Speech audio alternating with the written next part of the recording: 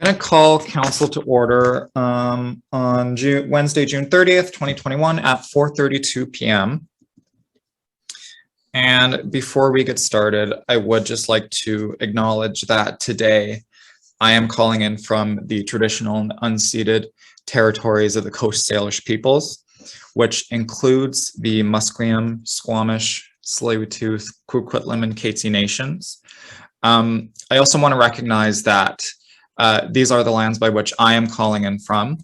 This is colonially known as Burnaby Mountain, and this is the place where we would be doing our work in person if not for the pandemic. However, recognizing that this is the situation that we're in globally, it's really critical that each and every one of us is taking time to reflect on the lands that you are currently situated on yourself, whether that be within the Lower Mainland, the province, the country, or elsewhere within the world. We all are occupying stolen territories, and as such, we need to be standing in solidarity with the nations by whose lands we are currently occupying, and really understanding the power that we have in terms of standing in solidarity with these folks. And with that, I do just want to acknowledge that it is still pretty hot. It's not as bad as the last couple of days, but it is very hot. So this might make for a bit of an uncomfortable meeting for some of us. If that's the case, you are more than welcome to keep your camera off for today. I will not blame you if you would like to, I don't know, maybe you're sitting in your bedroom just casually sweating, but whatever's comfortable for you today. So we'll start with the roll call of attendance. And we'll start with our student union representatives. As usual, I'll just call on your position, and if you can please share your first and last name, your first and last name, your pronouns, and any access needs you might have. Additionally, if you are an alternate for a counselor today, please just indicate to me, and that would be greatly appreciated. So let's begin. Archaeology rep. My name is Damon Tarrant. My accessibility needs are met. My pronouns are he and him, and I will be keeping my camera off as I am in my room sweating. Thank you. Thanks, Damon. Bachelor of Environment. Bachelor of Environment.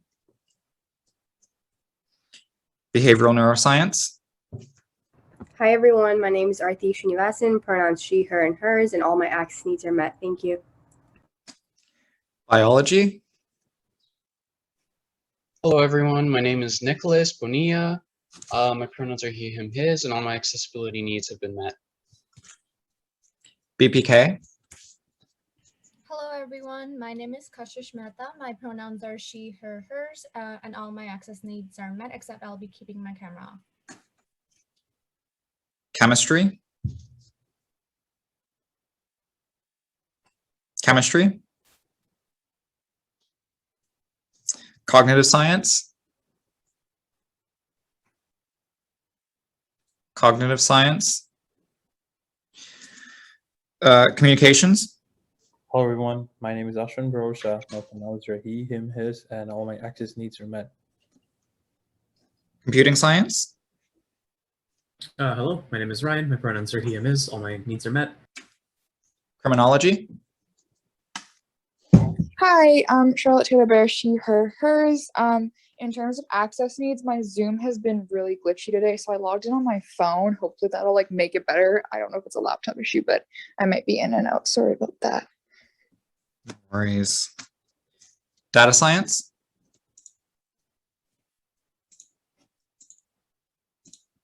Data science.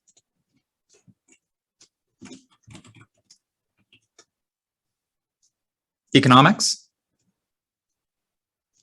Hi everyone, my name is Sandra. My pronouns are she, her, and all my access needs are met. Education. Hi everyone, my name is Jin Choi. My pronouns are she and her, and all my accessibility needs are met. Thank you. English. Hi, this is Emerald O'Donnell. I am an alternate today. I use she, her pronouns, and my access needs are met. Perfect. Environmental science. Hi, my name is Chloe. My pronouns are she, her, hers, and all my access needs are met. Film. Hi everyone, my name is Amelia. My pronouns are she, they. As for access needs, my internet is unstable today, so I will be keeping my camera off so I can stay in the meeting as long as possible. Thank you. French. Hi everyone, I'm Kylie Pokranich. I use she, her pronouns. And as for accessibility needs, I will be keeping my camera off as it is far too hot here. Thank you. No worries. Council Vice Chair and GSWS representative. Hey everyone, my name is Devin Butterworth, she, her, hers pronouns, and all of my access needs are met. Thank you. Geography. Geography. Global Asia Studies. Hi, my name is Eunice Hall, and my pronoun is she, her, her, and all the accessibility needs are met. Thank you. Health Sciences. Hi, my name is Joselle. I use she, her pronouns, and all my accessibility needs are met. I'll just be keeping my camera off for the majority of the meeting. No worries. History. Hello, my name is Alan Saunderson. He, him, his pronouns, and my accessibility needs have been met. Indigenous Studies. Hi everyone, my name is Stephanie Henriquez, pronouns she, her, and all my accessibility needs are met. Thanks. Thank you. Interactive Arts and Technology. Hello, my name is Jeremy Felix. I use he, him, and they, them pronouns. And I'll probably end up turning my camera off at some point because it's really hot. No worries. International Studies. Hi everyone, I'm here today as the alternate for Deanna. My name is Aaliyah, my pronouns are she, her, hers. I am one of the co-presidents of the ISSA, so I'm also one of the execs, and all my access needs are currently met. Thank you so much. Labor Studies. Hello, my name is Justin Chen. My pronouns are he, him, his, and all my access needs are met. Ooh, Justin, we can not hear you very well.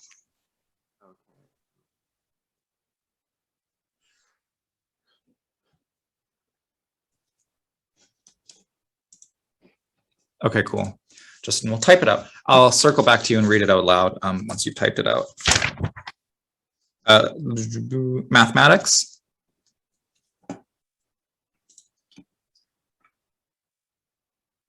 Math. Mechatronics. Oh, Mechatronics has submitted their regrets. MBB. Hi, I'm Avneet Kaur. My pronouns are she, her, hers, and all my access needs are met today. Thanks, Avneet. Operations Research. Hi, my name is Ash. Pronouns are he, him, his, and all my access needs have been met. Thank you. Thank you. Philosophy. Hi, my name is Tony Yu. He, him, his pronouns, and all my access needs are met. Physics. Hi, my name is Graham Rich, pronouns he, him, his, and access needs, it's still very hot here. I'm gonna grab a fan in a second, but I may also need to turn my camera off later, so. Political science.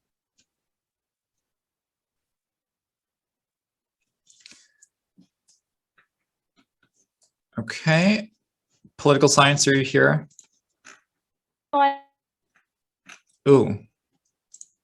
Helen, we heard you for like a As split for my second. access needs, I'm having some spotty internet. Hello? Hi, we heard you for a split second.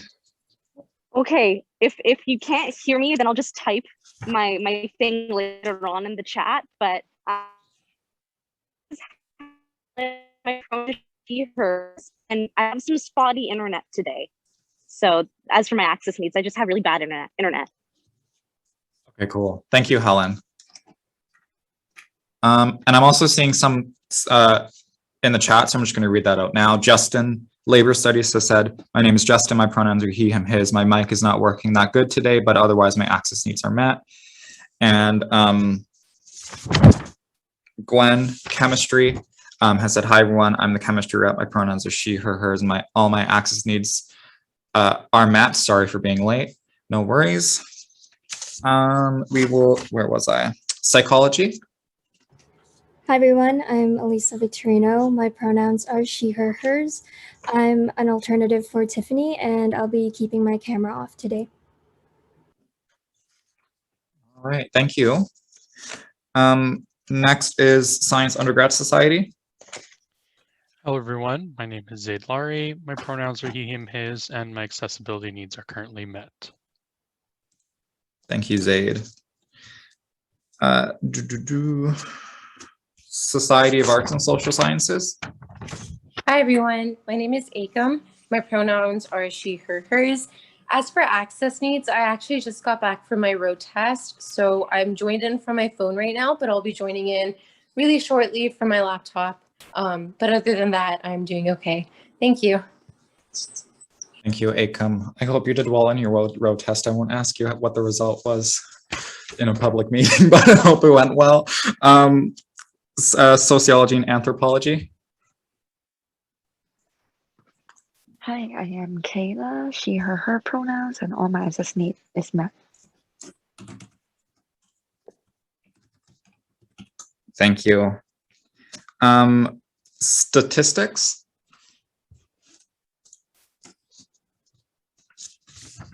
Statistics, are you there? Okay. Student Athlete Advisory Committee. Hi everyone, my name is Paul Ursu. I go by pronouns he, him, and most of my accessibility needs are met. However, I did get spinal surgery on Monday, so I will be in and out as I feel well or not. Thank you. No worries, Paul. Thank you.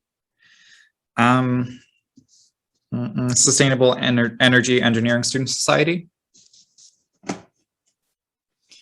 All right, in the chat, hey guys, my name is Mohammed. I'm the Sustainable Energy Engineering representative. My pronouns are he, him, his. I'm currently on the bus with really bad headphones that can turn off any call whenever it feels like it. So I may disconnect suddenly or come back for the next hour or so. No worries. Theater. Hi, my name is Samantha. I use she and they pronouns, and my computer, much like me, is still recovering from the heat, so there may be some interruptions. No worries.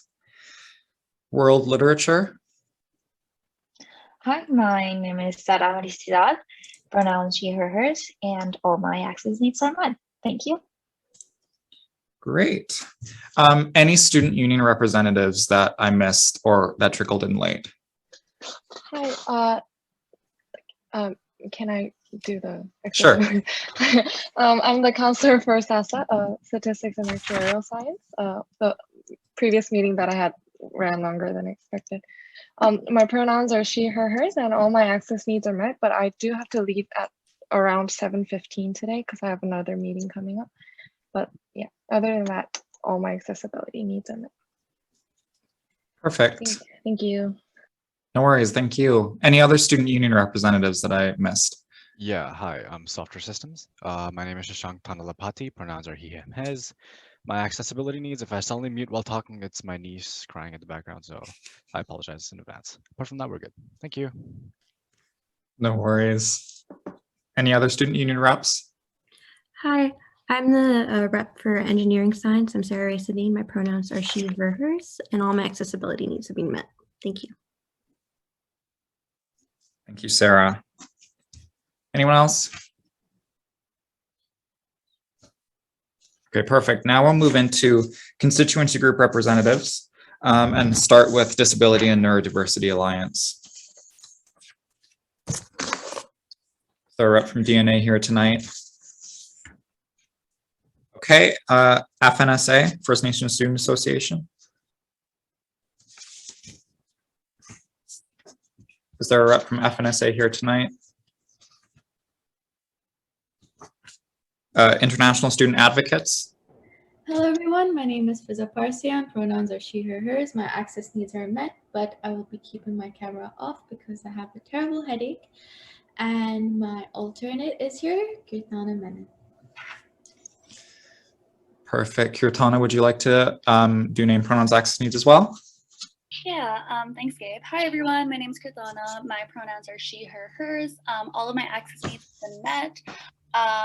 Yeah, that's all. Thank you. Perfect. Soka?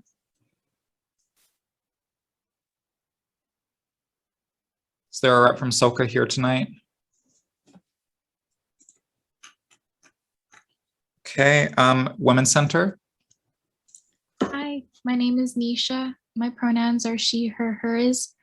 And as for access needs, my computer is also recovering from the heat wave, so I maybe leave the meeting and then have to rejoin.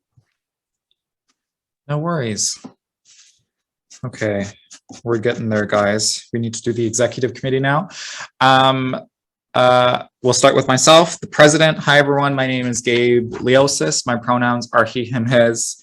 I'm the chair of council. And for access needs, I think the only thing I would like to mention is that the sun is setting right in front of my window, and you can it's like it hasn't quite gone behind the banner I put in front of my window to block the sun, so I may be temporarily blinded for like 30 minutes, but it should be fine soon enough.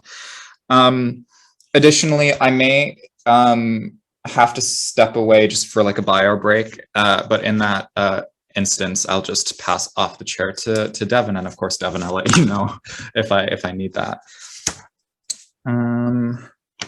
Where are we now? VP Internal and Organizational Development. Hi, everyone. My name is Corbett. Pronouns are he, him, his. And access needs are met. Also, I am live streaming from my laptop here.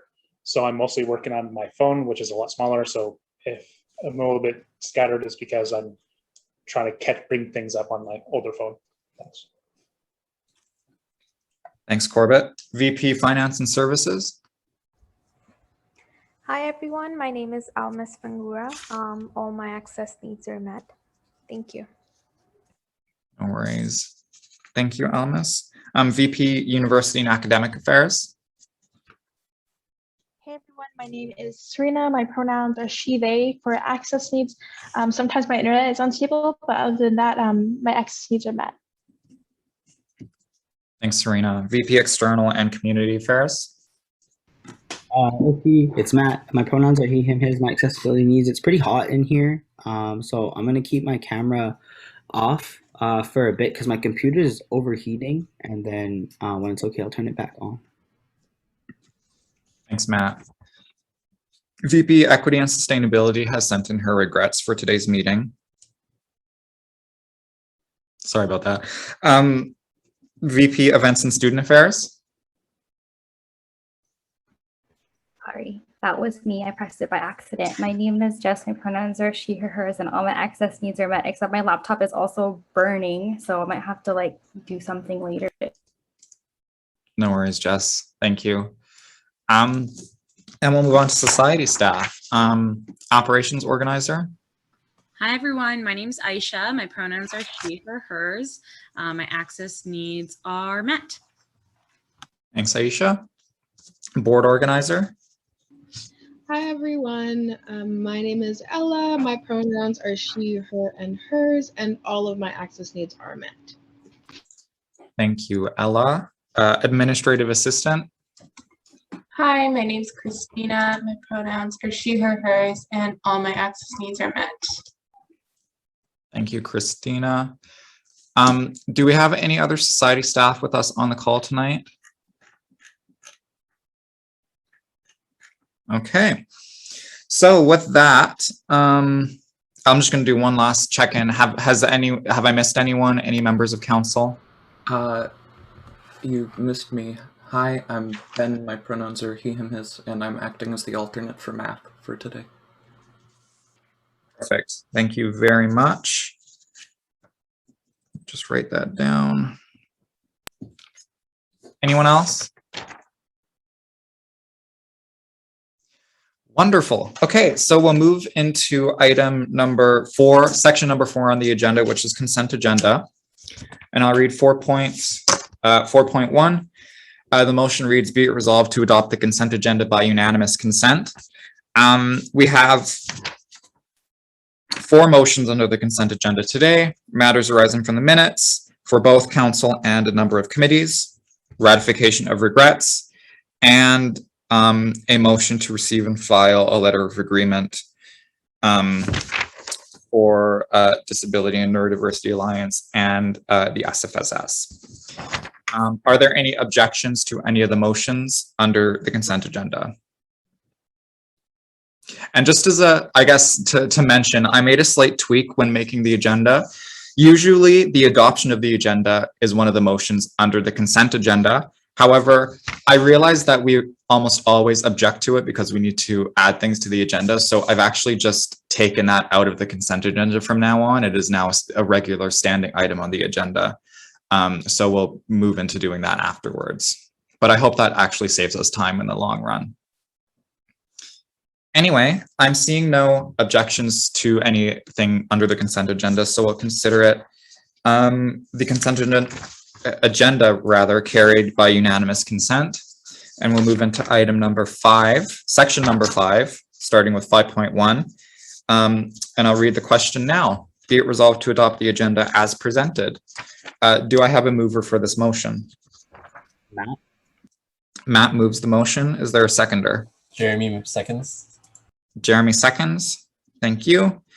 At this time, I'll open the floor for any amendments or questions about the agenda. Matt, you have the floor.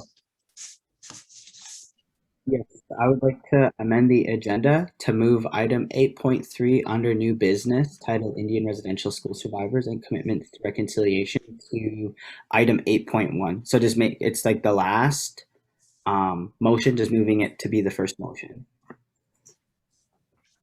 Sounds good. So I have too many pieces of paper. There we go. So essentially you just want it to be first under new business. That's correct? Yes. Cool. So we'll make that change, moving item 8.1 and essentially making it 8.3 and essentially making it 8.1.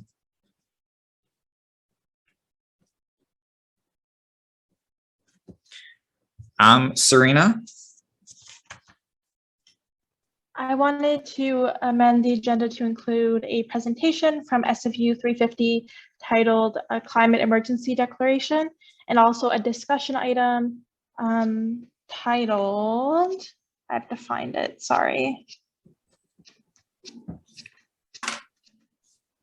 Titled Advocating for Accessible Course Practices. Okay, perfect. So we'll add the SFU 350 Climate Emergency Declaration presentation right after the presentation from Student Care. Serena, it looks like your discussion item is already on the agenda. The one about accessible course practices? Okay, my bad. No worries. I think you probably missed the deadline, but I probably added it anyway. Cool. Jess.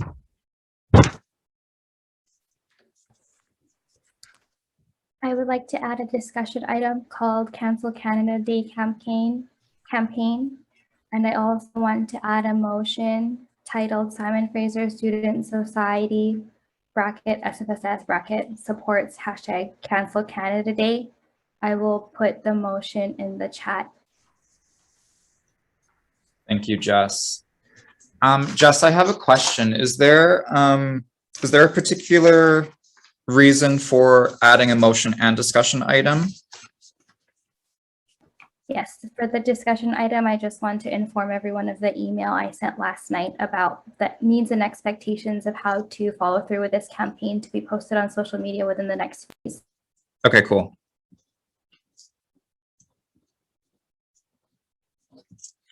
Thank you, Jess. So we'll add that motion under new business. We'll add it, we'll just tack it on to the end of all the motions under new business and then add a discussion item. Add your discussion item at the end of discussion items. Corbett. Hi, I'd like to add a motion, basically bringing the notice of motion, the motion from last meeting where we did notice of motion for called council work report frequency. Okay. And I'll eventually put it into chat. I just have to, it'll take me a little bit. No worries. Seeing as this was a notice of motion and it was brought to a previous meeting, we'll actually create a section titled Old Business. So that will come before the section titled New Business, and we'll put that motion under that section. Okay, thank you. Anything else tonight? Okay, so we have a number of amendments being put forward by a number of councillors. We have a batch of amendments to be considered. Would anyone like to move that batch of amendments to the agenda?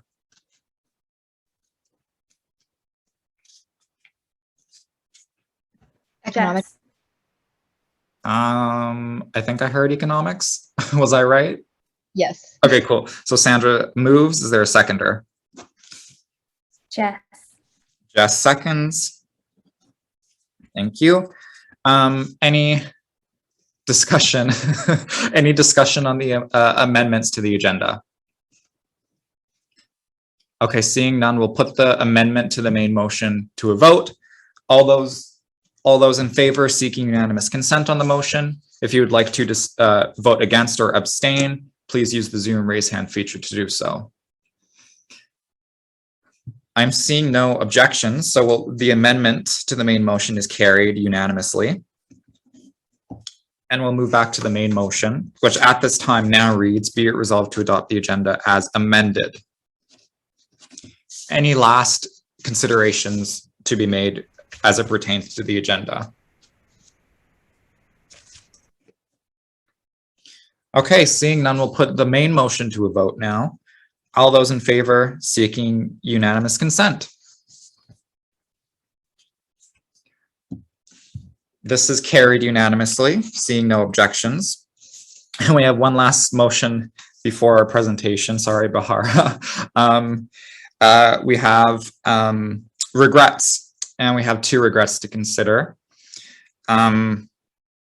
So be it resolved to ratify regrets for Marie Haddad and Deanna Short. Is there a mover for this motion? Matt, did you move that? Yes. Oh, okay, cool. Sorry, I barely heard you. Matt moves. Is there a seconder? Almas. Almas seconds. Any discussion on the regrets? Okay. We'll put the motion to a vote. All those in favor seeking unanimous consent.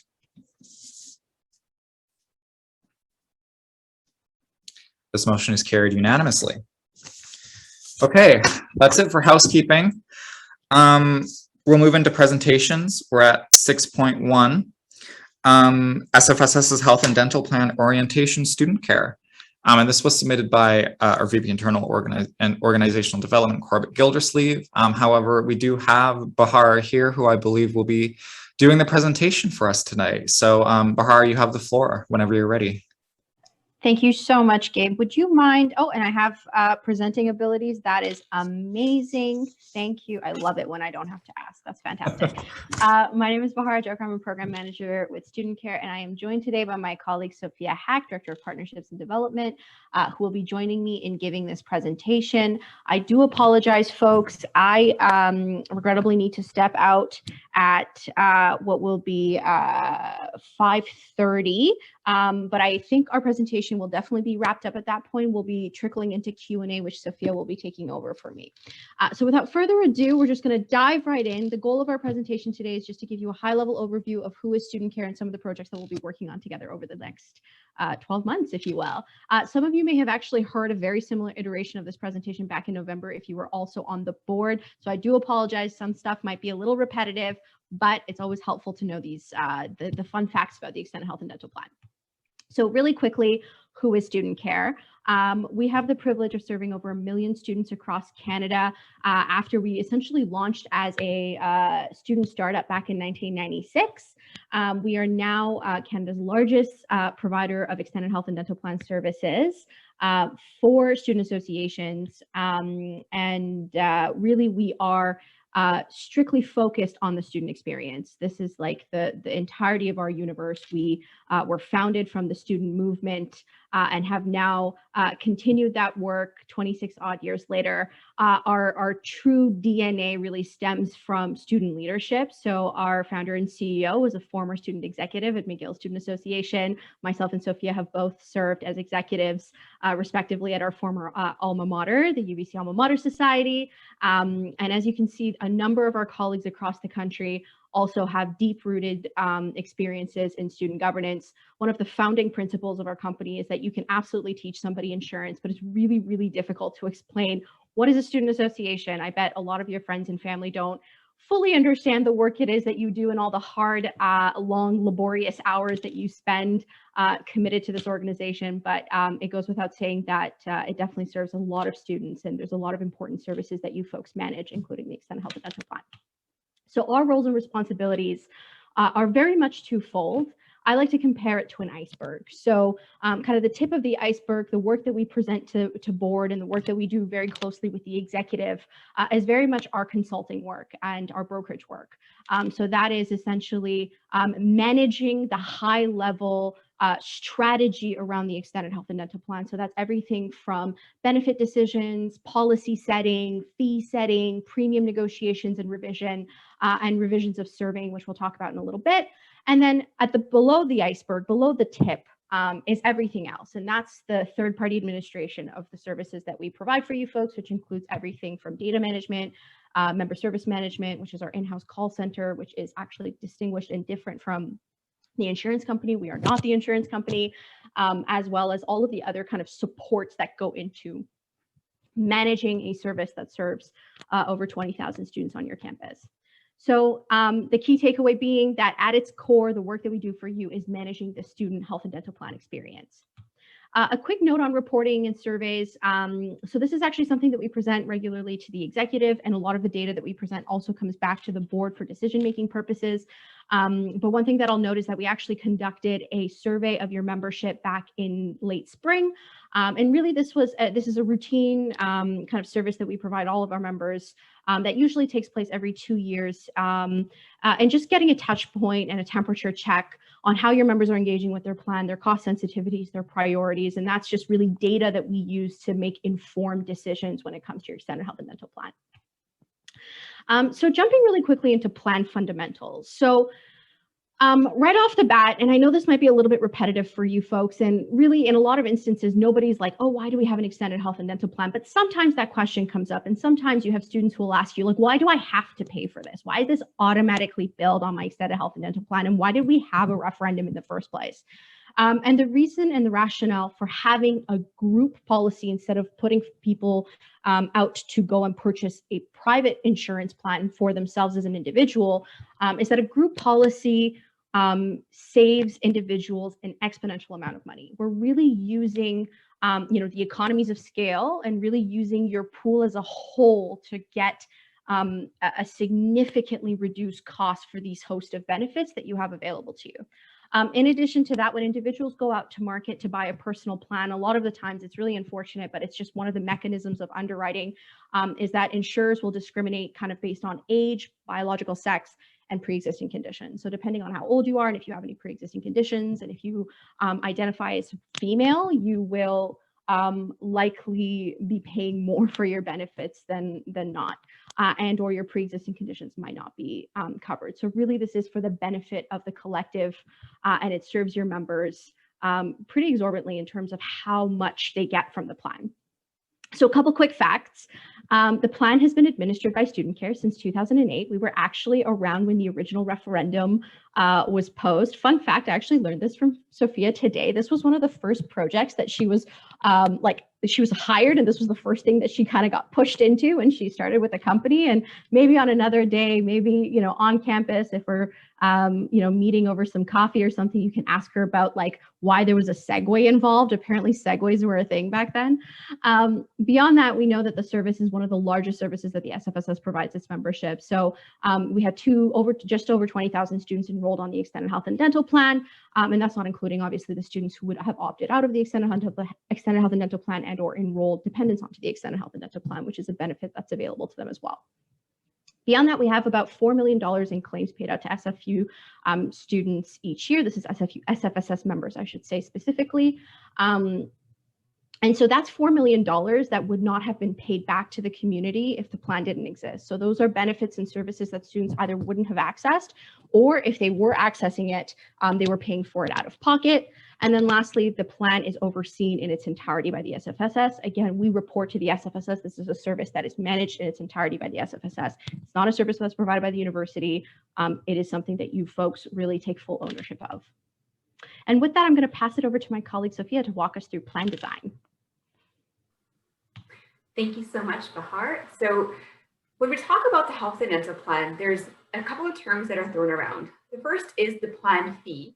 This is the number and the amount that you will see on your tuition statements when you go look at the health and dental plan fees as they are assessed. And the second one is plan cost, or the plan premiums. This is the amount that's remitted to the insurance company for the package of benefits that you have for a health and dental plan. For a health and dental plan, in a typical employee-employer world, the plan fee and the plan premium, those would be one and the same amount, and you wouldn't have to have one exceeding the other. But in our student world, there are fees that need to be submitted to the Board of Governors well in advance before we have a lot of data on what the plan claims experience has been.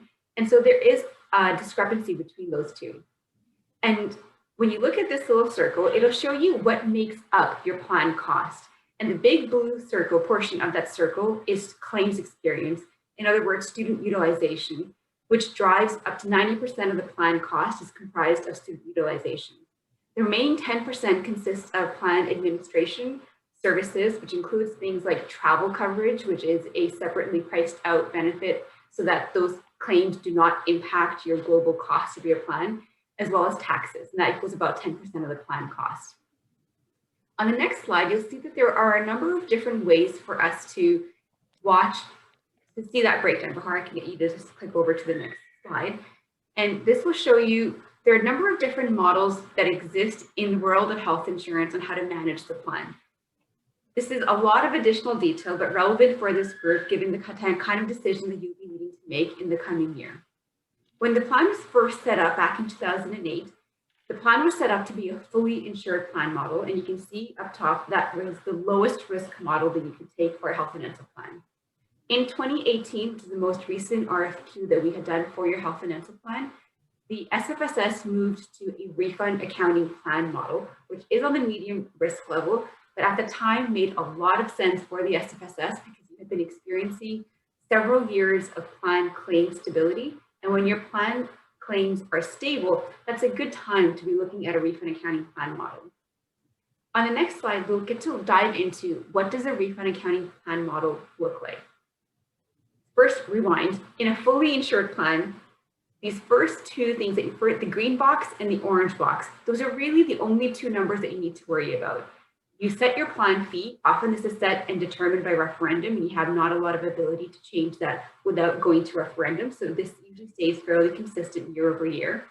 And then you have your plan premiums, which is your plan cost, which we saw on the previous slide, is dictated, and the cost and increases or decreases are driven by student utilization. When student utilization is high, it causes the plan cost to increase for the next following year. When they are low, there's a bit of a deflationary impact on the cost of your plan, and that will be lower, which may give you an opportunity to be collecting a little bit of an internal reserve. So in any year where your plan fee is higher than your plan premium, you will be collecting that difference, stays with the SFSS, and you keep that in your internal reserves. And in a fully insured plan model, that's all you need to worry about.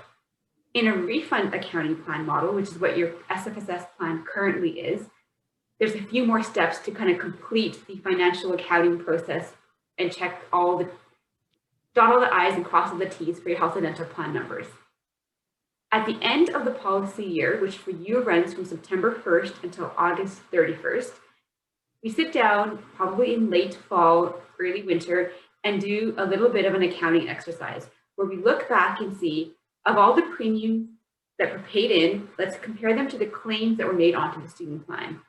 If the claims that were made on the plan exceeded the premiums that were paid, that is a year and a time where there will be a shortfall on your plan. Whereas in a fully insured plan model, it wouldn't matter because you were only liable to pay for the plan premiums. If there is any losses, that's on the insurer. In a refund accounting plan model, the SFSS would then be liable to cover that difference using the reserves. The reserve funds are the gray box that you see on the right-hand side of the screen. And those include both the internal health and dental plan reserves held by the SFSS, as well as the CFR, which is held by the insurer. So that's what happens when there's a shortfall. However, the SFSS also gets to benefit from any of the surplus or the gains. So in a year where you had X dollar of premiums paid, but the claims were not quite up to par that particular year and they were a little bit lower, that's a year when there is a surplus. In a fully insured plan model, the insurer would get to keep that surplus. However, in a refund accounting plan model, the surplus comes back to the SFSS and into either the CFR or the SFSS reserves. And so why are we having such an in-depth conversation about the plan model at this meeting today? If you go to the next couple of slides there, Bahar, this will show you the per capita health claims that were made on your plan over the past 5 years. You'll notice that from 2015 to 2018, those first 3 bars, there was a period of relative stability on your health and dental plan, which is why it made a lot of sense when in 2018, 2019, the plan was taken to tender and we made the shift to Pacific Blue Cross as the plan insurer, that the plan moved to a refund accounting plan model. There was an additional benefit there. PBC does not need to pay premium tax because of its position in the insurance industry in British Columbia. So you saved about 2% there. And so that kind of aided in the decision to move to a refund accounting plan model. But you'll notice that if you recall the kind of theme of what we were talking about, 2018, 2019 is probably one of the worst years to be moving to a refund accounting plan model. This huge spike in claims was obviously not a result of the transition to a refund accounting plan model or a result of the transition to PBC, but it was a result of a vision practitioner on your campus that kind of really worked and had aggressive campaign, and the big spike in vision claims on your plan actually resulted in this huge spike in health claims. 2019-20, the last bar that you see on the graph there, represents this past year, which we call the pandemic year or the COVID year, which had a bit of a deflationary impact on the cost of, or on the claims made on your health and dental plans, primarily because many services were not as accessible to students during the pandemic as they would have been beforehand. You'll notice though that the numbers in that column are still a little bit higher than they were in 2017, 2018, even with all of the closures. And that's because psychology benefits or psychology counseling benefits have seen a huge spike in the past year. And it's a sign that to us shows that's one of the services the students were able to access during a pandemic year, and they took advantage of it. And so it's helpful and great to know that students were able to access plan benefits even during a time when many services were shut down for a portion. But that type of claiming pattern, so on psychology claims, it's not something that we anticipate tapering down when schools reopen for in-person sessions in the fall. We anticipate that will kind of continue and keep pace as to where it was, but you will see the return of the spike in vision claims with the return to campus in the fall. On the next slide, you get to take a look at the dental claims. This has remained relatively stable, and you'll notice that it in fact had a huge drop this past year. Dental had the largest impact in pandemic year because you may recall last March to well into the spring, dental clinics were completely shut except for emergency access to care. And that's why you see that, artificial lowering of claims for the pandemic year. We look at this all, we take this all in with a grain of salt, and we know and expect these numbers to bounce back up to their traditional levels, possibly even a higher bounce back, as people may have some leftover work that did not get completed during the pandemic year that they now need to get to. So you can see how the plan claims or utilization has such a big impact on the cost of your plan year over year. And I'm going to pass it back to Bahar now, where she'll talk about the student care networks, which is a way for students to save additional money at the point of service. And it helps to kind of have that deflationary impact for your plans. Thanks so much, Soph. So yeah, we really like to do a refresher on the networks every year. This has proven to be a really wonderful resource, particularly for your campus. And as Sophia mentioned, the extended health and dental plan, right? Like the mechanics of how the plan is underwritten and how the cost of the plan is determined is fairly straightforward. There's very little room to really adjust it beyond the claims experience, right? The claims experience is what drives the plan. So how best did we determine to support students when it comes to saving a little bit of money when it comes to the extended health and dental plan?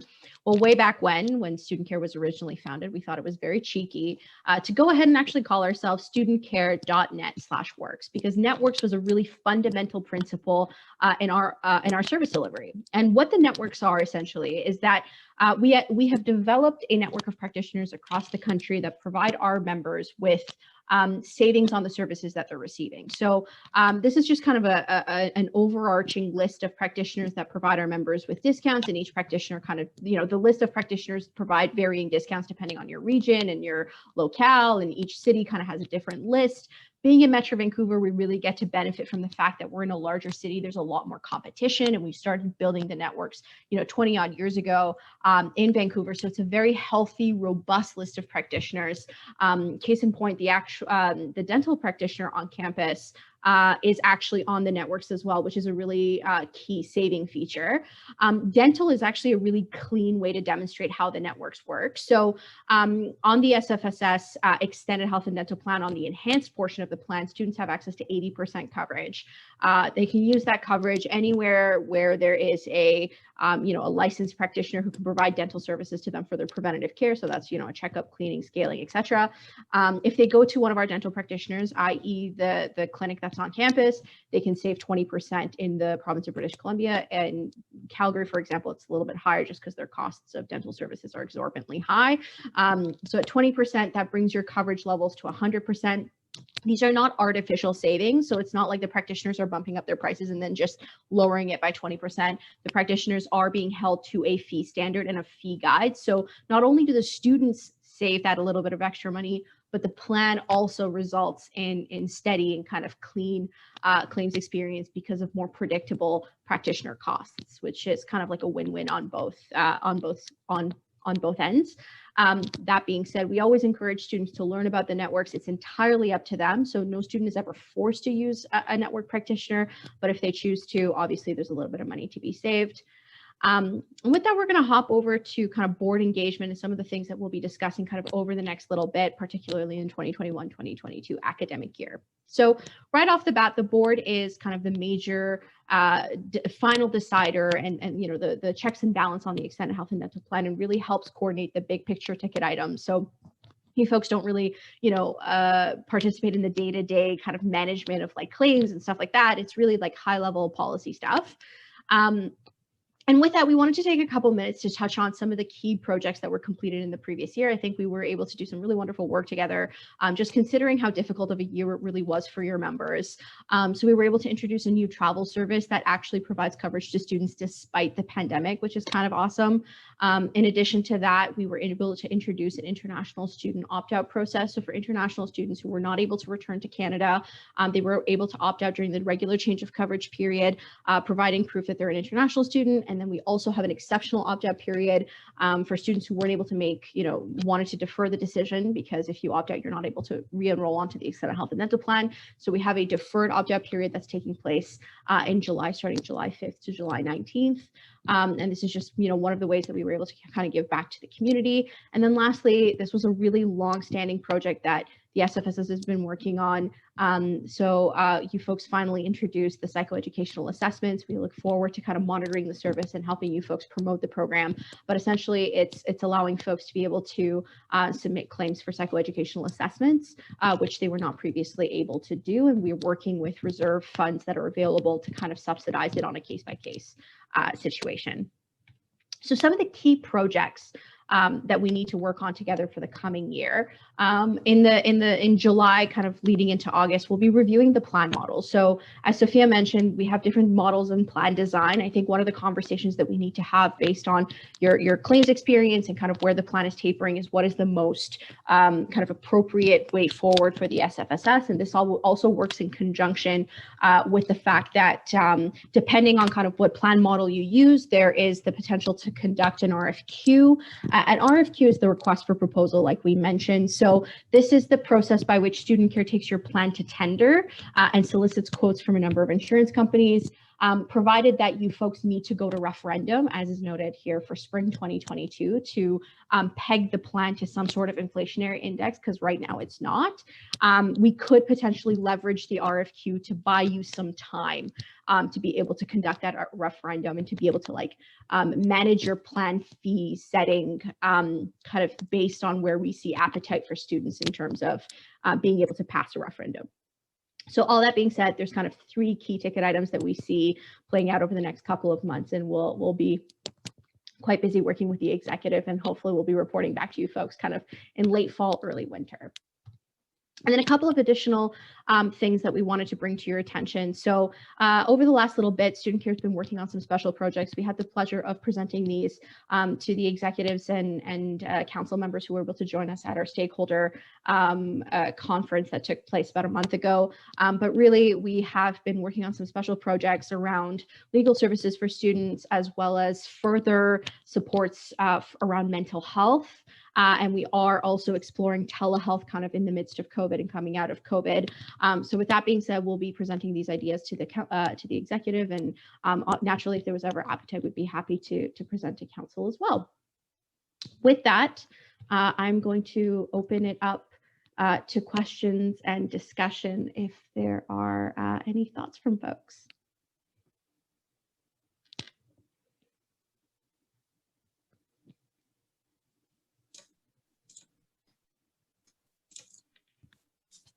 Jess, go ahead.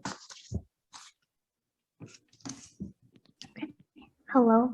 Do you have an app or something virtual that students can look through? So for example, if they're picking up medication at a pharmacy and they need to pull that physical card, I know that we can't access those physical cards anymore because the offices are closed. So what can students do about it?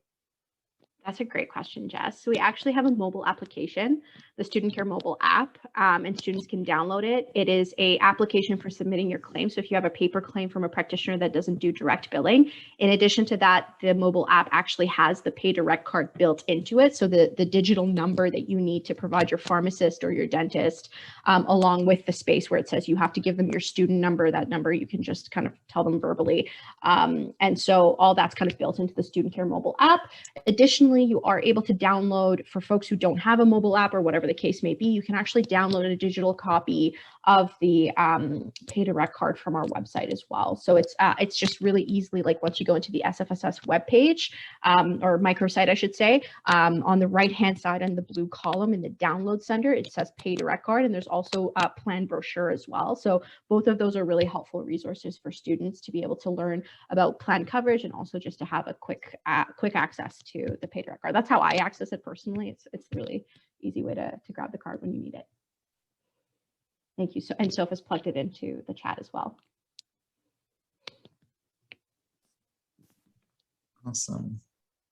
Are there any other questions from members of council?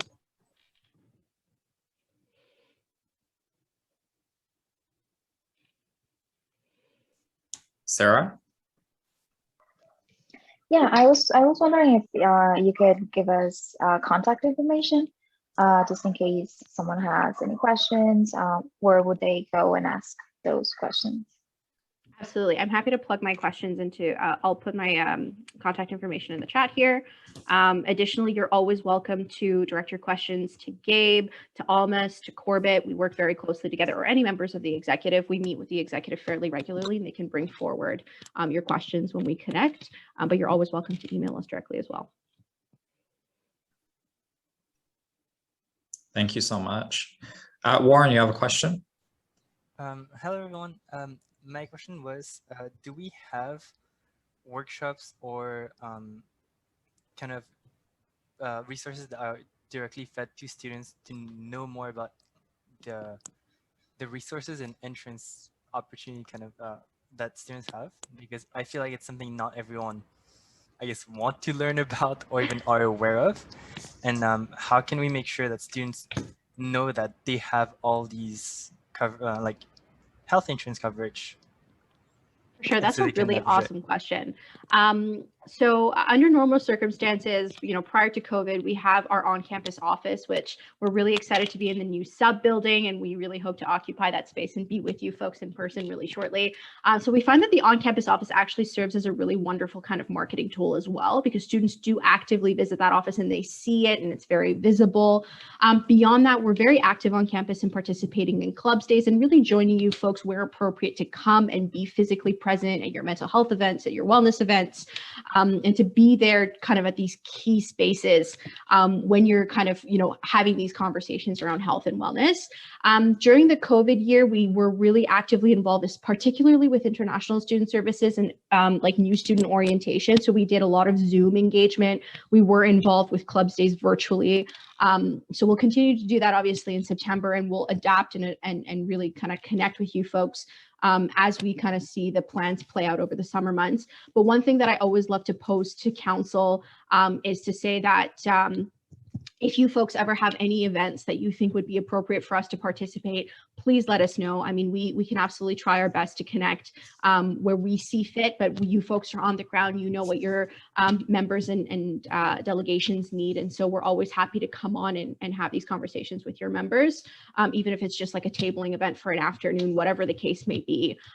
It's not particularly difficult for us to dedicate the resources to that. So I pose that to you folks to always let us know if there's a time and a place that you think could benefit from our presence. Thank you very much.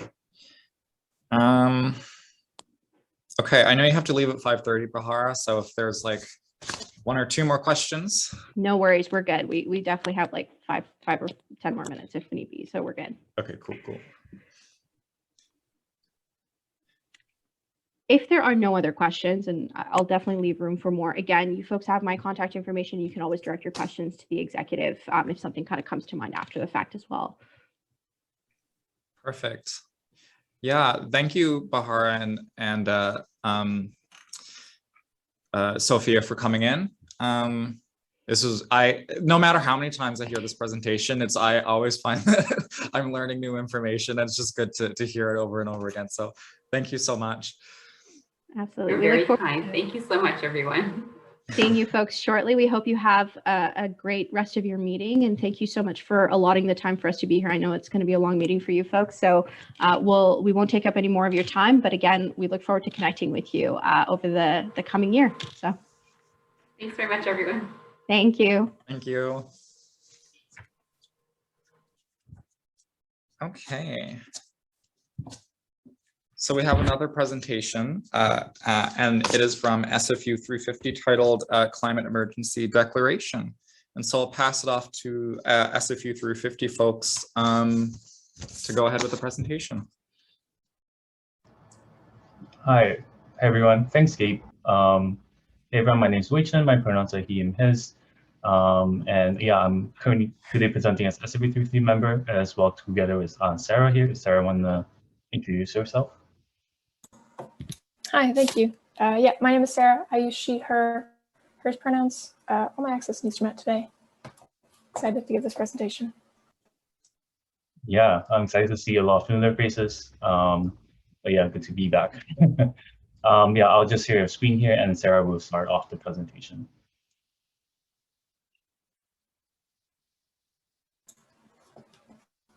Awesome. Okay, so first off, thank you for your time and attention this very warm evening.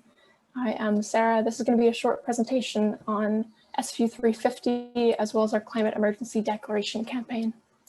And first and foremost, we want to start off by acknowledging and reiterating what Gabe put well at the beginning of this session, that some of us and myself personally are gathered today on the unceded territory of the Tsleil-Waututh, Coquitlam, Squamish, and the Musqueam nations. And that unceded means that this land was never surrendered. It was never relinquished. It was never handed over in any way. It was stolen. And we continue to be on occupied lands, and therefore we acknowledge that we as people living and working on these lands must always center our movement and our climate work on Indigenous rights and sovereignty. And so SFU 350 is a club on campus dedicated to engaging the SFU community to tackle climate change on and off campus. Overall, SFU 350 aims to provide answers to the question of how can a university and its students enact meaningful change and just change to fight global warming. And at SFU 350, we do this through student-led campaigns, most of which are listed here on the slide. First of all, we're engaging the SFU community on Indigenous sovereignty, safety, and the environmental issues posed by Trans Mountain Pipeline expansion, or known as TMX. We also lead the fossil fuel divestment campaign at SFU to help SFU invest its money in a more climate-friendly manner. And our most recent campaign is to pressure SFU to declare a climate emergency. And in a couple slides, we'll talk a bit more about what a climate emergency declaration is and what it entails.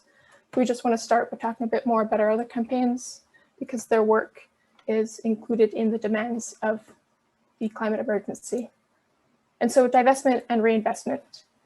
SFU 350 is pressuring SFU to reinvest 5% of its endowment to community reinvestment, such as community bonds and community loans, which can support cooperatives, land trusts, and local businesses on campus. Super, super exciting.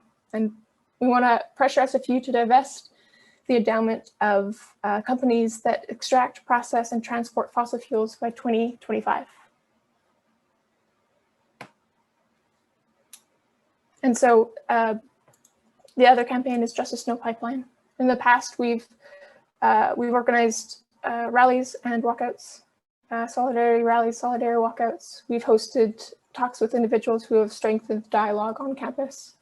And currently, we're asking about how do we go about educating, engaging, and taking actions on SFU while respecting and working with and alongside Indigenous rights and sovereignty.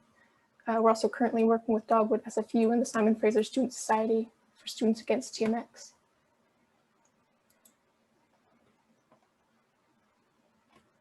You can do the next slide. Yeah, so while it's a climate emergency declaration, it is both a public acknowledgement of the climate emergency situation that we are in, and as well as a commitment to set specific actions with measurable timelines in order to avoid said emergency. For universities, a climate emergency declaration does not have a legal basis, as it might when other governments declare a state of emergency, but rather the overarching purpose of a declaration is to signal that the university has committed to accelerate, sustain, and meaningful action to avoid catastrophic climate change and restore a safe climate while protecting its community from climate impacts, especially the most vulnerable. The declaration goes beyond simply acknowledging that we are facing a climate emergency. Instead, it is meant to signify the initiation of emergency mode, which means a shift away from business as usual to empower itself to make more executive actions to mitigate and adapt to the climate emergency. So why are we in a climate emergency? A lot of people recognize that climate change will have drastic impacts on the environment and society. Sorry, Wei, I think the slides haven't changed. Oh, is it?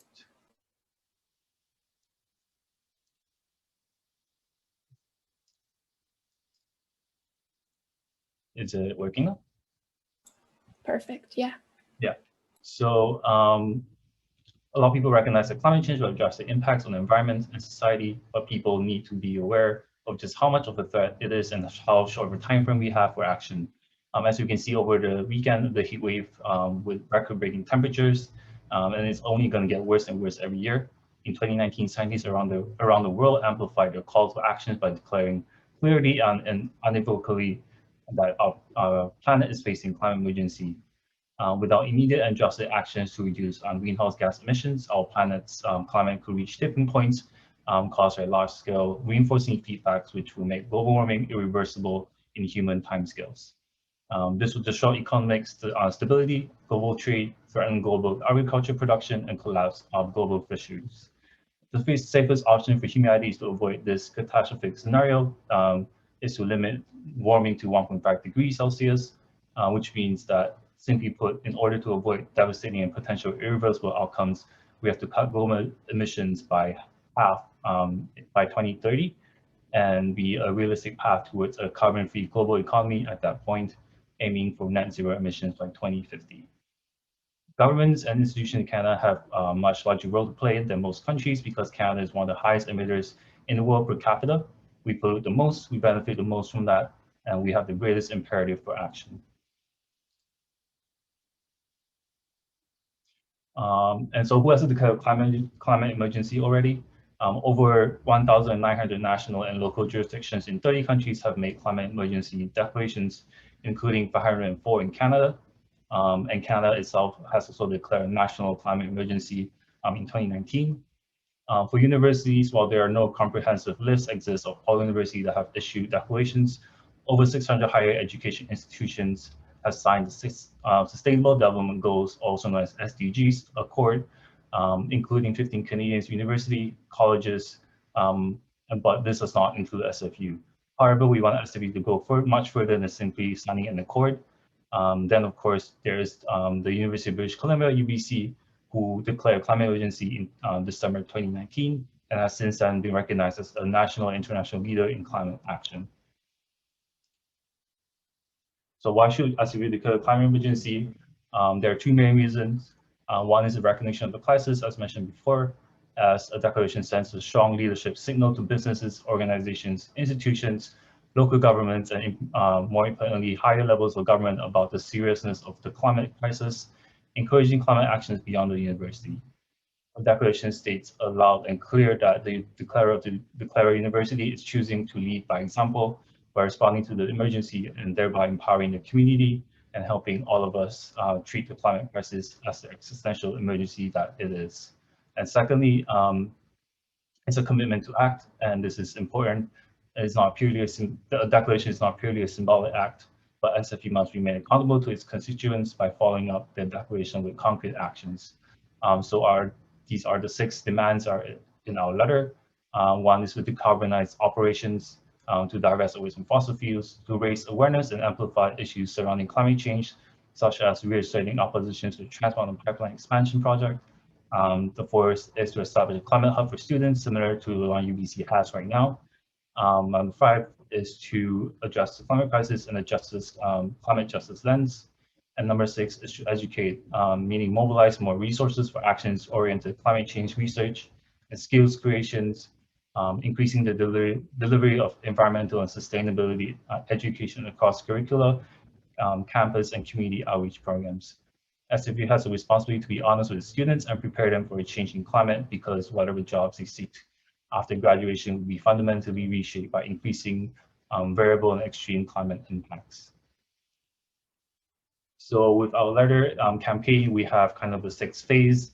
The first one was writing the letter, and the second one was collecting feedback and comments from relevant groups, such as SFPERG, TSSU, GSS, allied profs as well.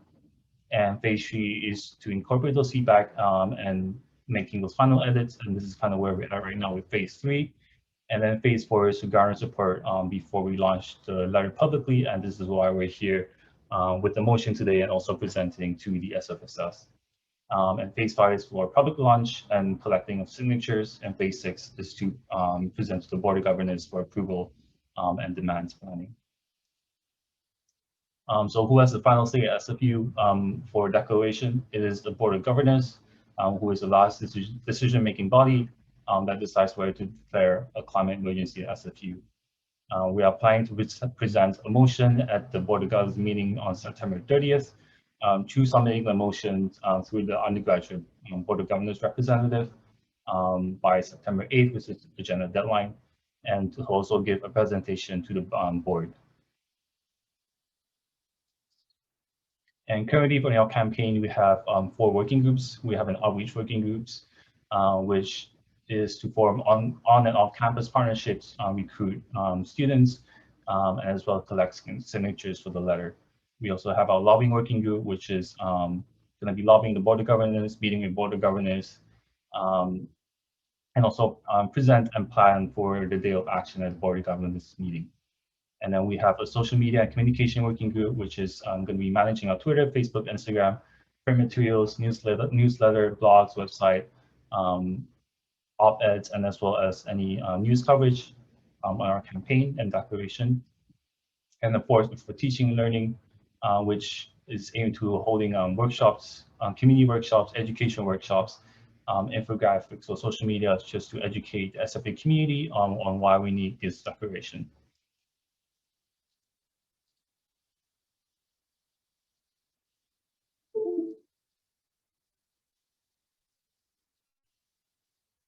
Yeah, and yeah, so for next steps, please follow us on social media. We have a Slack as well if people would like to join our campaign.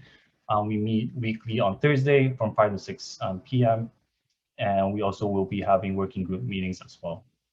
But yeah, that is the end of the presentation. Thank you, everyone. And we'll be taking questions if there's any.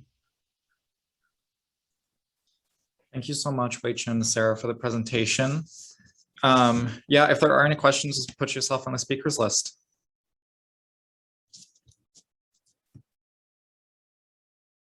Abby. Hey, more of a comment than a question. I just wanted to give a shout out to Wei-Chen and SFU 350. We attended a mutual event. It was the Burnaby Climate Justice by-election town hall. And they asked a great question along with the PSS and our wonderful president, Judith, who came up with a wonderful question. So I can say that they have substance behind their words as well. So I'm looking forward to seeing hopefully this passing at the Board of Governors level, just because it's like, A, it's very important to protect the earth we live on and for future generations.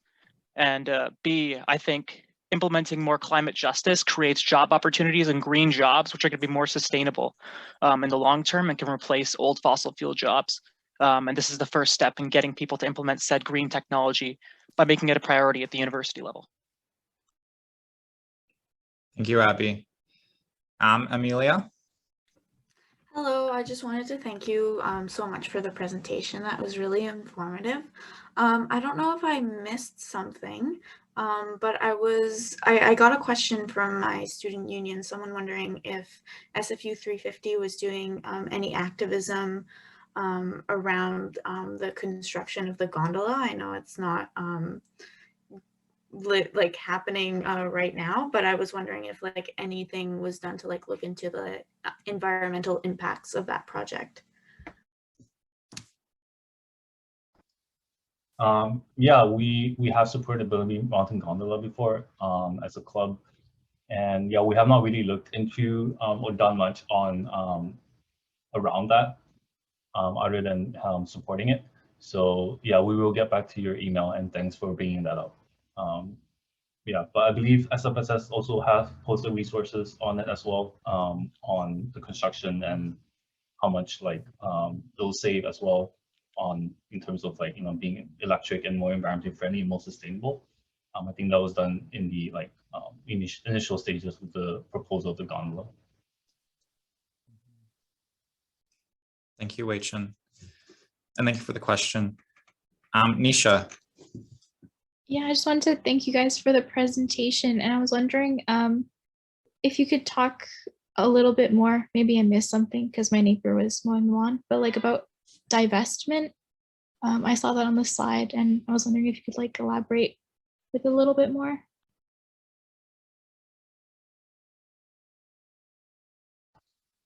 Yeah, so SFA 350 has been working on lobbying the university to divest from fossil fuels for a long time now. So currently the university has an endowment, which is mostly funds from external donors, and the university uses that to invest in various like stocks or land revenues and stuff like that. And that's where the kind of university, one way of the university generating profits to run the university. So we've been lobbying them to divest away from fossil fuels, but they have not committed to anything yet, whereas UBC has committed to divestment from fossil fuels. And in addition to that, we're also pushing to not only divest from fossil fuels, but to also reinvest the endowment funds into community reinvestments, meaning like cooperatives, land trusts, things that are supporting local communities instead of investing more into corporations. Thank you.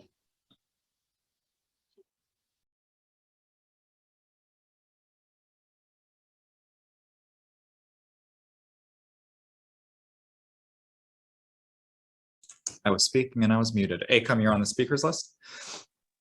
Thank you, Wei-Chun and Sarah, for you guys' presentation. I just had a general question. This isn't, this is just sort of for my own like personal curiosity. I don't know if it's super relevant. I was wondering for like divestment again, if you guys have at all considered carbon capture and storage, or if you're looking for moving away from fossil fuel companies entirely. Just for my like personal knowledge, I know that we can still like decarbonize the energy system while still using carbon capture and storage and still using fossil fuel energy sustainably.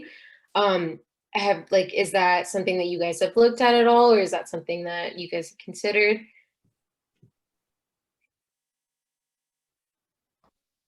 Yeah, thanks for the question. Yeah, I think our club as our values that we are always advocating to divest away from the fossil fuel industries, because we know that historically they have been the one contributing to climate change the most, and also spread campaign against the awareness of like how they're contributing to climate change. They literally put money into funding suppressing information about climate change, and they've known about this for years. So our value as a club is to move away from the fossil fuel industry and not to empower them. And divestment is a way to tell society that we're no longer, as an institution, no longer supporting the fossil fuel industries and looking to invest in other more sustainable energy sources, and as well other more sustainable businesses. Thank you. Okay, cool. Well, thanks everyone for the questions. And I just want to give a huge thank you again to Sarah and Wei-Chun for coming in to present to council. Later on in the meeting, we are considering a motion to sign on to SFU 350's Climate Emergency Declaration open letter, and to support the campaign, your campaign, in any way that we can. And I'm very confident, I don't want to speak too preemptively, but I'm very confident that that motion will pass and that we will be able to support that campaign in any way that we can. So thank you again for coming in and presenting, and you're more than welcome to stay until that motion comes forward. Yeah, thank you again. Thank you, everyone. Thank you, Gabe. Thanks, everyone. Okay, so I'm thinking we'll aim to take a break around 6. However, we can probably bang through the report from the executive committee first, because I realize we do have a number of stuff under new business and we haven't even finished the presentations yet. So thank you, Jess, for screen sharing, and we'll get started. Just to go over the, I guess, guidelines for these reports. Executive committee members, last time I was a bit flexible because we had a lighter meeting, and that I gave you guys 4 minutes. I'm going to be a little bit stricter today and say 3 minutes max for your report.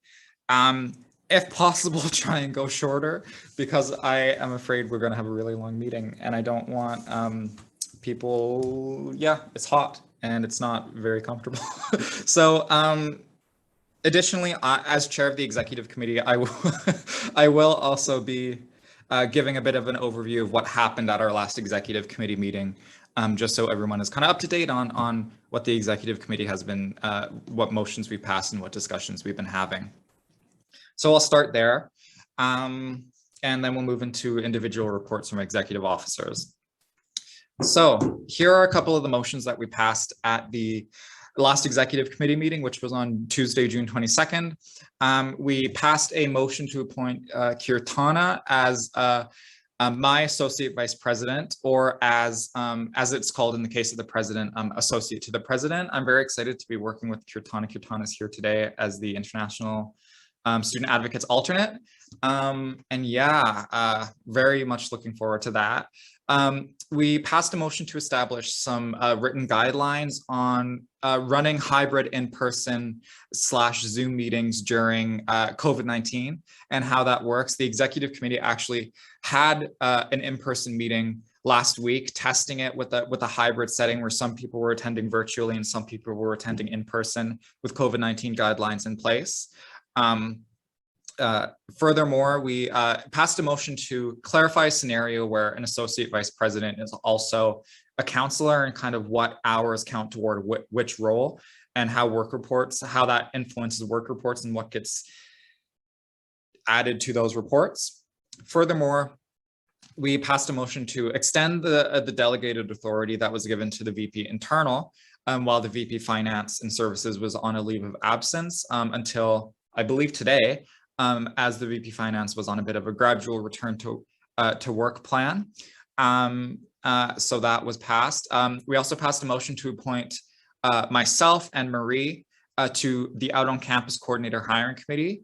The Out on Campus Coordinator position is going to be vacant soon. Our Out on Campus Coordinator, Ashley, has submitted his resignation from the position.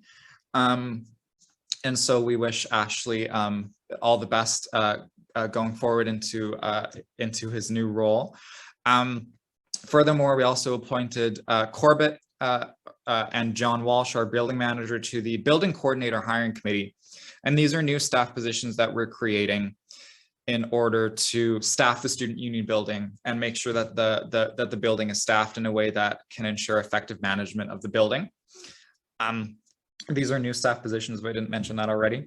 The executive committee recommended to council that it sign on to and supports SFU 350's climate emergency declaration open letter, which we will be considering later on in new business. We talked a bit about what we want to see at the annual general meeting this fall and what kind of motions we want to bring forward, whether they be bylaw amendments or something like the tuition condemnation vote that we did at the AGM last year. This is all kind of still being discussed right now. We also talked about, now that public health orders are changing, what changes can we make to our policies in terms of having, allowing student unions and clubs to have in-person events and meetings.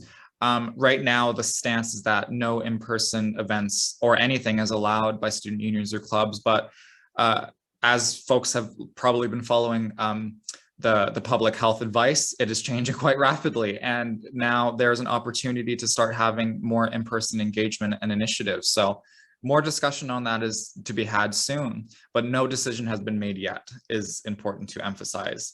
At this time, meetings, in-person meetings and events are still not allowed at this time. And lastly, we talked a bit about the Burnaby City Council by-election that was happening and increasing student engagement in that election.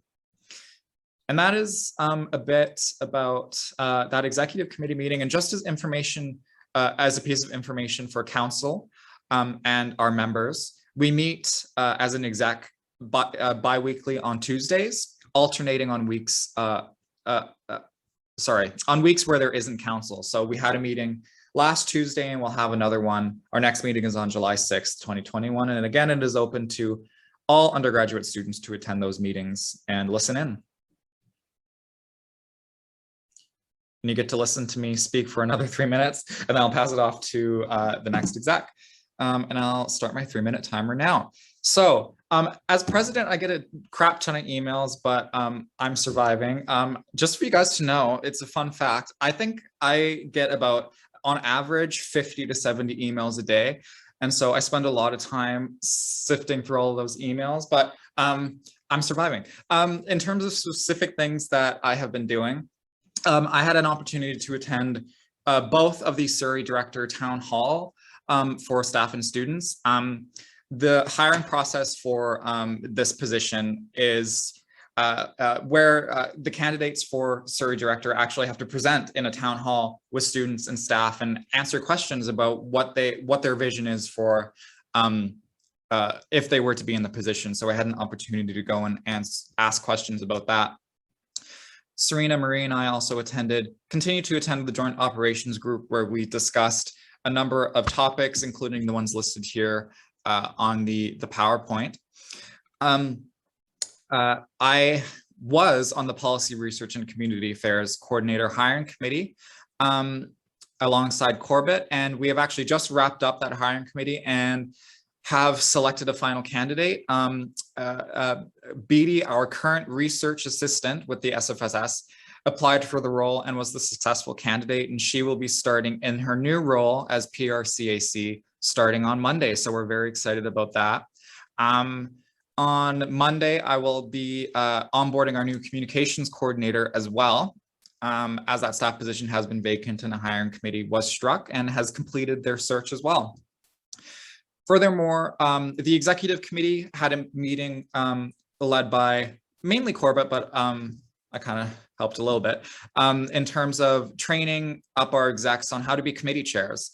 Most of us are chairs of a committee or multiple committees. And so it's really important to, understand things like Robert's rules and putting together agendas and what have you. And we'll also be doing the same for a couple of our counselors who have actually just been elected chairs of committees as well.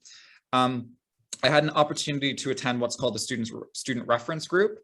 This is a group of student society presidents in BC that has been meeting with the province of British Columbia on giving advice on the COVID-19 return to campus guidelines, as well as communication with students on the public health orders. As I said, Kirtana was appointed as my associate to the president, and I'm very excited about that, to be working with her. I attended a number of committee meetings, including the ones on the PowerPoint, exec, nominating, oversight, first year engagement, and member services advisory committee. As president, I'm what's called ex officio. So I'm technically a voting member of all committees, which is exciting because I get to pop in and out whenever I want, and to kind of see what's happening all over the place. And lastly, I just want to give a huge shout out to an event that I attended on, I forget what day, but it was very recently, titled We Were Here, We Were Queer Poetry Night. I was only able to attend for the first 45 minutes, but what I did attend was really fun and exciting, and I'm just really glad to have been in that space and for that to have been organized. So I know, Jess, you had a big part to play in organizing that, and Serena as well. I know you're part of that team, so a big shout out to you folks. And that's it for me. I think it's Corbett up next. Hi, everyone. So a lot of my last couple weeks have been focused on internal stuff, scheduling and calling a number of meetings for like nomination committee, governance committee, which got pushed back because of the heat wave and the close down on Monday. Working with staff on the community at large, application marketing, as well as other execs and other students, and reminding people on Facebook and Discord and others to share and remind their members that these applications are open, which they still are. So please keep asking friends and people you think it would be good for these committees to apply for them. I led the sub-service working group where we focused on for part of the sub-opening, what services would be starting up again in the fall, and in what formats, and in where they would be located in the building. I also held a meeting with John Walsh, our building manager, around a lot of the building projects and the things around the building itself that would need to be finished or ready to go for September start. And then we started the building coordinator hiring committee. So these building coordinators are people that will be working in the building to open and close it, to help reset rooms, be like kind of a main point of contact for issues, maintenance issues and whatnot. They're just basically there to help run the building. So we're started that hiring committee, literally had our first meeting today. And so it'll take us about a month or so to get this process finished, and we'll have probably, the goal is to have hired 2 people by hopefully the beginning of August, but it'll probably be a little bit later than that.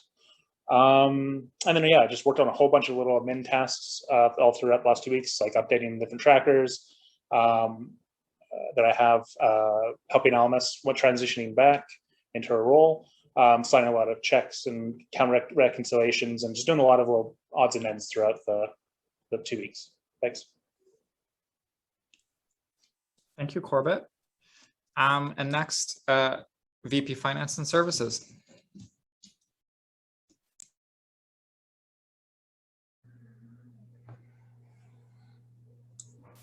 Almas? Yeah, so this is all from, I think, the 22nd of this month, because I wasn't available for the first part of the month. So as soon as I came back, I was overwhelmed with more than 300 emails. This is something that I have on my tips, because even during my leave of absence, I was seeing how badly Corbett is being tortured by all the people who are sending him my behalf of emails as well.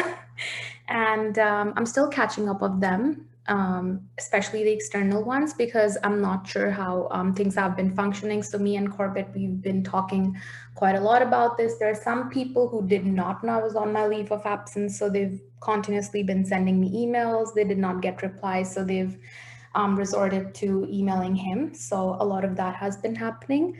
The second major thing is the work reports, which I'm very happy now. It's just due once a month. So I won't be having about 94 to 95 reports due each month for checking. I'll just have about 50, or let's say 55. Oh yeah, Corbett just corrected me, if the motion passes.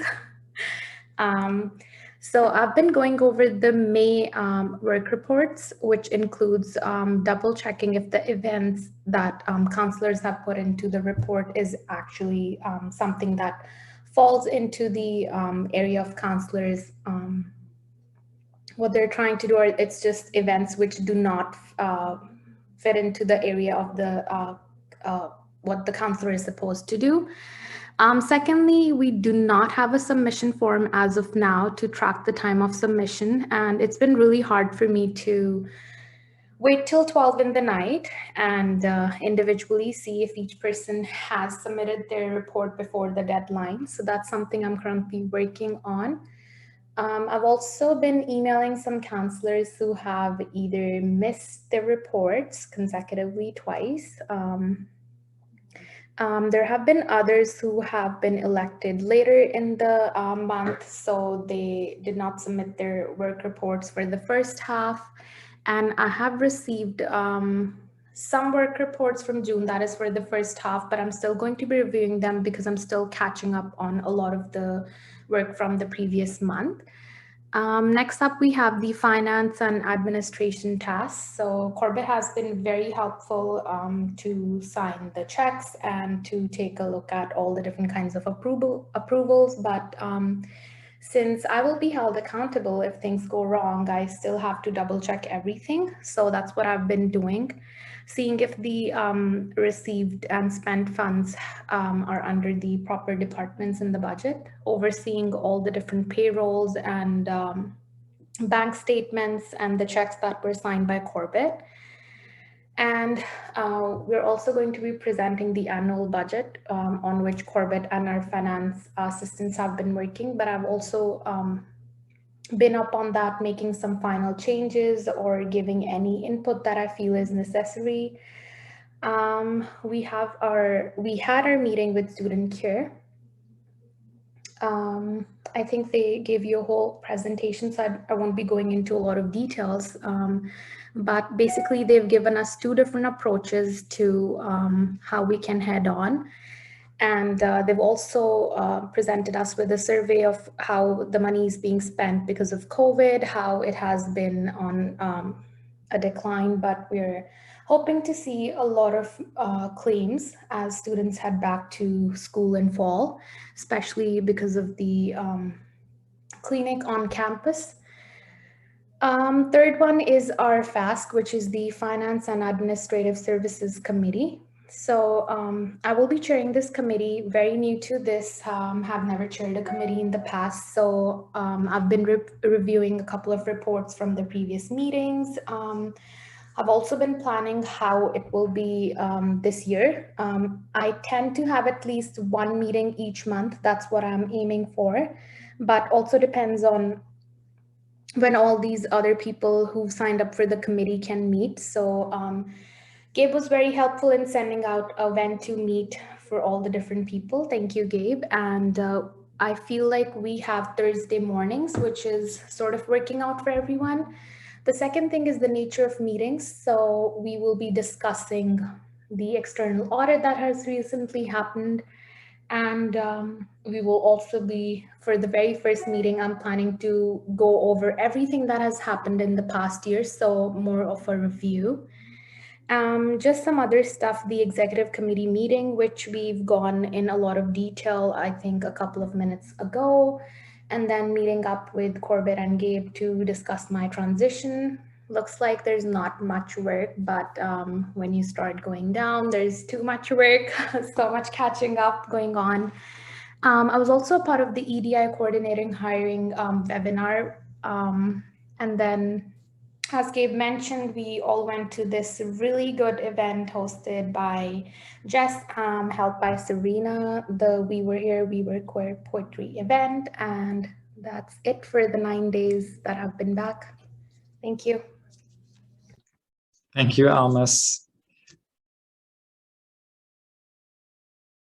And next we have Serena. Hey everyone, so I'll try to be quick. Surrey Director Town Halls, Gabe already went over that and almost just went over the EDI Specialist Town Halls. So basically there's a couple of candidates for each and they answer some questions and describe what their priorities are. Menstrual Products Project, I went to a meeting with Free Periods Canada with Jess and ACOM as well, just to discuss how this project was implemented at UBC. Unfortunately, UBC has a lot of existing infrastructure that helped them a lot that SFU doesn't have. So there's definitely a lot of work to be done there. Went to the TSSU RA bargaining bootcamp. That's the Teaching Support Staff Union Research Assistant bargaining bootcamp, which was really interesting to gain some insight on their campaign and where bargaining is at currently. Joint Operations Group, there was a return to campus planning subcommittee meeting today. Excuse me, sorry. And we were discussing academic concessions and that kind of thing. So I volunteered to help with that. So hopefully we can get some more academic concessions for the fall and help students out in that way. Access for All campaign, of course, is ongoing. Sending those letters out to SFU and the province, still open for signatures and that kind of thing. It's also kind of related to a discussion item that I amended to the agenda for today. SFU grading policies, that's going to the Senate Committee on Undergraduate Studies very soon, I think July 8th or something like that. Climate emergency declaration, y'all saw the presentation and there's a motion on that today. Executive chair training, steering committee on personal safety on campus. President Joy Johnson came to the last meeting and kind of turned around the whole purpose of that committee. So it's been very interesting. Need to figure out, yeah, we need to figure out what's happening there and really push back. And yeah, Gabe and I were discussing this earlier. I think I need therapy for it, honestly. It's been problematic. Student Affordability Working Group, just going over some data in the last meeting. Fall 2021 student experience. That's also like a return to campus kind of thing. It was kind of like an introductory meeting, so not much information there yet. Joint letter regarding residential schools. I was able to go to the first meeting for that, but I wasn't able to go to the last one. Matt, Jess, Murray, and a lot of other folks from different student societies, TSSU, and GSS have been doing a lot of great work on that. Protesting Columbia Working Group, we started working on the letter to SFU and the province. Well, we haven't decided if we want it to be the province or the federal government yet, but we've been working on that and we will also be meeting on Friday. Burnaby Food Hub Collective, kind of in the works, but also needs greater funding. So I'm looking to hear back from SFU on that. Working on different statements for Pride, for Operation Blue Star, those kinds of things. Providing edits to other folks' statements as well. And the University and Academic Affairs Committee met for the first time last week, I believe. Just did some, I guess, like annual plan kind of thing. Just like talking about what we want to work on. But that kind of brings me to the end. If there's anything that folks would like to bring to council, any questions that you have, of course, I'm always available, so you can feel free to send me a message. Thank you. Thank you, Serena. And I think next is VP External Matt. Hi, is everyone able to hear me okay? Yep. Sometimes my mic is weird on Zoom. So for the last couple of weeks, I just want to kind of outline some key meetings, updates. I met with Joy Johnson last Wednesday. It's pretty early. And the time, I think we met for like 20 minutes. So it was like super short, but it was basically just to address the, I guess the lack of just taking long to address the Kamloops Indian Residential School findings. It was like over a week later, I believe, but almost 2 weeks. So just trying to have a discussion on how that could be better situated. And as you know, like with the Cowsis findings that happened last week, there was a statement that was put out pretty quick. So hopefully moving forward, we see these things addressed in a better way. And so that was good. I had a meeting with Katrina Chen last Friday. And so that was really good. It was nice to see Katrina. Actually met her a few times last year at Food Hub and whatnot. So just going over some things in my portfolio along with like our annual plan and making sure that we're going to be working together with just aligning on some issues such as like TMX and things like that. And so with that, also met with Metro Vancouver Alliance and kind of had discussions and looking through their organization and also affiliations that they do have an alliance with, like in the Metro Vancouver area, to make sure that, you know, I'm doing my due diligence to make sure that if we are working with folks or want to see like how we could partner or make those connections externally, that there's no they kind of have the same alignment with us with the values and mandate that we have as a society. So I think I hold that pretty high, making sure that, you know, I'm going through who they're aligned with and kind of doing that background research. And I can fill in folks at exec, but also with council if people have any questions. Externally, Community Affairs Committee, I met with Ella, the board organizer, and also Aisha to kind of talk about the plans for the ECAC committee. We haven't met yet just due to conflicting schedules at the moment, but we'll meet as soon as I could find a day, just because we won't be able to meet quorum. So, and I want folks to be there, but just on my end on that, I've been trying to plan some in ECAC development sessions because we will be lobbying. So kind of going into lobbying 101, campaigning 101, public speaking. And so just kind of setting aside things that we want to cover over the summer so we get ready for lobby days and whatnot.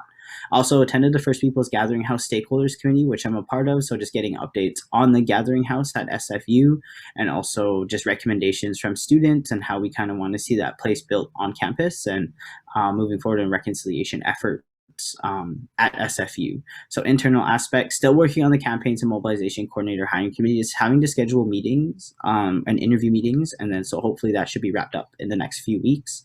And also for the Vice Provost Indigenous Affairs Listening and Learning Committee, been sitting in on that and receiving emails and just kind of receiving updates. They're going to be hiring a Vice Provost like Indigenous. So just looking forward to that and glad to see that there's community on that. So recent advocacy initiatives, just kind of working on the recognition of Indigenous Day that happened on the 21st. There's also known as like summer solstice. So making sure that we're having proper resources and things and just celebrating Indigenous excellence and resilience to, you know, there's been a lot of heavy news within the last month. So, you know, just making sure that we're highlighting achievements and also, you know, there's positive aspects. And then also continuing to address the issues regarding the residential school findings, which will be ongoing. And as we've seen today, and I believe my 3 minutes is up. So. Thank you, Matt, for those updates. And I think our last update is from VP Events and Student Affairs.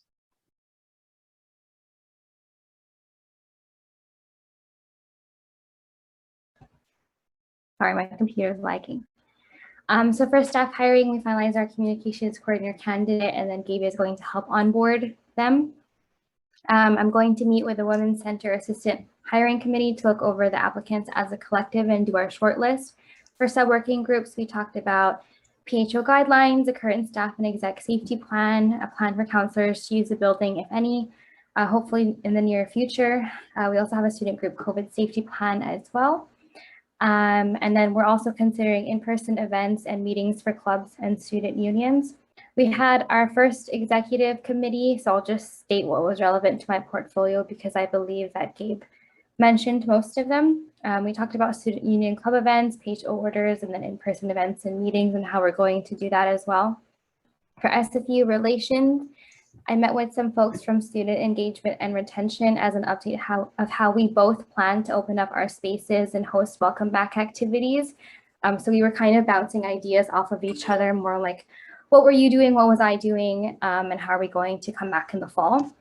I also hosted the student town hall for equity, diversity, and inclusion specialists, which is part of the candidates interview. For student groups on campus, I met with the caucus and I'm going to help them plan 2 speaker panel events on Free Palestine. She's lagging. Oh my gosh, hold on one second. I need to share screen again.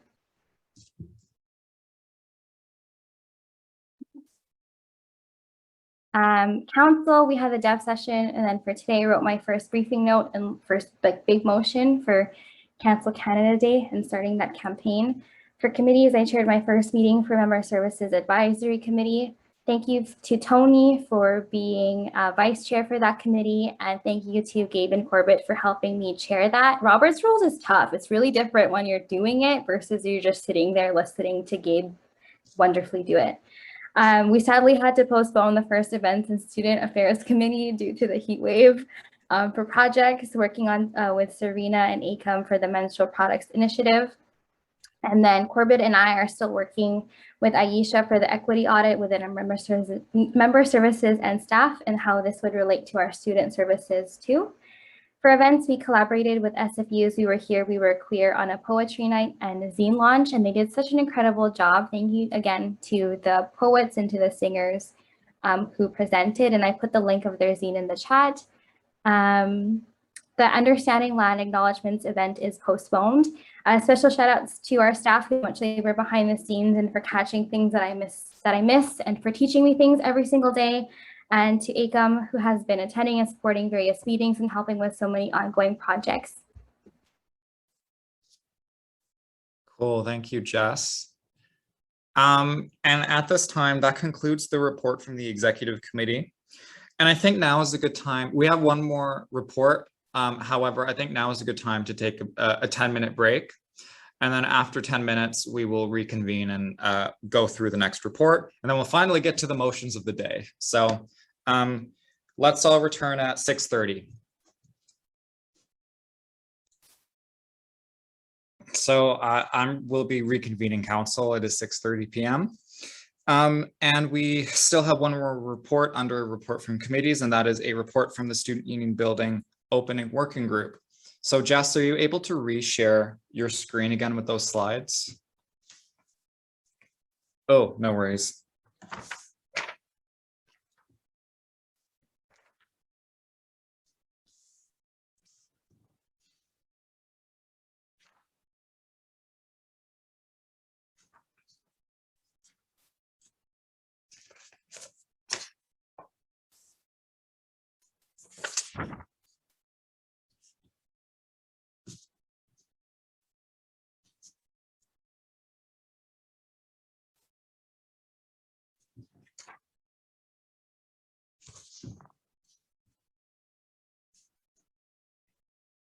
Perfect. Thank you so much, Jess. So this is a report from the Student Union Building Opening Working Group. Now, first, I thought I'd just go into a bit of an explanation on what is the sub-opening working group, because I don't think it has been discussed here at council before, at least since this elected term started. This was a working group that was struck by the board of directors last elected term, I want to say in January or February. And it was mandated with developing and making recommendations to the then board of directors, now council, on actions to take in relation to the student union building opening plan.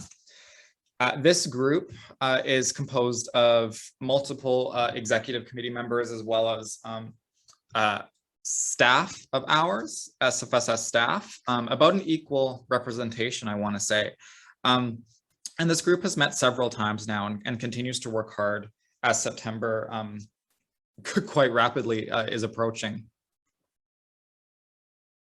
Next slide, please. So we have a pretty big undertaking in terms of developing a plan for the student union building to open, and we've been working really hard on trying to figure out the best way to do that. And so we've actually divided our overall process for developing this plan into three overarching stages, but kind of four for all intents and purposes. We have, first of all, on the left side of your screen, we're in the planning stage right now. Where the sub-open working group is doing the job, is doing the bulk of the work to develop the plan itself.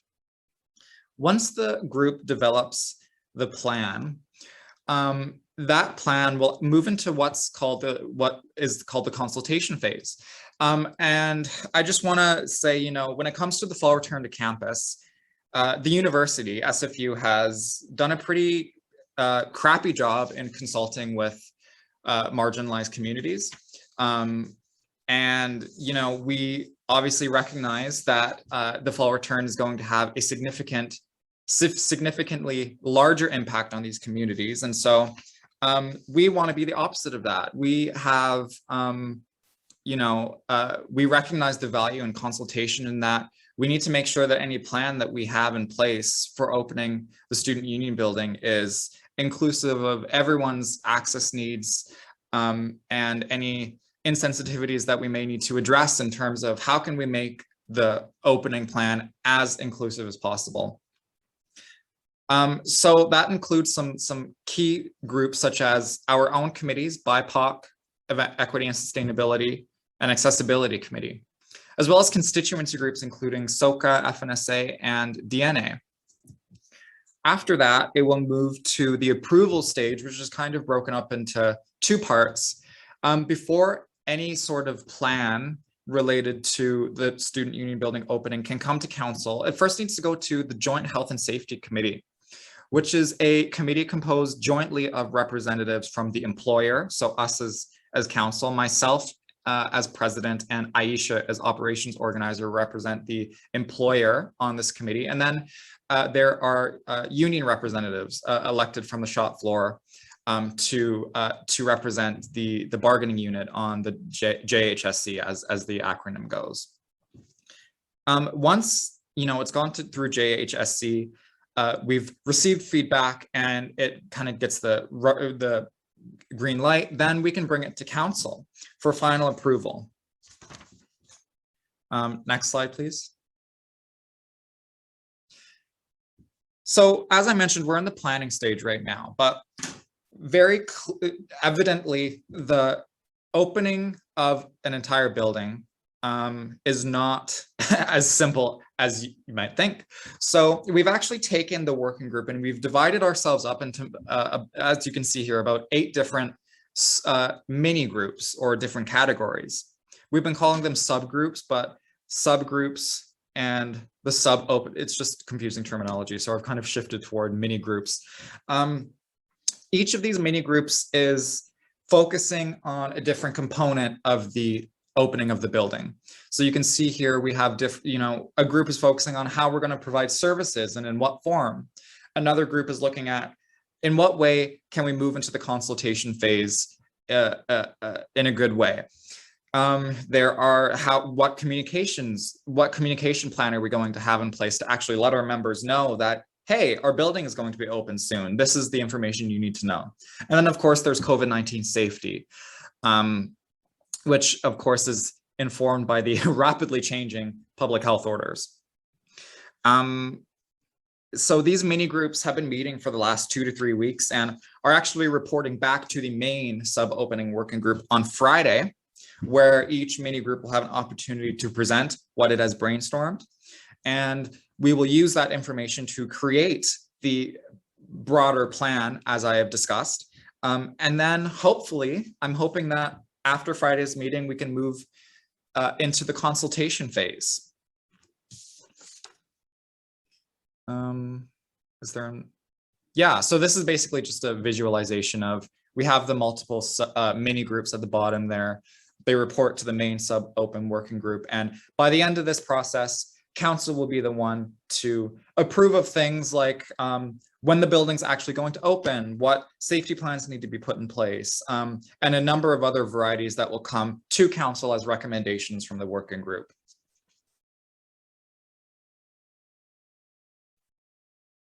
Yeah, and I think I already mentioned this already. Our next meeting is on Friday. We're hoping to create the proposal in full after that meeting, and then we move to the consultation phase. Yeah, and I guess one last thing that I would like to mention is that in order to actually open the building, we need to hire new staff positions that we have just established, and we're calling them building coordinators, and these will work under the supervision of our building manager in order to effectively and efficiently manage and staff the student union building. And that is my report. And there will be more coming to council soon. I just wanted to take this opportunity to update council on the process, what's been happening, just so that you know, folks know there is movement being made, and information will be coming out soon. And a report most likely will be coming back to, another update will be coming to council at the next meeting. So thank you everyone for listening to my report. And I think now is the time to move into, where are we? Into the actual motions of the day. So we have, first of all, we'll move into old business. And let me just find the wording of the motion here. Okay. The motion is, I believe, titled non-executive counselor work reports, policy change. And we will move into I will read the question now. Whereas work reports are currently submitted by council members twice a month, semi-monthly, whereas the amount of reports submitted is quite time consuming for the VP Finance and Services to review and track, whereas changing the frequency of non-executive council member work report submissions from semi-monthly to monthly. Be it resolved that council approve changing the frequency of non-executive council member work report submissions to monthly. Be it further resolved to change Rule 2, Section 9, Rule 2, Section 10, and Rule 2, Section 11, and Rule 4, Section 6 as presented. Do I have a mover for the motion? Corbett moves. Corbett moves. Is there a seconder? Science. Zaid seconds. Corbett, as the mover of the motion, you have the floor for 2 minutes to explain. Yeah, thank you, everyone. And yeah, just linked it into the meeting notes. Okay, so it's very straightforward. Because we have around 40 or so people, 40 or so counselors, non-executive counselors, submitting their reports twice a month. It's quite a bit of paperwork to go through, plus things like, as Almas mentioned earlier, we currently don't have any like easy time tracking things for like submissions of when these reports get submitted and stuff. So it's quite a bit of work on the VP finances to go through all the reports, double check them all cleanly, and the fact that there usually isn't too much in the reports themselves, because it's around 10 hours or so of work each period. I thought it'd be easier on both on the VP Finance, and also allow counselors to have a bit more information in the reports over the course of a month, as opposed to twice a month. So that's really the whole point of this. Thank you, Corbett. Are there any questions or comments on the motion? If you do, put yourself on the speakers list.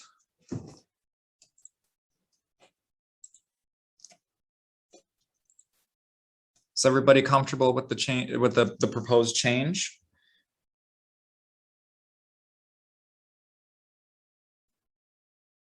Okay, well, seeing no discussion, we'll put the question to a vote. The question reads, be it resolved that council approve changing the frequency of non-executive council member work report submissions to monthly. Be it further resolved to change Rule 2, Section 9, Rule 2, Section 10, Rule 2, Section 11, and Rule 4, Section 6 as presented. All those in favor of the motion seeking unanimous consent, and if you would like to vote against or abstain, please use the Zoom raise hand feature and I will call on you to ask how you are voting. But I am seeing none, no objections rather, so this motion is carried unanimously. Thanks, everyone. With that, that concludes old business, and so we'll move into new business. And the first motion under new business is Indian residential school survivors and commitments to reconciliation. And so Matt has asked to read the motion. So Matt, you may go ahead and read the motion. Thank you. Is everyone able to hear me okay? Yes. I just want to say before that I read this motion out, trigger warning and also content warning. So if there is any Indigenous students or Indigenous folks in the Zoom call, just wanted to note that before I read this out.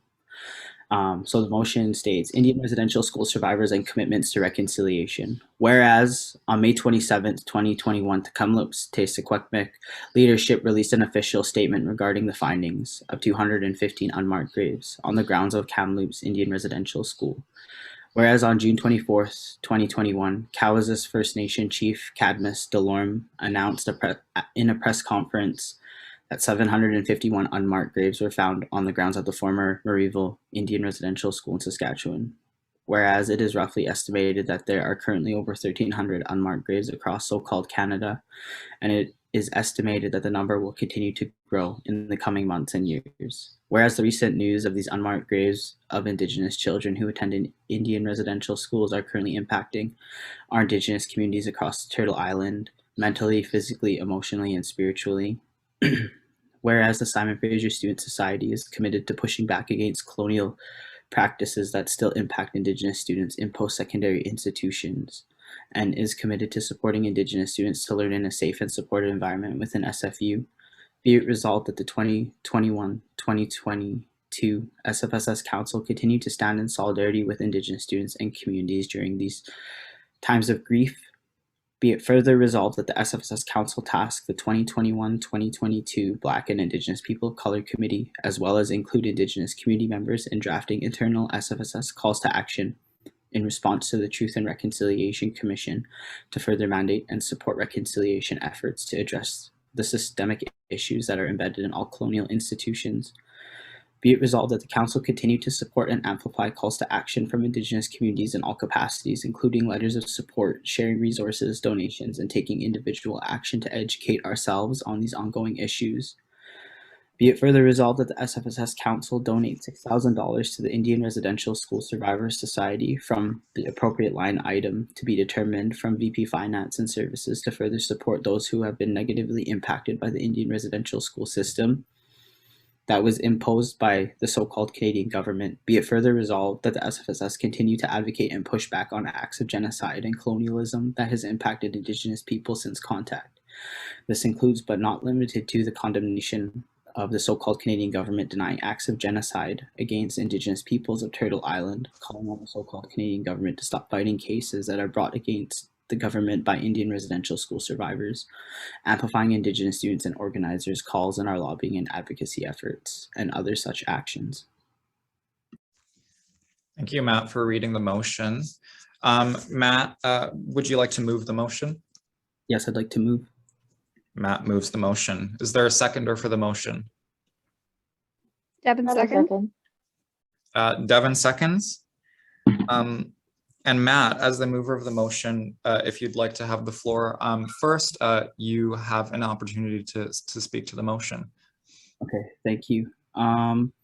So I wasn't sure what I was going to prep to say today, but I think it's more appropriate that I just speak from, I trust that what I'm going to say can be conveyed. So I just want to start off by saying, Okina Donako, Matthew Provost, Gitiksi Matitsi Moskayam, Skohomish Levitus Kakwitlam, Katie Nations. And I just want to start out again by having a trigger warning and also content warning for what will be shared in this. So I just want to start out by saying and acknowledging the news that happened today with, so I'll just read them out. So I want to start by acknowledging all of the current residential school unmarked graves that have been found in Canada, which is Sioux Valley Dakota Nation. This is the Brandon Indian Residential School in Manitoba. There's 104. Kamloops, Tissaquaquemec, Kamloops Indian Residential School in British Columbia. It's 215. Cowessess First Nation, Marieville Indian Residential School, Saskatchewan, 761. Muskokan First Nation, this is Lestock Touchwood Indian Residential School, Saskatchewan, 35. Kootenai Nation, St. Eugene Residential School, British Columbia, 182, and this is today. And this is only 5 Indian residential schools out of 139 that were in operation in so-called Canada since 1831. So I just wanted to bring this motion because this is something that I know impacts me personally, as well as I truly believe that there is not one Indigenous person in so-called Canada that has not been impacted towards Indian residential schools. And I just want to also acknowledge that some of this stuff is hard to hear and it's uncomfortable, but we have to make sure that, like, as allies and as, you know, not so much for Indigenous folks, but for people as allies who are learning this for the first time and hearing these numbers, you know, the uncomfortability that you're feeling, you know, acknowledge that, but realize that your Indigenous peers and Indigenous community members are, you know, grieving and they're mourning right now during these times. And it's been really difficult since the news that happened, that came out on May 27th in regards to the Kamloops Indian Residential School. So I just want to kind of go into, you know, I thought it was important for us to take a stance on this and that this is ongoing. These aren't isolated incidents, and these numbers will continue to grow and they will continue to impact Indigenous communities across Turtle Island, and not even just in Canada, but in the States as well. There's a lot of, every Indigenous person is grieving for these kids who didn't make it home.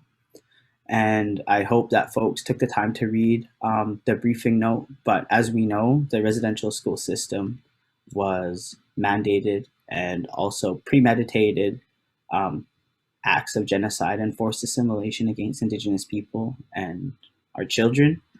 And I think, you know, just to do our due diligence, we need to make sure, because we are on occupied and stolen territory, and these acts of genocide and forced assimilation have been imposed on Indigenous communities here. And it's even hard for me to read out some of this stuff right now, but it's important because this is a work that we need to do to make sure that we do our part to make sure that these are acknowledged and that we move forward in a good way so that this won't happen. This can't happen again. When I heard the news of Cowessess, we were in a dev session last week, and as soon as I heard the news, I felt sick to my stomach, and I couldn't participate in the rest of the dev session, and more so for the rest of the week. I called my grandparents prior to this meeting, just so I could let them know what I was speaking on today, because for myself, it's important for me to also acknowledge that I'm the first member, and also my younger brother and my siblings, like, we're the first generation who didn't go to residential school or day school. my dad was a part of the residential school system, and also my mom was a part of the day school system, my grandparents, and also their parents. My grandma's like 3 generations into the residential school system. So this, is still ongoing, and our families feel the intergenerational impacts of these schools that tore our families apart. Even with, my families, we're still dealing with that trauma intergenerationally. So I just wanted to say that this is something that I hold very close to my heart, to make sure that the work isn't done, and it's not going to be done for a long time. And we need to make sure that moving forward, for folks who have been in Canada or have come to Canada, that this is a reality for a lot of Indigenous people who are still facing the impacts of these spaces. And we've been doing work within the society. My last term, I was able to draft the issues policy for Indigenous inclusion and reconciliation, making sure that we're taking a stance on these calls to action. And a main reason why is because in the education system, education was a tool that drove these assimilation practices along with the church. But we have a privilege to be here. It's a privilege to be in an institution, to be able to learn and unpack these things in a good way, but to make sure that we're also not perpetuating, say, the same narratives of colonial violence and ignoring the history that has been here, that has been imposed. And I really strongly recommend, I recommended some books in the briefing note, support Indigenous authors who have taken the time to read, to write these as resources for you folks, because they are very detailed accounts, but I've listened to residential school survivors and their stories, along with my family's stories, and how this has been ongoing. I think it's really important that to fully understand how Canada came to be is your due diligence to be here in a good way, and to make sure that we're acknowledging that everything that we're in terms of like housing or schooling or where we're situated is at the expense of Indigenous people. And I think that it's a lifelong learning. I don't expect anyone to unpack or learn this in a day, but there's some commitments that can happen from our council to properly educate ourselves. And please give Indigenous people time to grieve during these times. There are a lot of resources online that you can look into and do that research for yourselves. And I can also recommend some other things maybe later on in the next few weeks, but it has been really difficult for a lot of people, even today. So I just wanted to share that and make sure that we're doing this work, and that we recognize that we have a due diligence because we are situated in an educational institution that also is named after a colonizer of these territories and continues to perpetuate harm when the university doesn't acknowledge reconciliation or put students first, like what we seem to Let Us Speak campaign or things like that. When those things don't happen, when Indigenous students aren't centered in a lot of these efforts, then we're not doing reconciliation. We're continuing to perpetuate harm. We're continuing to, at the expense of Indigenous students and their labor and their experience, because it is hard to be in these instances as Indigenous students, knowing our history and how complicated that can be. So. Thank you very much, Matt. If anyone does want to speak to the motion, please do put yourself on the speakers list. But Matt, I do just want to thank you for your labor in putting this motion forward. I just want to recognize it's not an easy time right now for Indigenous folks. And I think I just want to remind everyone, like at the beginning of our meetings, we do territorial acknowledgements, but these aren't done for literally no reason. We do them because it demonstrates that we have made commitments to standing in solidarity with Indigenous communities, no matter what. And this is an obligation that we have and must adhere to as settlers. And this solidarity needs to stand and strengthen, especially during times such as now when Canada's genocidal history is being talked about more and more and more. You know, when the Kamloops residential school news came out, we as a society shared a list of resources to provide to community for folks who needed it. And one of those resources did include the Indigenous Residential School Survivors Society. And I think a really basic step that we can take is to put our money where our mouth is and actually pass this motion and you know, provide support in any way we can. But let's just be clear, the work that we need to do goes far beyond this, but it's a step. Kirtana, you may go ahead. Thank you, Gabe. I just want to start off by saying that I have a bunch of notes down here, so I will be looking down. I also want to start off by thanking Matt for the labor he put in just for speaking today.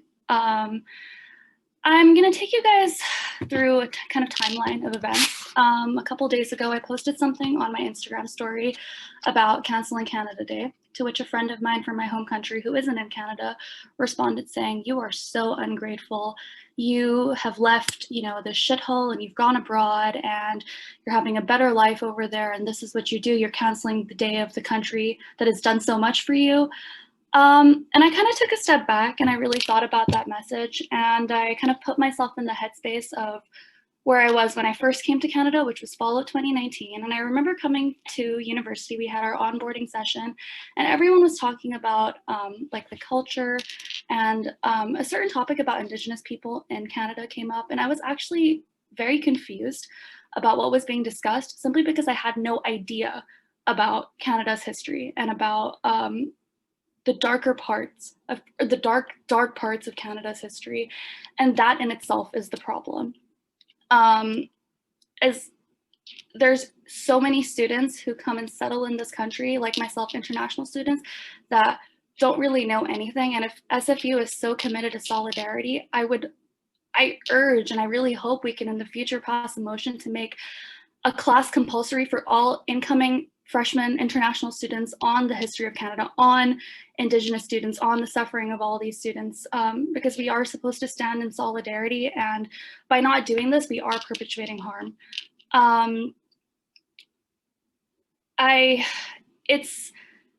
It's really important to always remember that just because you're an international student and you've come over here and you've left behind a country that's, you know, having civil war and actual war and all of these horrible things, it doesn't mean you come to this country for a better life and forget that this same country stopped other groups of people from having a better life. Sorry, my alarm. It doesn't mean that you forget that this country, even though it's giving you a better life, in the past it has stopped a huge group of people from having a better life or having a life. There are thousands and thousands and thousands of children that died in school. Think about how absolutely preposterous that is. How does someone send their child to school and that child never comes home? It is disgusting. It is abhorrent. And I don't want, and I don't think, or not that I don't want, I don't think the Indigenous community wants thoughts and prayers. I think they want policy and change. So that's all I really have to say. And I really, really urge the committee to somewhere in the future maybe think about a motion that makes it compulsory for all international students to have a class on the real history of Canada. Thanks, Kirtana. Serena, you're next. Yeah, I just want to voice my support for this motion and thank Matt for bringing this motion forward and for the labor that you do and for the labor that Indigenous students have been doing. And I also want to recognize how laborious this conversation is and being even in this meeting is currently for Indigenous peoples. I just want to say that, like, I know in these conversations it can seem like this is something that happened in the past or it's history or something like that, but this is like an ongoing process, like colonialism, genocide, these are ongoing processes that so-called Canada thrives on. That's what its goal is genocide. And we hear about like day schools, and you hear about like the worst situations, like it's happening in like Thunder Bay, that kind of thing, which are obviously abhorrent, but it's happening across the country and across the stolen lands of Indigenous nations. And I think that's just something that we need to keep at the front of our mind, and like as allies, like think about like how are we taking action, and like what are we doing as allies for our Indigenous siblings. And I don't know, I had a conversation recently with my family about like what's happening and that kind of thing, and they kind of had like similar sentiments to like what Cortana was talking about like what this country has done. And I think we all need to take initiative, like beyond just this motion. If folks have the financial stability to donate personally to the Indian Residential Survivors Society, and if folks have the money to donate and support Indigenous communities near them and different foundations and charities and that kind of thing, I would highly recommend doing that. I would also recommend not only doing the unlearning that we've been taught through like elementary, through high school to post-secondary, but also like having these conversations with your family too. Like I didn't realize what my mom had to learn to become a citizen of Canada.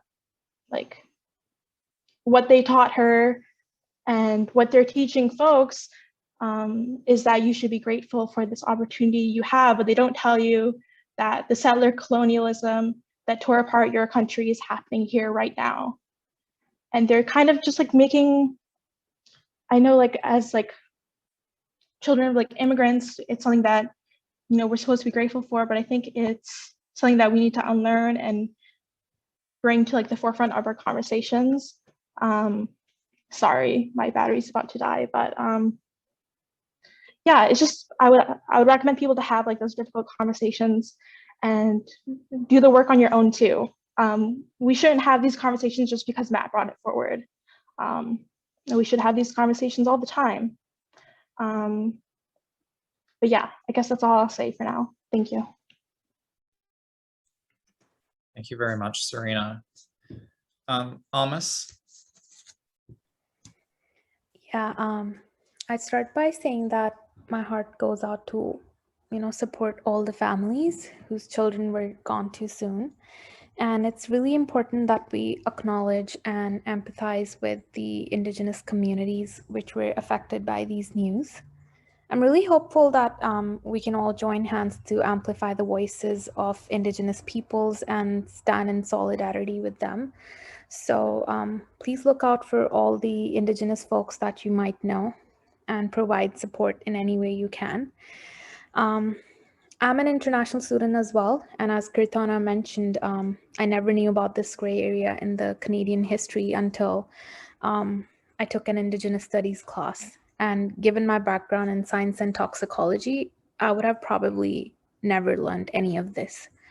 So I urge you all to spend some time and read if you are not in a position to take a class per se, but do read more about it. There's a lot of resources online.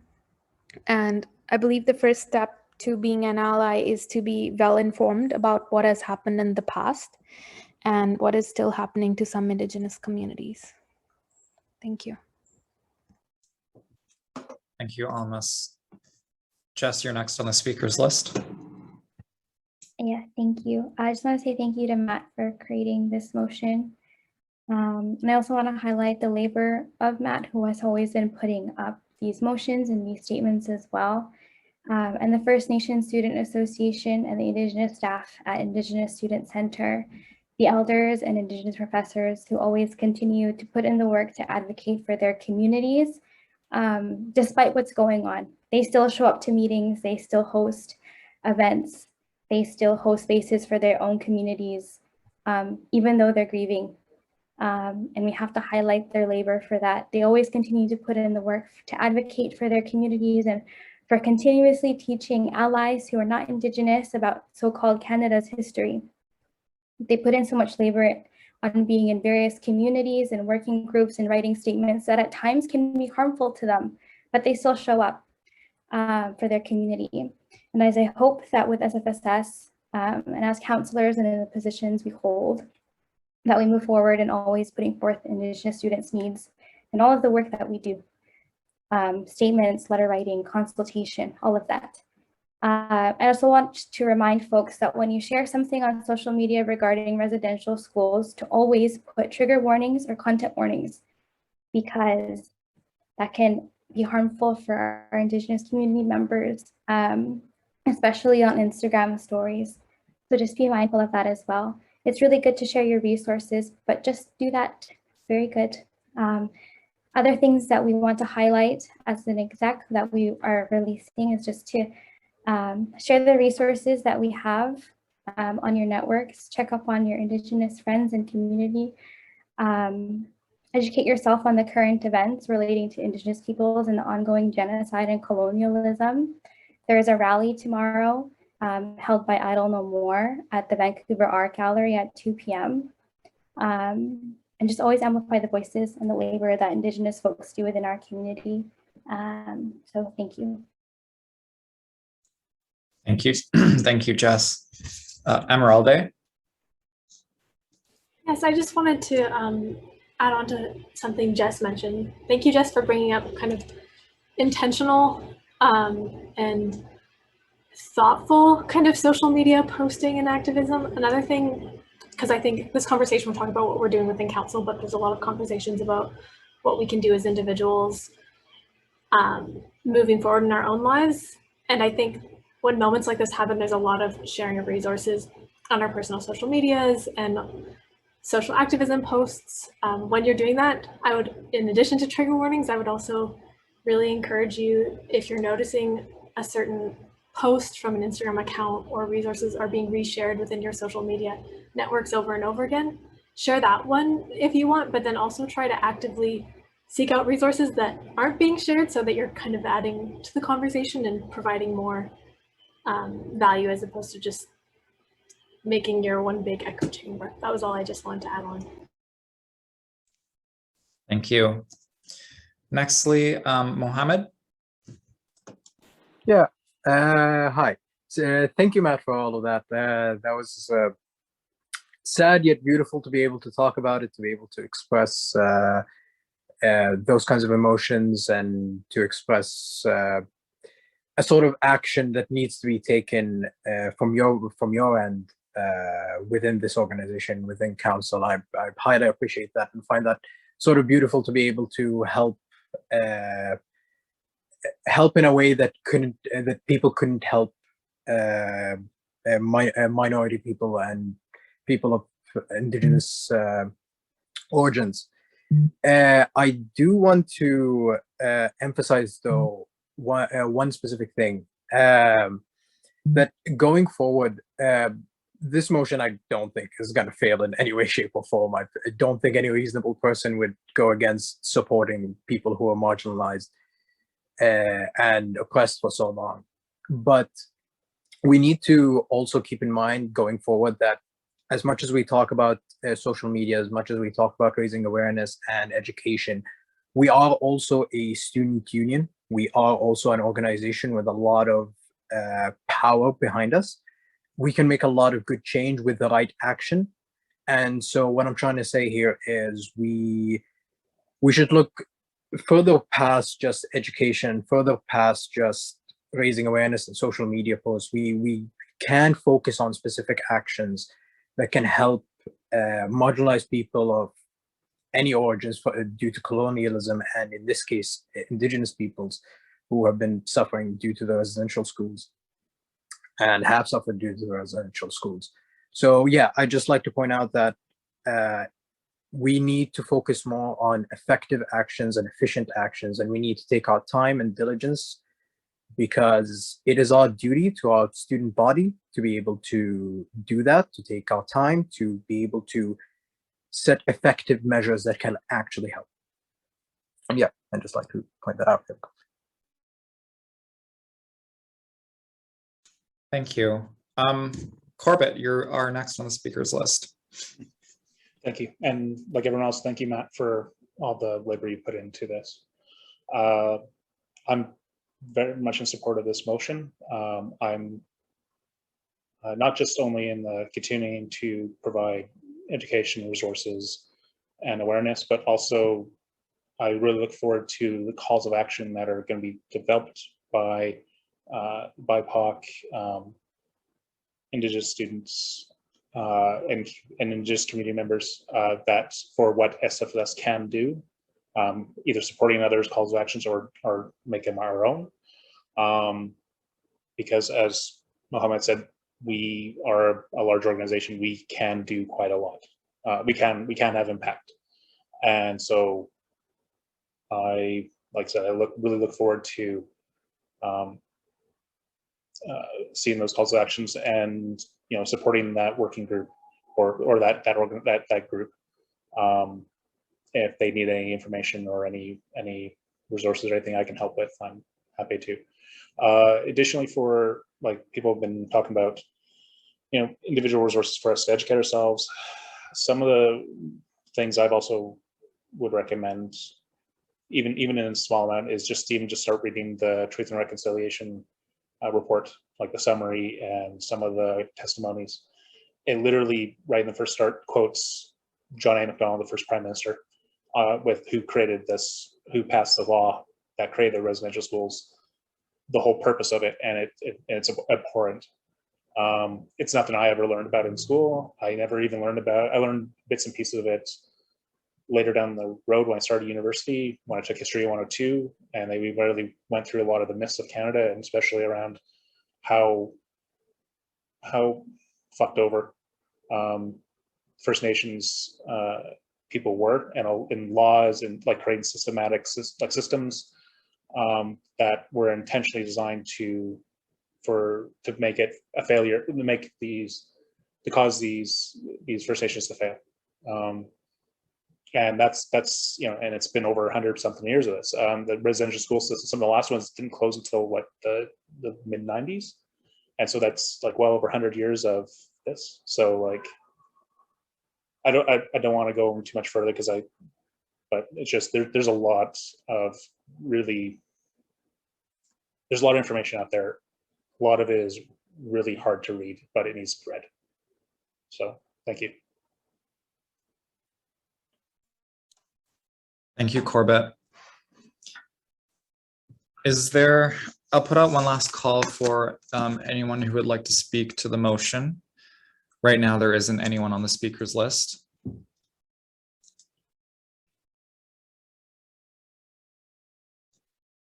Okay. Well, in that case, I think we'll put the question to a vote at this time. All those in favor of this motion, seeking unanimous consent. If you would like to vote against or abstain, use the Zoom raise hand feature. All right, and seeing no objections, this motion is carried with the unanimous approval of council. Thank you, everyone, very much. And again, thank you, Matt, for bringing this forward. I believe our next motion is 8.1. And yeah, if anyone at all needs to step out of the meeting, please feel free to do so. You don't need to let me know or anyone know, but take a break if that is what you need at this time. Our next motion is titled SFU Climate Emergency Declaration Open Letter. And this was submitted by the VP University and Academic Affairs, Serena Baines. And there is an attachment for them alongside the motion titled Send SFU Climate Emergency Declaration Open Letter. Whereas on October 4th, 2019, the SFSS passed a motion recognizing that we are in a climate crisis and committed to reducing our collective carbon footprint on campus, stood in solidarity with students striking for the climate globally, while also requesting academic amnesty for students, and called on SFU to divest away from fossil fuels. Whereas in order to successfully mitigate climate change, change needs to extend beyond marginalized individuals and others voluntarily limiting their own consumption through their own means, such as driving less, turning down residential heating, etc. Whereas mitigating climate change must also involve behaviors that lead to systemic social change, such as improvements in loose environmental regulations of industries that are harmful to the land, water sources, and more, economic incentives for the transition to carbon neutral sources of energy, cultural shifts away from materialism, and restriction of the political power of fossil fuel companies.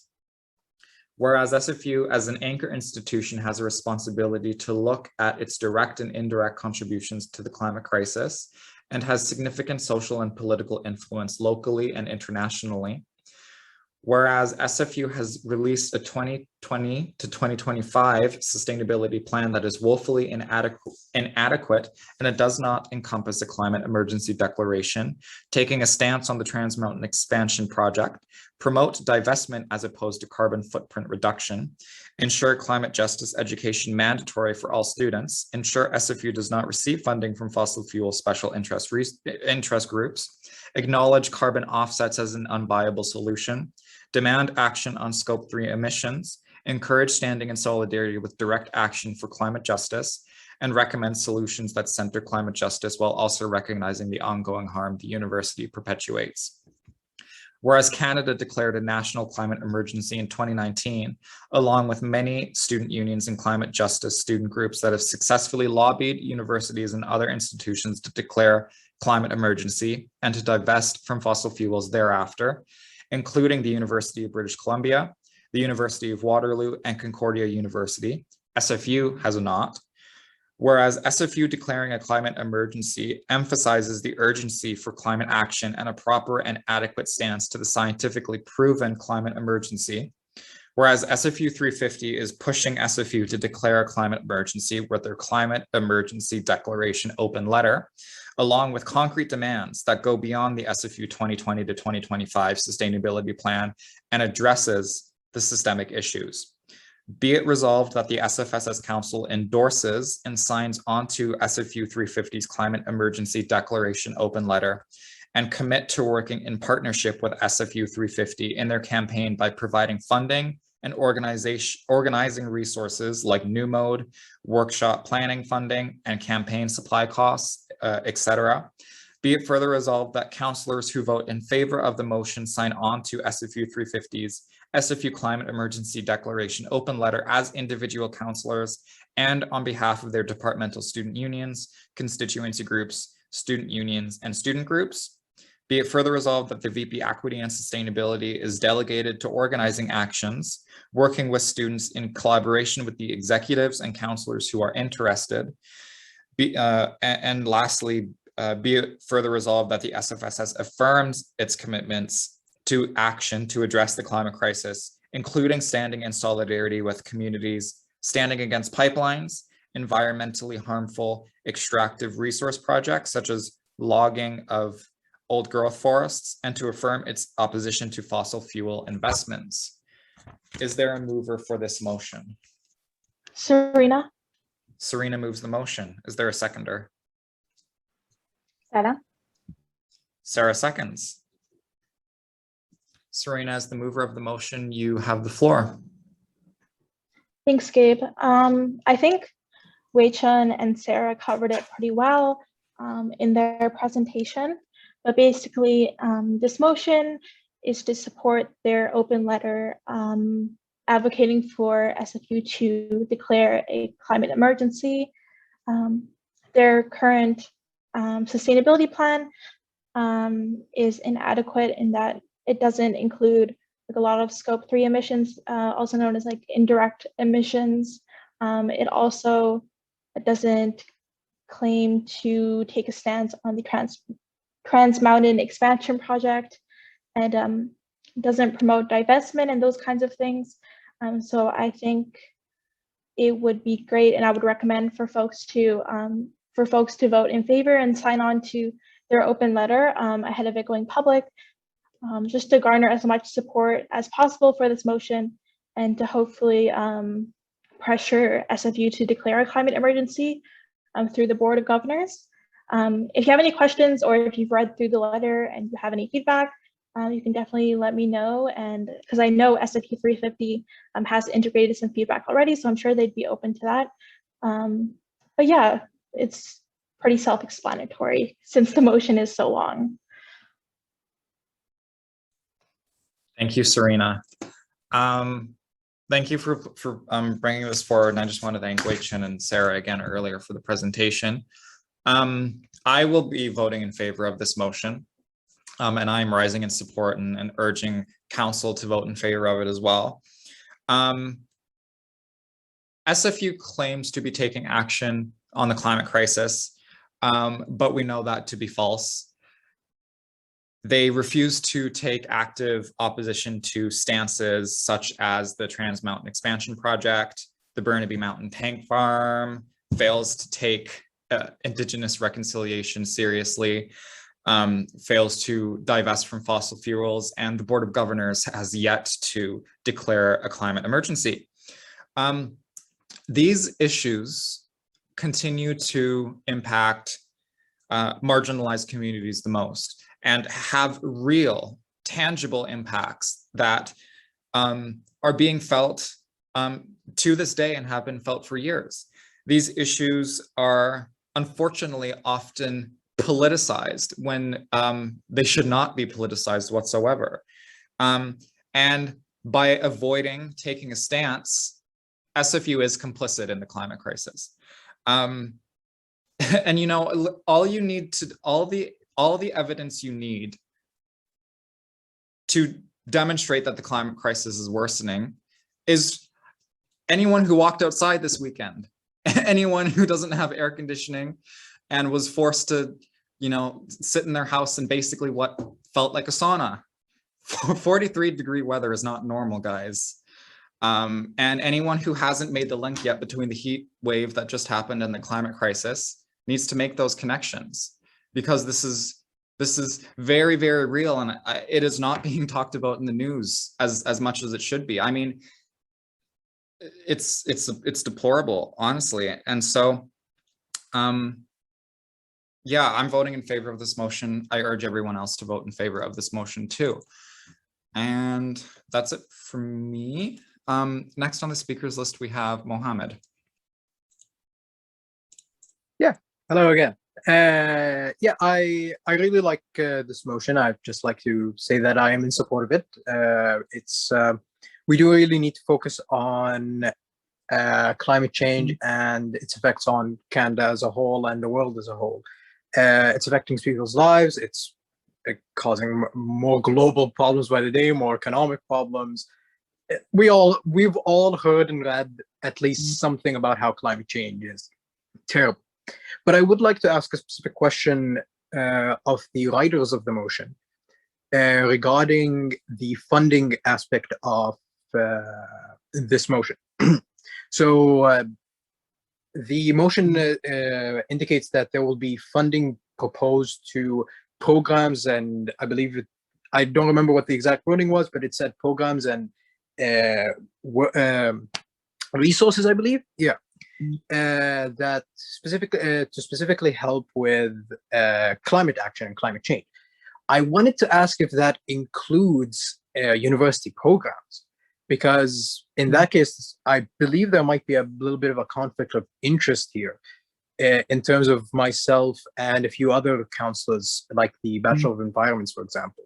As I am the counselor of the Sustainable Energy Engineering program, our literal only job is to learn how to make energy efficient and sustainable so we avoid a climate crisis even more than we are facing currently.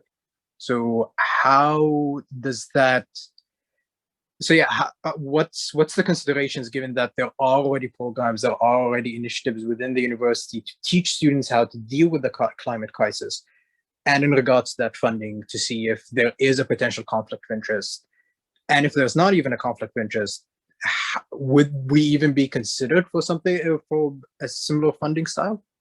Yeah, I just wanted to ask those questions. Serena, you have a direct response? Yeah, so hopefully I answer your question, but if I don't, please let me know.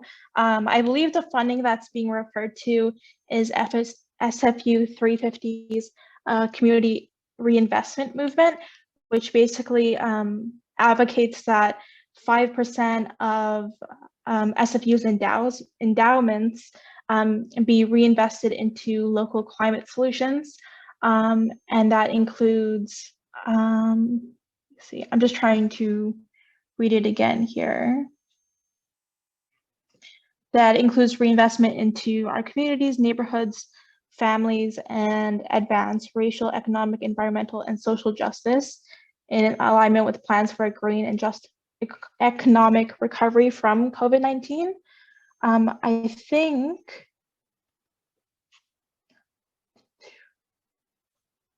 center the self-determination of communities that have been systematically excluded.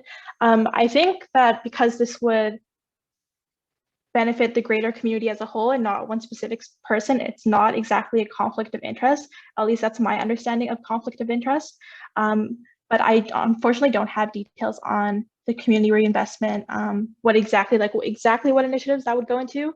I just don't have enough knowledge on it personally, but I can send your question over to Wei Chen, and I'm sure he can provide you a more coherent and comprehensive answer than the one that I'm giving.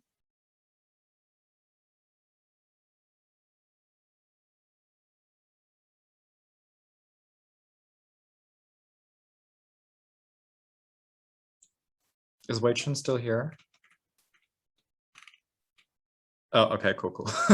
Well, thank you, Serena. And Corbett, you're next on the speakers list.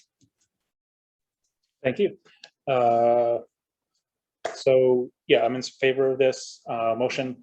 As I understand, the motion is basically supporting the SFU 350's advocacy and lobbying efforts to SFU. And so it's because then they're also an SFS club, I believe. We're just basically supporting students doing backing the students doing all this work that they've been doing it for years and years and years with lobbying SFU and trying to make change. So we're just basically getting behind them and helping them with our resources and some funding so that they don't have to, students keep trying to pay out of pocket for some of this lobbying efforts and these organizing efforts. SFSS is now for almost a year has been, or no, not for a year, but about 6 months or so, we've been investing in fossil fuel free funds through Van City. And so for us, one of the reasons there's multiple reasons for us to do this. One, financial volatility, like, fossil fuels are horrible financially, but also just morally, we need to be, when you invest in companies and funds and whatever else, it's not just you there, you're just putting in money to make money for yourself. That's generally the end goal, but it's more about what kind of future you want to see built, right? Which companies do you think should go forward to make, hopefully, this world better? And so that's why it's important for us to be thoughtful in who we invest in which areas. And that's what SFU is not doing. I served on the Board of Governors last year. And even though I was not part of that relevant committees around with investments, I still got to see a lot of the reports and the pretty charts and stuff about the SFU's carbon footprint or whatever else. Sure, they're making some kind of, on the numbers on the page look good for them, but the longer term perspective is still lost on them, that they're still investing in organizations and companies and stuff that are going to be harmful in the long run for us, for this planet, for our society, for this world, for the people in this world. And so they're just they have the wrong perspective on things. And so I'm happy for us to be able to back SFU 350 to hopefully work with them more, and so that they can be more effective, and that we can all make SFU change. Thank you. Thank you, Corbett. Ben. I just had a question. Could you expand on what you mean by academic amnesty? Some members of my DSU were a little confused by that term.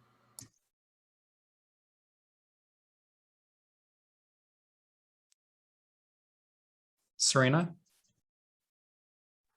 It was in reference to basically like students doing strike actions or anything that would conflict with their classes. So not being punished for basically doing collective action in favor of like basically not being punished for doing climate action, whether that be striking, doing like any other forms of protest, advocating for certain things on campus, off campus, that kind of thing. So say if a student went to a protest, like there was a, I don't remember when the last one was because of the pandemic, honestly, but for like the annual climate strike, if a class student went to a class with mandatory participation, that they wouldn't be punished for it. Yeah, exactly. And for example, the climate strike that happened in 2019, and I believe it was September, that big one in Vancouver, the SFSS at the time, the board actually was calling on the university. And I believe, if I'm not mistaken, SFU did say that students who wanted to participate in that strike would not be penalized by their, or they at least were encouraging professors not to penalize students who wanted to participate in the strike if it conflicted with, say, a class or a due date or something like that. Akam? Hi, yes. I wanted to show my support for this motion.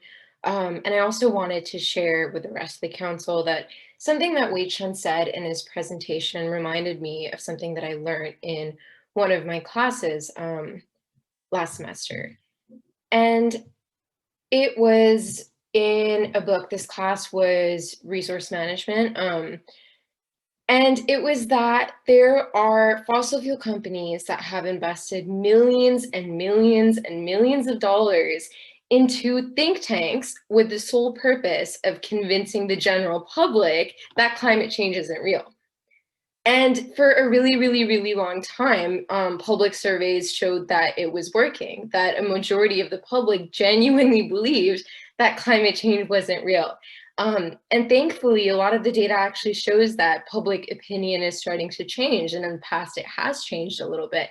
And that people are sort of realizing that climate change is real. And it's as like the effects of climate change grow, the awareness is as well.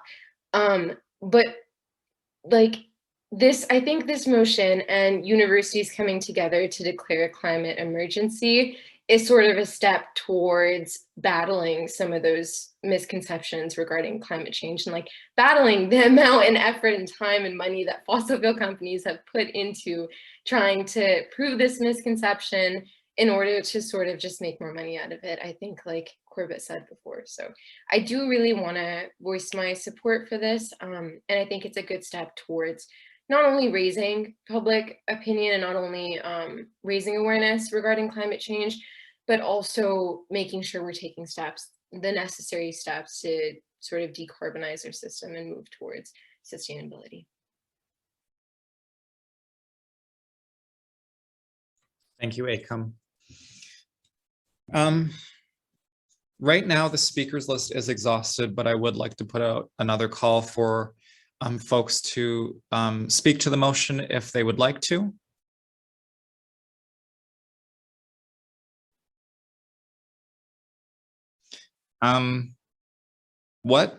Serena, you're the undergraduate representative on the Board of Governors. When is the next board meeting, and what is the date of the next board meeting? Just because I think it would be a really it would be really good to share that with undergrads so that we can show up and support the motion to declare a climate emergency should it make it to the BOG table. I'm looking for the schedule right now because I know they don't meet in a certain month during the summer. Yeah, so the next meeting is actually in September. September 30th. Unfortunately, it's at 8 a.m. I know it sucks, but the deadline for agenda items is September 8th, and I'll be working with SFU 350 to get that in by then. So if folks want to show up, that would be great. I can share the link around in the Discord closer to the date. Thank you. Okay, seeing no further discussion and the speakers list is exhausted, I think we'll put the question to a vote. All those in favor of this motion seeking unanimous consent, and if you would like to vote against or abstain, please use the Zoom raise hand feature, or else I'm going to assume you're voting in favor. All right, seeing no objections, the motion is carried unanimously. Sorry, Ben, you'd like to abstain? Okay, so there is one abstention, so we'll note that for the minutes. Ben is abstaining. And so the motion is not carried unanimous. No, it is carried unanimously because an abstention is not a vote. So the motion still carries unanimously. We'll move to, yes, yeah, alternates can vote in favor, against, or abstain. I'll move on to the next motion, 8.2, SFSS 2021-2022 budget. This was submitted by VP Internal, Corbett Gildersleeve, and there is an attachment for this motion titled 2021-22 Budget Updated 5th Version. And I'll read the motion now. Whereas the 2021-2022 fourth draft annual budget was developed in the spring term and approved by the 2020-2021 Board of Directors on April 23rd, 2021 as a preliminary budget. Whereas the budget has been updated since then to include new costs reflected in the attached 2021-22 budget 5th draft. Whereas bylaw 6 section 13 requires council to approve a final budget by no later than June 30th each year, be it resolved that council approve the 2021-22 budget 5th draft document as the final budget for the 2021-2022 year. Is there a mover for the motion? Corbett moves. Corbett moves. Is there a seconder?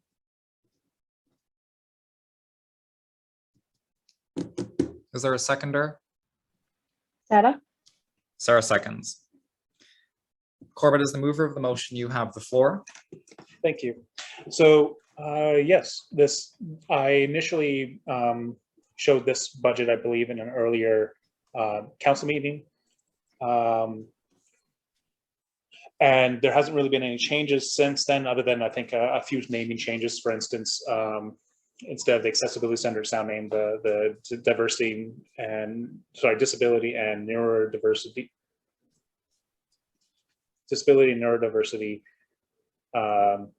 Alliance Resource Center, and a few other kind of naming changes and such, but no material changes in the sense like no big financial shifts or anything. And so, sorry, can we, does anyone have it? I can just share the screen of the PDF that was attached. So I'm on because I'm live streaming stuff. I don't like, if I bring it up, it's going to show like live streaming all my emails and things like that. My apologies, I should have set this up ahead of time. Okay, thank you. I'll just look at that. Okay, awesome. And I will share screen. Okay, so just to go over summary, this is the full detailed budget, including for every single department, including notes. The first couple pages was a consolidated budget, and so it's also been slightly updated, or no, it hasn't been updated yet, but we did get student fees in, and they're pretty close to the projected amount as in this budget for the summer term. Summer term is always lighter. There's about half the number of students in total on going to classes, and then also like half of those people are full-time or part-time, or more than half are part-time. So the revenue for sometimes is always a little bit less. So the majority of spring and fall is where we get a good chunk of our revenue that pays for everything.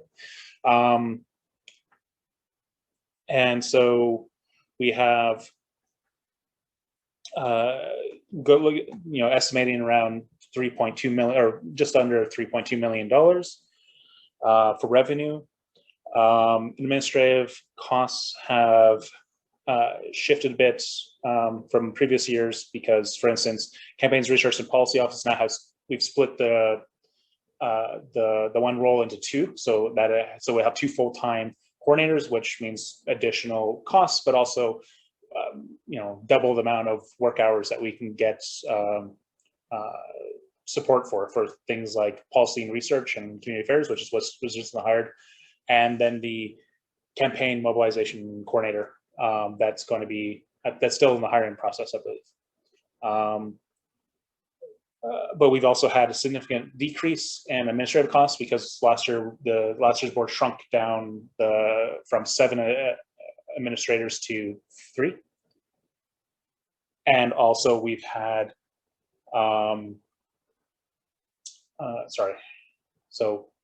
and also the amount of pay that some of those administrators were being paid, like they're not the same pay ranges as they used to be. So we've saved money there.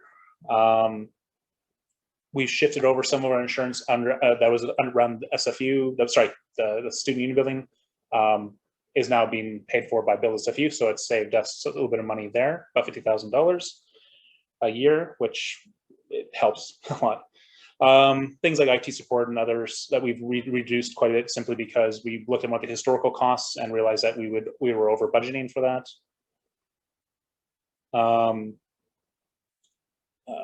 Some of the same things that have been saying, like food bank contribution, that the food bank is the emergency vouchers where students can get up to $75 per term, and Nesters and now TNT vouchers out in Surrey to help pay for emergency needs for food.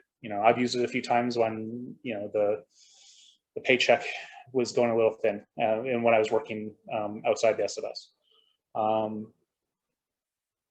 Bursary contributions have generally stayed the same because we have more employees. In some areas, we've shifted out more employees, and because we have more counselors, our employer health tax calculation has increased because we just have more people on payroll, so to speak.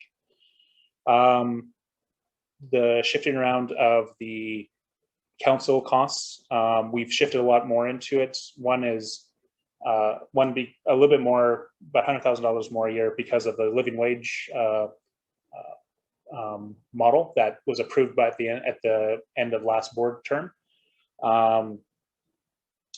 That's why you see a big increase from one for execs, because there's now 7 execs instead of 6. The non-executive stipend terminology in this one was meant in the sense of like at-larges and faculty reps, which no longer exist. And some of that money was shifted down into stipends for the rest of council. Which is why you see goes, and then because council overall has had an increase, and both generally in size, but also in amount. That's why it went from 23,000 to 216,000. A lot of the stuff has generally been the same. One thing that you see big difference is this COVID response, $400,000. That comes from the previous board year.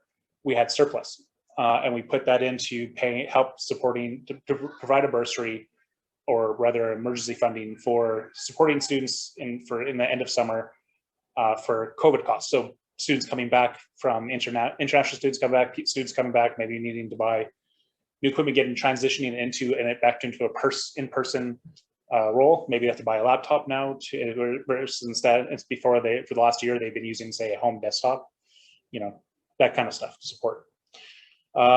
So even though it's $400,000, it's actually not an additional cost because it's coming from previous earmarked spending. So it cancels that effectively.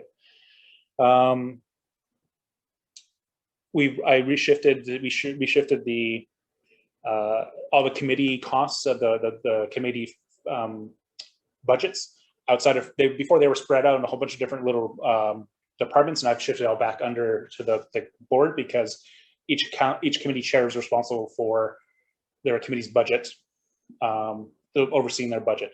Now, not all committees have budgets because not all committees need that. Like governance committee is not going to be running events or these other kinds of things that are traditionally what budgets are for, or campaigns. But events committee would, equity and sustainability might, external and community affairs doing lobbying trips and things like that.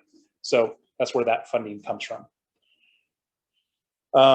This is a new thing as well. I'm trying to, hopefully we'll have to have some policy in place, hopefully by the end of this month, sorry, the end of this term, about committee stipends. This is the idea that our student at larges that serve on committees should get a little bit of compensation for the labor that they're doing.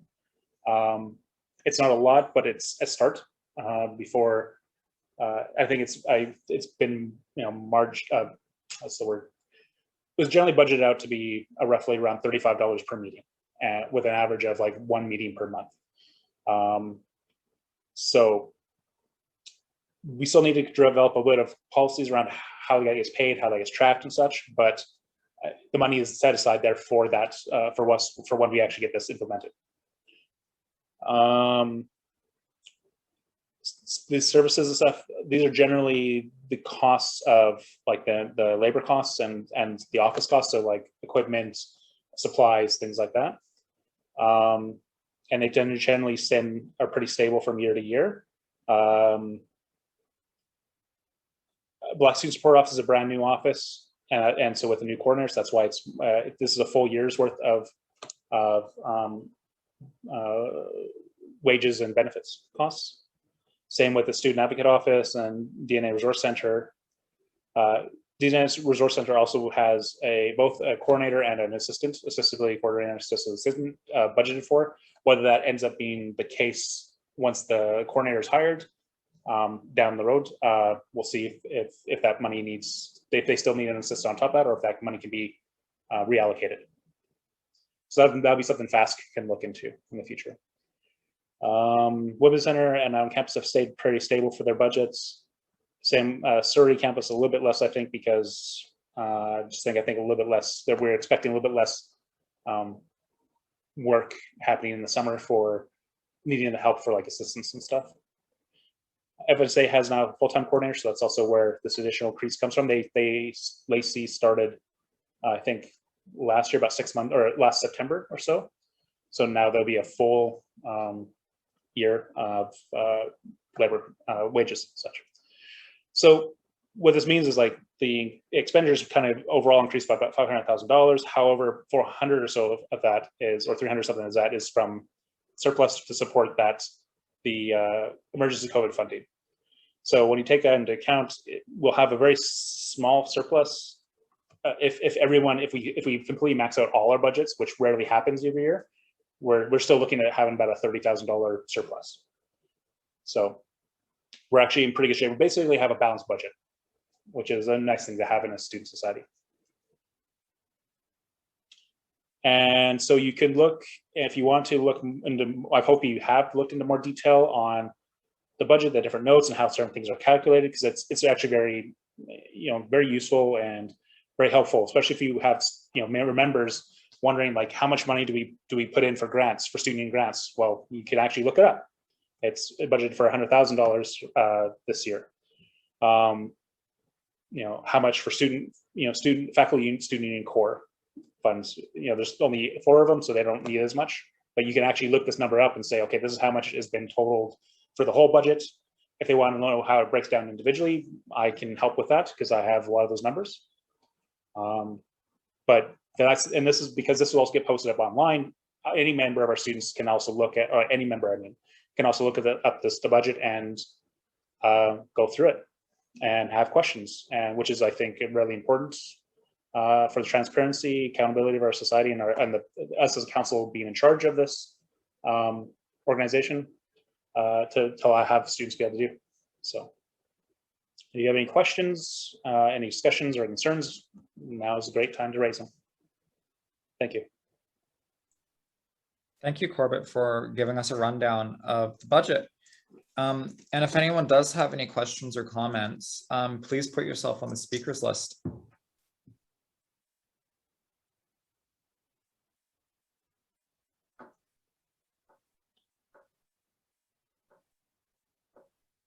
Jess, please go ahead. I just want to say thank you to Corbett for doing all of the research and working on this budget and this motion. This is way out of my expertise, and we're really lucky to have Corbett to go through this and catch things that we might not see. It's a lot of work on the back end that he does, and so just thanks, Corbett. You do a lot. Oh, I also want to thank our finance department because they're the ones who do a good chunk of this, like all the check recs, like doing all the the day-to-day check recs, tracking all the accounting, the books, keeping the books tracked, doing a lot of other stuff. So yes, I also really want to thank all the hard work that our staff do here, because the SFS historically has had very, very few financial scandals compared to other student societies. Especially when you look at out east, they tend to have a lot more issues. And I think a lot of that is because we have really solid staff who are really care about making sure that things are tracked properly. Maybe it's very annoying on a student perspective side of a club, say a club person who's trying to get reimbursed and they're frustrated by why they need the receipts here and there. It's primarily so that when we have our books checked by auditors, that we don't have horrible reports of money being missing or being shifted somewhere else where it shouldn't be. So I think we've been really well supported by our staff for a very long time. One thing, Zaid, I did catch your question. No, there's been a small amount of funding shifts around the club student union support. The reason why it hasn't gone up much is partially because we're still coming out of the pandemic year, and we're still not 100% sure how that's going to affect our revenue, in sense of since the majority of our money comes from student enrollments, and a few other things like a little bit of less revenue here and there from the cafeteria, the SFE cafeteria. We get a little bit of a cut up. The blend's coming in maybe a bit later than normal. So because we couldn't be fully open until September this year. But there's also some systematic challenges with the amount of money, what we grant sorry, how do I word it better? The rules that we have for granting things, which is a lot of our funding comes to, like supporting student unions and clubs. A lot of the rules themselves create an unintentional cap of how much funding can actually get spent, because if on average you say every year, no matter how many student groups, you get maybe 1,000 or so grants, and if the average grant was if we could only grant for only a certain amount of money each grant, that created an unintentional ceiling. So until we fix that, to put in more money into the pool won't actually help, because it won't actually get spent. So that's something that member services advocacy committee, advisory committee could work on, and I can help with that because I actually got a lot of data ahead of time. I just didn't get a lot of big chance to really dig into it last year, but yeah. Zaid? Thank you, Corbett. I think you answered most of my question, though. I think the other kind of question I had was just, is this budget dynamic? So are these hard caps, or are these things that we can pass motions to change as we see fit throughout the year? It's not a hard cap. This budget in this case is always a projection of what we hope things will cost, as to our best knowledge based on historical spending or the information we've been getting throughout the year. Like, for instance, if this time last year we had a budget projection of a deficit of $350,000 because we were expecting a significant loss of a lot less students coming in to SFU, so a lot less revenue, which would be a big financial hit for us. That didn't happen. A lot of students ended up taking classes regardless, or maybe new students came in. So that was good. And as we learned, every 3 months or so, for myself, when I'm in the VP finance role, I was constantly bugging SFU to get more new data from them about enrollments so that we could update our budgets, and then we can have a more accurate idea of what our finances were at. In our current financial policies now, we have a new thing where in the 6-month mark, we do a review, because we'll have had 2 terms of revenue come in from student fees. And then we looked at that and we report that to council to say, okay, here's where we're at financially. This is what we spent. Here's what our revenue changes have been. and then we can make recommendations on changes going forward.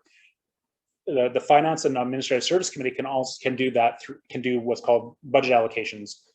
There's specific forms, and you can go to them and say, hey, we'd like to modify the budget for these reasons, either increase, decrease, or reallocate. So you can definitely do that if we can demonstrate we have the money to support this change. And we have seen in the past get used where, say, a coordinator has a budget for their department, and they find that they're not spending a chunk of the budget on, say, office supplies. So they ask for reallocation to a different area so they can use it for, say, buying more needed stuff. So it's definitely it's something we want to try to stick to as best we can, because we are right now sitting as a potentially a break-even kind of moment. So obviously we don't want to increase spending if we can't necessarily justify it. But as we get more information throughout, especially once maybe October hits, and we've got our big chunk of fees from SFU, we can definitely reevaluate. Thank you, Corbett. Are there any other questions or comments on the budget? Zay, do you have a new point? Sorry, it's not really a new point. I just wanted to thank you, Corbett, for giving me that thorough explanation there. And I'll pick your brain about this a bit more outside of the meeting. Happy to. And I know Corbett is very happy to talk about this for hours. Okay, cool. Any other discussion from council? Okay, well, in that case, let's put the question to a vote. Be it resolved that council approve the 2021-2022 budget fifth draft document as the final budget for the 2021-2022 year. Sorry, Corbett, do you mind stopping your screen share? Thank you. Sorry, thanks for reminding. No worries. All those in favor of the motion seeking unanimous consent, if you would like to vote against or abstain, please use the Zoom raise hand feature.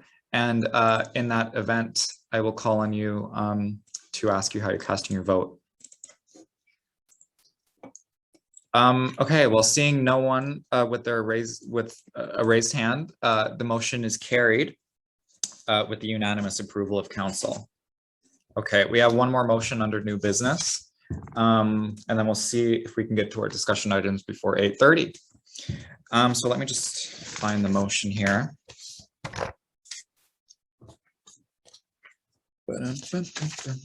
Okay.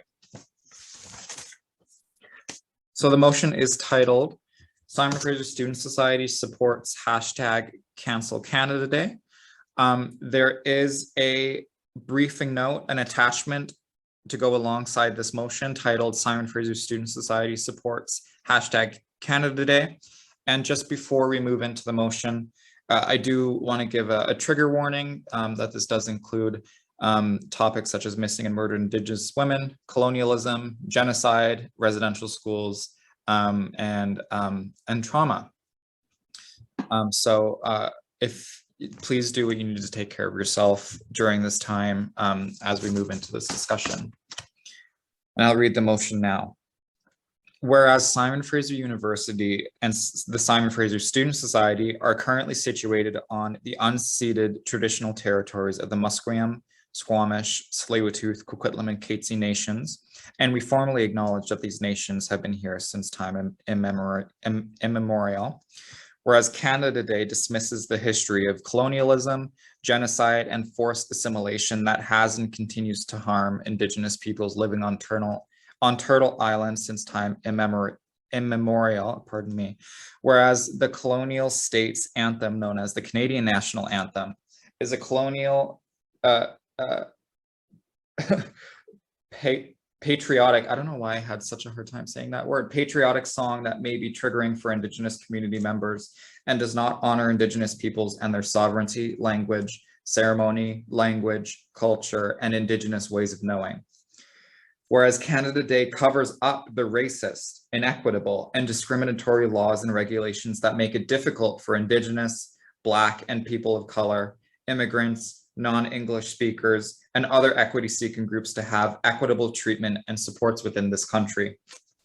Whereas celebrating Canada Day means to celebrate genocide, systemic racism, trauma, lack of mental health and monetary support, and missing and murdered Indigenous women, girls, and Two-Spirit folks, all that our so-called Canadian government so chooses to ignore nor provide any sustainable assistance and fair reparations. Whereas the Idle No More #Cancel Canada Day campaign was initiated by the labor and activism of Indigenous peoples who are committed to honor all the lives lost to the Canadian state. Indigenous lives, Black lives, migrant lives, women and trans and Two-Spirit lives, all of the relatives that we have lost. Be it resolved that the SFSS Council support, amplify, and participate in the ongoing #Cancel Canada Day campaign by Idle No More this year and for the foreseeable future. Be it further resolved that the SFSS disregard any form or celebration or idealization of so-called Canada at SFU.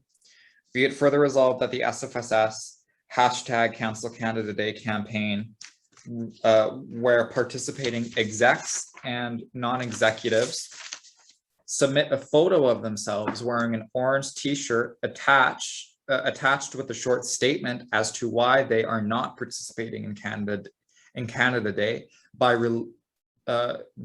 be released in relevant SFSS social media platforms anytime between the dates of June 30th and July 2nd.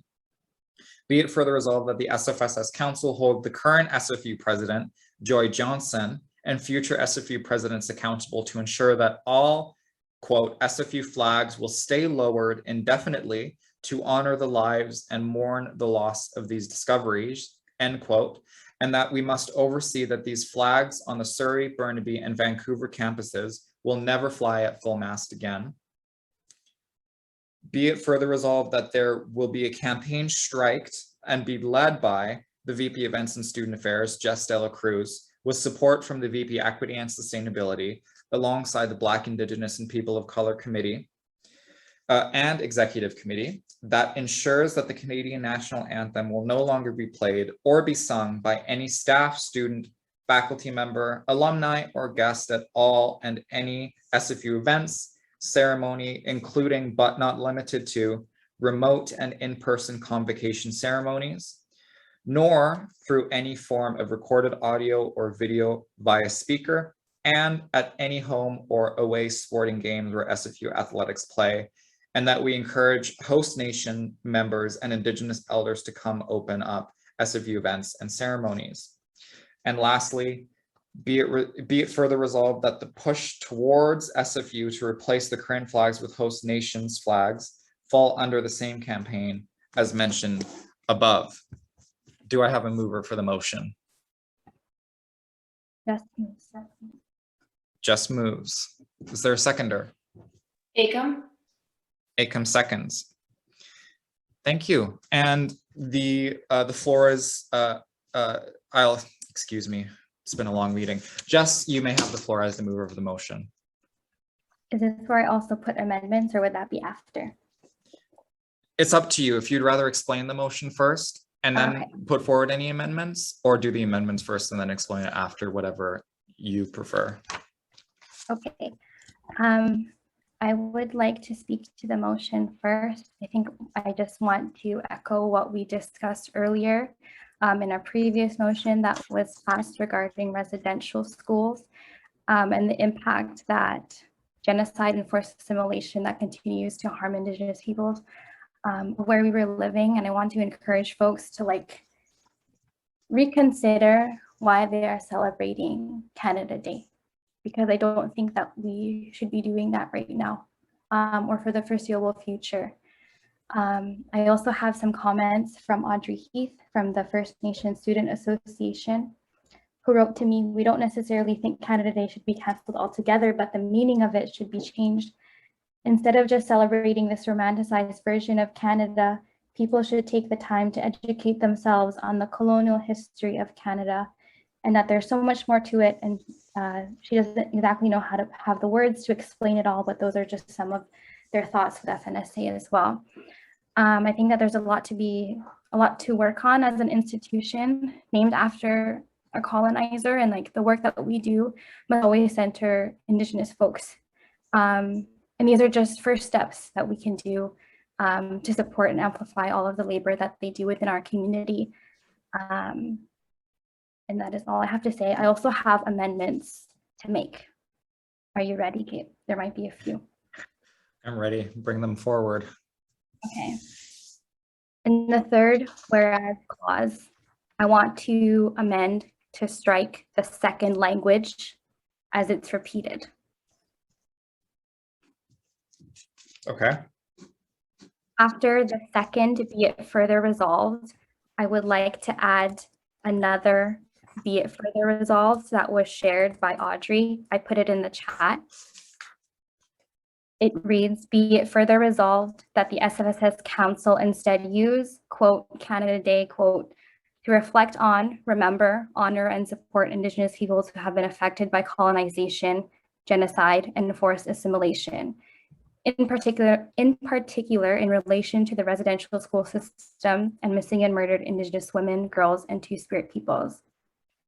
I would also like to add another be it further resolved clause after this one that states, as noted in the chat, be it further resolved that SFSS Council help promote education of the colonial, oppressive, and racialized history of so-called Canada through support, amplification, and participation in decolonial and anti-oppressive narratives that highlighting Indigenous knowledge systems while discrediting settler colonial narratives.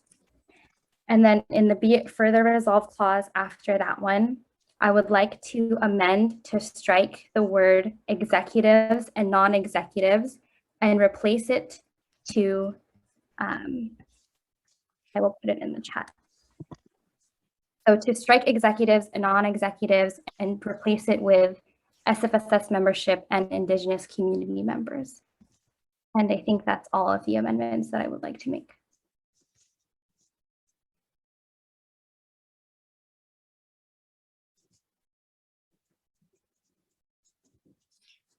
All right, Jess has moved to make a number of amendments to the motion. We'll consider them in a batch. Is there a seconder for those amendments?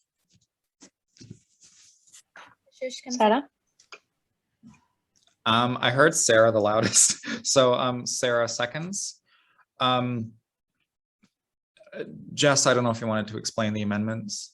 I think they're probably self-explanatory. Yes, these were recommendations from Audrey Heath, who is the First Nations Student Association counselor, that wanted this to be included in the motion and for me to speak on this as well. So I really appreciate FNSA and Audrey to who looked over this as well, and the executive committee who helped. Thank you, Jess. And Abby, I see you're on the list, but I just want to double check that you're speaking to the amendment, right? Okay, go ahead. Yes. So first of all, I think particularly the first two amendments from FNSA were really, really good amendments, particularly the education and what's happening, just because so many people just either they tune out during high school when it's talked about, or it just isn't talked about well enough. I have a quick question regarding, I believe it's the third amendment, the SFSS membership. So I don't know if I completely understand it. Are you saying that you want all SFU students to be sending in posts or whatever it is with the orange shirts? Or I'm just want some clarification on that, if that's okay. Go ahead, Jess.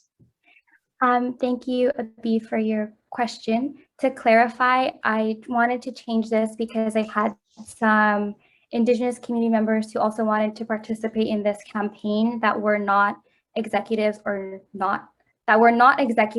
were not non-executives. And I also had some student union executives reach out to me who were none of those executives and non-executives who wanted to participate, but they would still be included in SFSS membership, which literally means like any SFU undergraduate students who paid their fees. just to encapsulate all of those students. And I think you have a direct response. Abby? Yeah, okay. That's thank you for clarifying. Okay, this is a little bit confusing because technically with that amendment, I have a little problem with the first motion. So should I address that now or should I wait till we address the motion the amendment's already passed? So you have something on the main motion. On the main motion, but it's due to the amendment and how it alters something.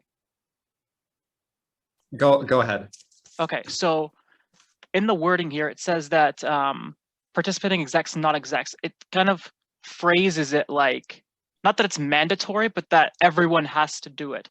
And if it was just execs and the council, I think that maybe would have made more sense to that motion. But now if you're including the SFSS membership, I think that can get a little confusing. Or maybe I'm just overthinking it.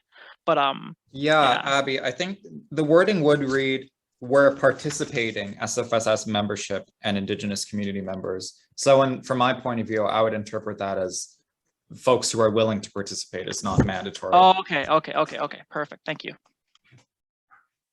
Jess, did I answer it for you? Okay, cool. Are there any other questions on the amendment?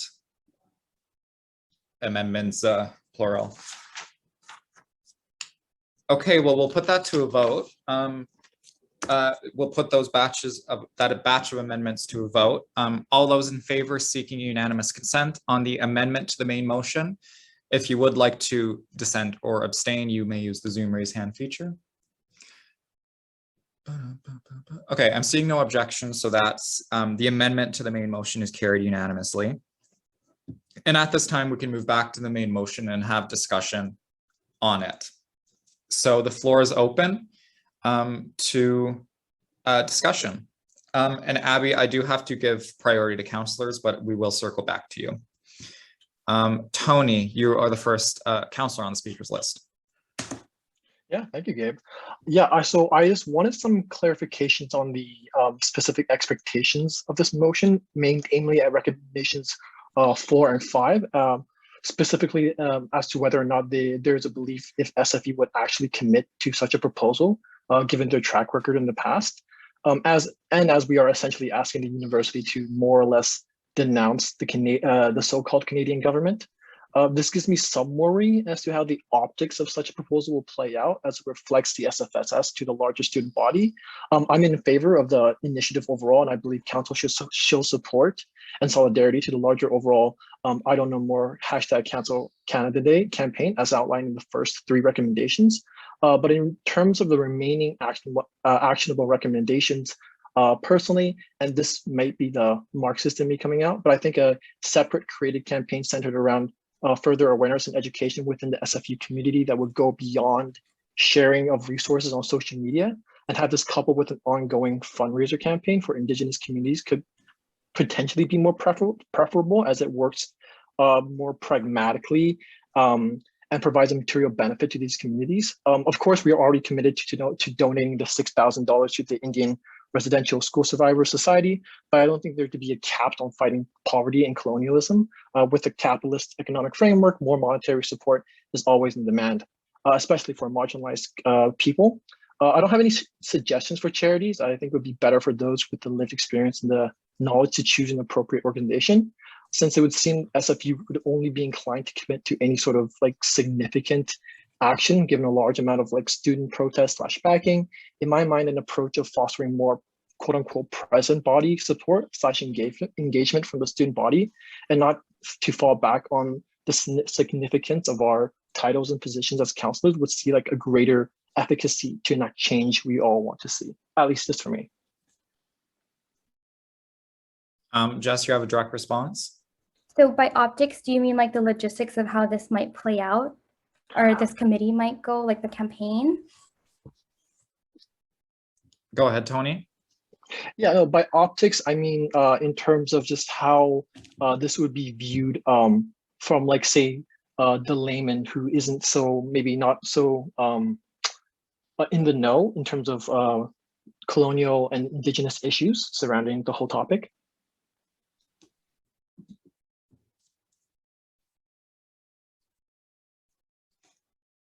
Okay, Jess, go ahead. I think that's the way that it looks to people if by doing this, and also just that's the work that we have to do within that campaign, is to educate people and to give reasoning as to why we're doing this and its importance. We can also, I think you mentioned that considering about donations to other organizations, that's definitely something that we can do long-term as SFSS Council. I would love to do that. I think that's a really good idea. But for logistics and educating people, that would happen definitely for sure under that campaign, and just pushing hard for it, I think is important. Thank you, Tony. Matt, you're next on the speakers list.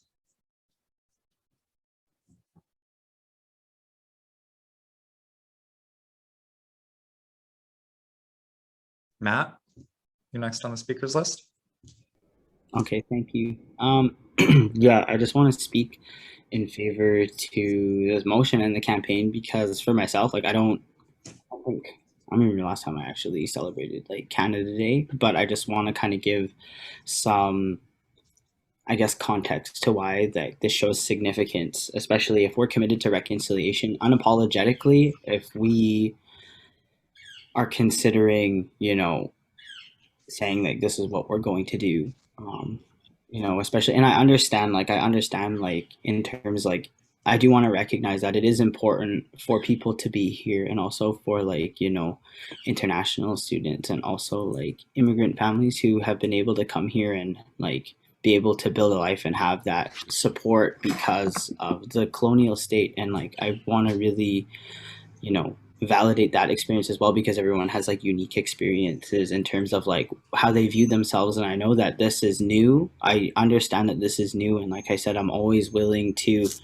have those conversations with people, especially as an Indigenous person in this role and in academia, and like further going to like university, to be able to have these tough conversations, because it is hard. It's hard to be in these situations, especially for other folks, not having context of like why we would be doing this, or like why this is important, or why this holds significance. And I think it's just time to, we're hearing a lot of really ugly stuff coming out right now, and this has been ongoing. And especially with there's a big pushback right now because of the residential schools, the residential school findings. And I think it's important to acknowledge that. But this is stuff that elders have been saying for years. This is stuff that our communities have been advocating for years with the Truth and Reconciliation Commission. And there's been a lot of harm. There's ongoing harm that the Canadian state is perpetuating on Indigenous people. Yes, residential schools, but also with sustainability issues like pipelines and dams, and all fracking on reserves, and places not having clean drinking water, and inadequate infrastructure for Indigenous people to succeed here. So I don't think, if you really think about, like, I still have to carry around a status card with a number. What other type of people are still like documented by a number, a specific group of people, where like this is ridiculous? Like, we as Indigenous people, we are not treated equitably in this country, and we've seen that time and time again through so many different instances. And if like unmarked graves of children at residential school is not enough, I've heard this many times from like other Indigenous people saying this, if that is not enough, then I don't know what else is going to change. I don't know what else is going to change opinions of people, like thinking that there wasn't something wrong that has been happening here, or something that needs to be recognized. Like, I don't know what else that we can say or what else that we can do, because we've been saying this for a long time and people are angry. Like, I don't celebrate this because of what the state has done to our communities and my family. Like, this is how it is, and this is the realities that are coming to light now and that have been ongoing, and Indigenous people have been advocating for these things to change, and they don't change, and they haven't been changing. And we need that support, and if people are allies and it's uncomfortable, well, we're willing to help you with that, and we're willing to teach you, and we want you to support us. And Indigenous people, do our best to show up for other folks as well. So that's reciprocal. And I believe that's something that we have to do this work in a good way. And I always say that this work has to be done with an open mind and an open heart for it to be done in a good way. Thank you, Matt. Devin, you are next on the speakers list. Yeah, I'll try to be really quick because I don't want to take up a lot of space in this discussion, but I just want to acknowledge that as a white settler, I notice in both myself and my community a sense of entitlement to this land. Many around me confidently state how many generations of their family have been in Canada and how that entitles them to celebrate, that their family was self-made and truly Canadian. For white settlers, it's easy to celebrate Canada Day. It is easy because it continues to perpetrate the colonial white supremacist values that the state of Canada was founded and continues to operate on. It is easy to not stand up in our community, to our friends, and to our families. I would ask all other settlers to reflect on what Canada Day means to them and what biases are reflected in that meaning. I ask my fellow settlers to reflect on how they can change their inherent biases to be more equitable, including by not celebrating and using the day to look to the Indigenous community and educate ourselves. I admit that I do not know enough. I need to change that. Ignorance is cooperation in Canada's colonial efforts. And lastly, I urge my fellow settlers to look to the Indigenous community and to thank them. And within the SFSS, our Indigenous community, I thank them for bringing this up. I thank Jess for bringing this up and taking the labor to do so. And just another thing is, if you see Canada Day as a party, as I think a lot of young people do, I urge you to gather with friends and family on any other day that's not under an oppressive flag. Thank you, Devin. Paul. I'd like to start by supporting pretty much the entire motion. I just would want a little bit more clarification for one specific aspect, especially relating to athletics. There was something mentioned about not playing the Canadian national anthem before athletics events and games, whether that be home or away games. I cannot personally vote on this without talking to my constituency beforehand and seeing what their entire feelings are on this. So I will most likely be abstaining during this vote. However, it is not a decision that I believe that comes down to us or to this council, and instead will be coming down to the athletic department and Joy Johnson's the president. Because that is something that we cannot change, we cannot do, and we have tried changing the pregame ritual and music and what's going on beforehand, but we have no say in that. The other aspect of that too is that we compete in the United States for all our athletic teams, whether it's for nationals, for anything, and although we are representing Canada, which is, and we are recognizing more and more often as an oppressive country and oppressive flag, at the same time, we are currently the only NCAA competing school in Canada, and therefore that makes us unofficially Canada's NCAA team. So when we do go play games and events, we will then be only hearing the American national anthem, not the Canadian national anthem. So therefore, I do ask, like, will we be proposing other a musical introduction, so another song or introduction to that, or will we be just striking the national anthem altogether? Jess, go ahead. Paul, I would love to have your involvement in this so that we can work together in continuing this discussion, because I do understand that you folks do play in the United States. Other things that I would consider as mentioned in this motion is instead of bringing like the Canadian national flag, we could also push for the host nation's flags as we are settlers on Canada. I still do strongly recommend and encourage that we work together to make sure that the national anthem, first off, could possibly not be played at home games. We could start off with that within this campaign, and hopefully we can work together and have this discussion. And then let's see how that works when you folks play at the US. That's just my recommendation.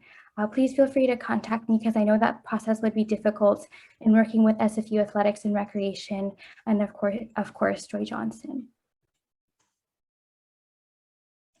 Thanks, Jess.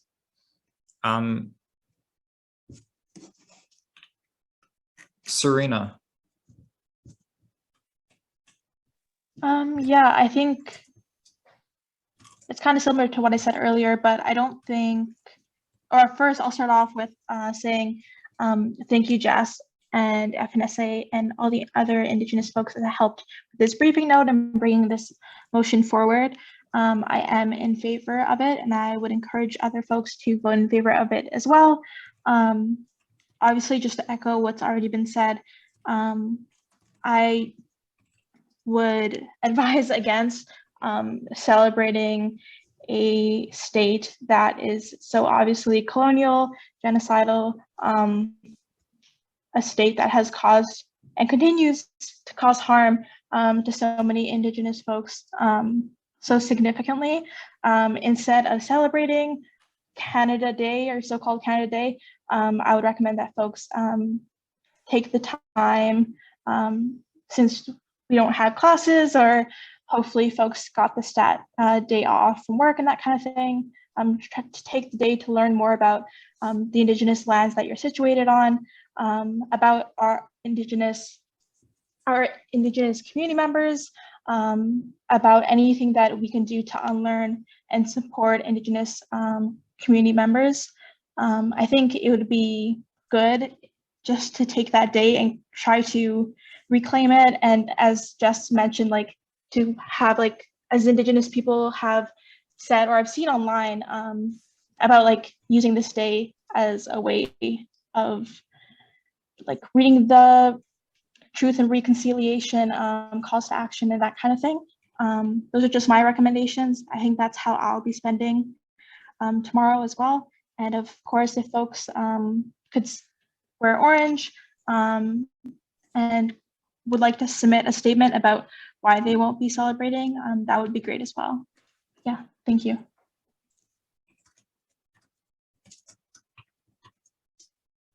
I don't want to cut this discussion short, so I'm actually gonna, seeing as we're approaching 8:30, I'm gonna move to extend the meeting until 9 p.m. just so we can finish up this motion.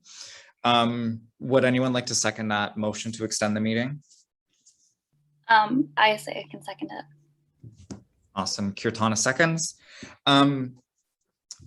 We'll put the motion to a vote, seeing as it's a procedural vote. All those in favor of extending the meeting to 9 p.m., seeking unanimous consent, and if you would like to vote against or abstain, you use the Zoom raise hand feature to indicate that to me. Okay, seeing no objections, that motion is carried unanimously, and we can move back to discussion on the item. And so, Mohammed, you're next. Hello. So I would like to first state that I personally don't know how I'm going to be voting on this motion specifically. Like I mentioned before, we should be supporting Indigenous people. We should be supporting marginalized communities. The problem that I mainly find in this motion is that it came too abruptly. But at the same time, I understand that the abruptness come from tomorrow being Canada Day. So something needs to be, we need to pass something to at least show our support for Indigenous people and against the oppression that was made by the government of Canada, you know, in previous decades and in the centuries. But my main problem is, again, we have not had time to reflect on this. Like I mentioned previously in the previous motion, I would like to see extremely effective methods of how to deal with this. And I don't know if this is effective or not, because I haven't had time to even look at the motion and read into it and see what is an effective method realistically. And so I would like to offer a bit of maybe a solace between like both parties that are against and with, if people are willing to do this. Is it possible from both sides if we can launch an amendment to denounce at least Canada Day tomorrow, and talk about the flag, talk about how we are with Indigenous people and against the oppression that Canada has done on Indigenous people. and then further on, we can continue to write and think of more effective means, or the same means that are already written down. Because I personally haven't had time to read this properly. I haven't had time to properly connect with this, to reflect on what is this going to do? How is this going to look like? Is it going to be good? Is it going to be bad? Is there a better way? Is there something else we can do? There's not much discussion there, and I don't personally like that. I like action. And yeah, that's all I have, I believe. And if people are willing to do that, I would be really happy to do. Jess, you have a direct response? I do first off want to apologize for sending it yesterday only, and I do realize that that is very late to send something that this big. Secondly, sometimes when these things happen, like for example, when the residential schools pop up, the unmarked graves are announced, things like these need quick action. We can't wait a week. We can't have a lot of time to motivate for something. We need to do things quickly and take action very quickly. I know that Canada Day has been here for 150 years and so forth, but Turtle Island has been here since time immemorial. It's just, I think that this needed a more pressing and quicker action, just because of the residential school findings as well, and just the ongoing genocide and harm to Indigenous peoples. My recommendation to you, Mohammed, is for you to communicate with me on this campaign, but also join BIPOC committee meetings, because I believe that we could bring this under BIPOC committees as a motion stated, to further take action, as you said. Mohammed, you have a direct response? Yeah, apologies again. Yeah, I completely agree with you. When a crisis pops up, you need to deal with it immediately. It's our duty as councillors, is at least what I believe. That's why I'm saying the short-term goals of the motion should definitely be passed, like 100%. My problem is with the long-term aspects of the motion, whether we should probably consider them further rather than being impulsive about them. So the short term, 100%, that's what I'm saying about that's why I'm saying an amendment of basically, let's keep the short term aspects of the motion, because yes, we need them. It's Canada Day's tomorrow. Residential school information came out a few days ago. It's just a volley of information. But when it comes to the long-term solutions, we can't be impulsive about those, because that's one, our image, two, our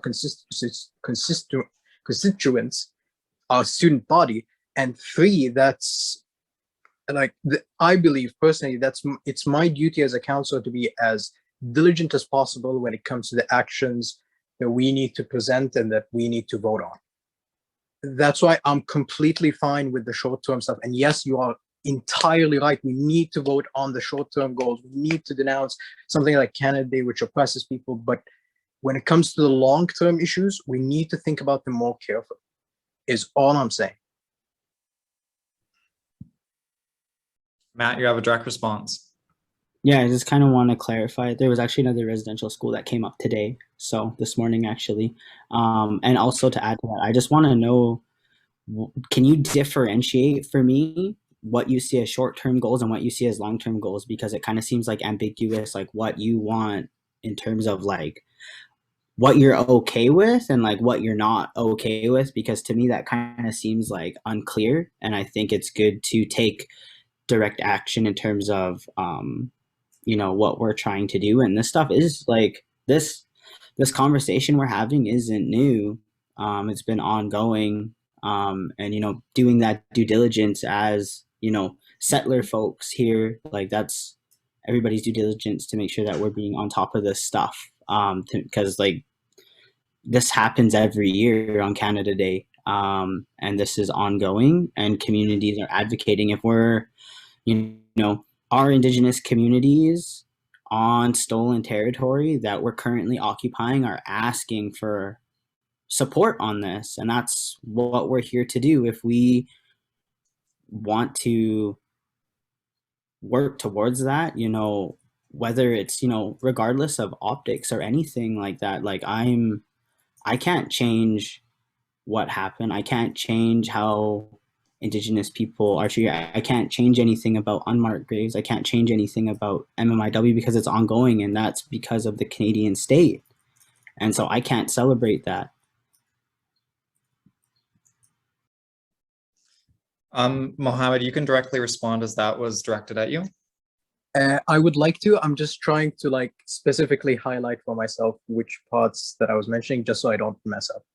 Like just to be specific. So if you can give me a minute just to like double check which points it is specifically, and I can get back. That's okay. Okay. Well, in that case, Devin, you have a direct response? Yeah, I guess on this topic, I'd like to ask Jess as well as Matt. My understanding from this was many or all of these recommendations came from the Indigenous community, both as SFU and outside. And I was just curious if either of you could talk more about how these recommendations came to be and their long-term, like how they got to this point and how that was a long-term process. Matt, please go ahead.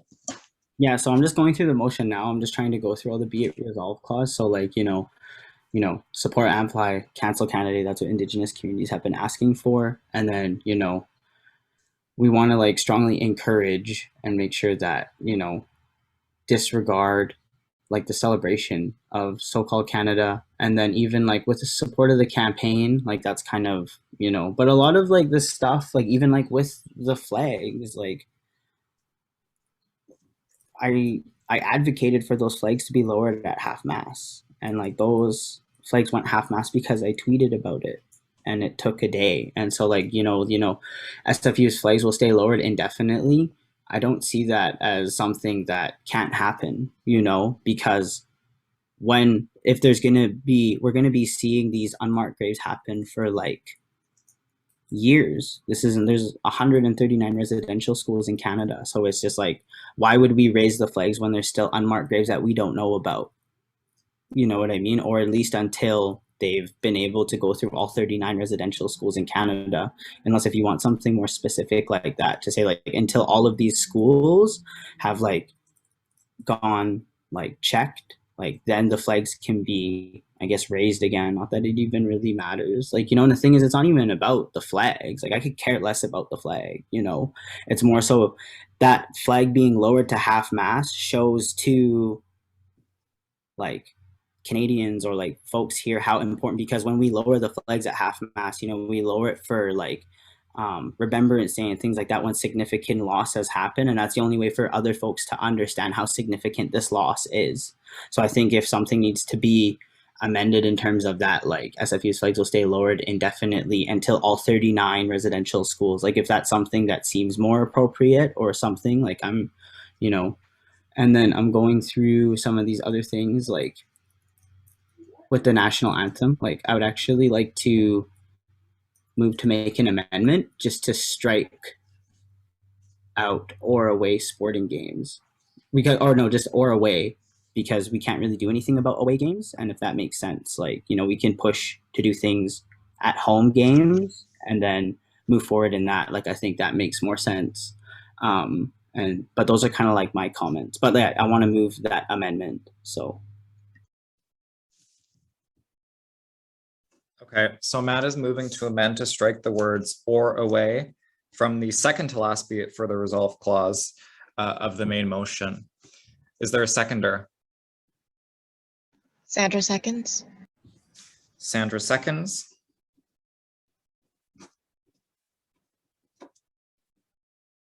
Any discussion on the amendment?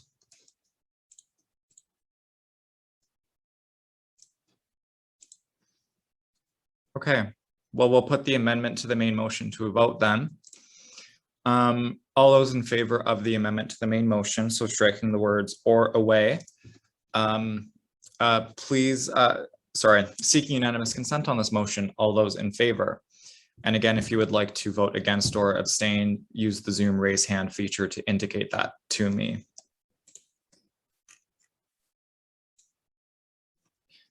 All right, seeing no opposition, that amendment to the main motion is carried unanimously, and we'll just move back to the main motion.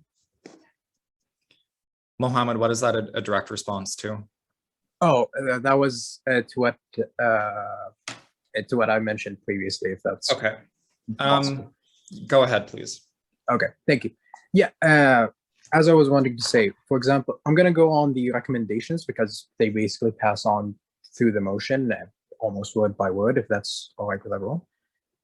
Basically, what I was mentioning is in terms of short-term goals, that would be recommendations 1, 3, and 4. Those are perfect. Those actually, we should have done those weeks ago.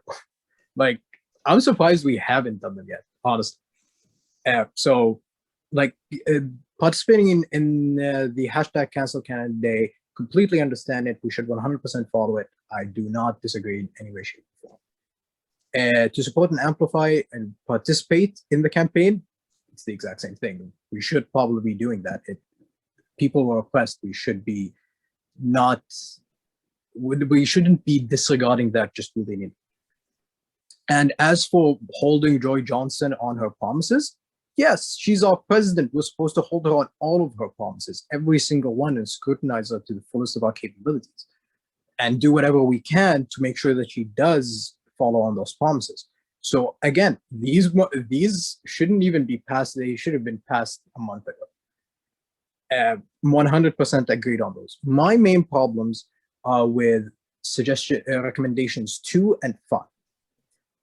I understand that may be potentially offensive, and I apologize. It's not a matter of I don't support your current situation. Yes, I can read them out. It's a matter of not just the perception, but I'm trying to think of as many people as possible when I think about this.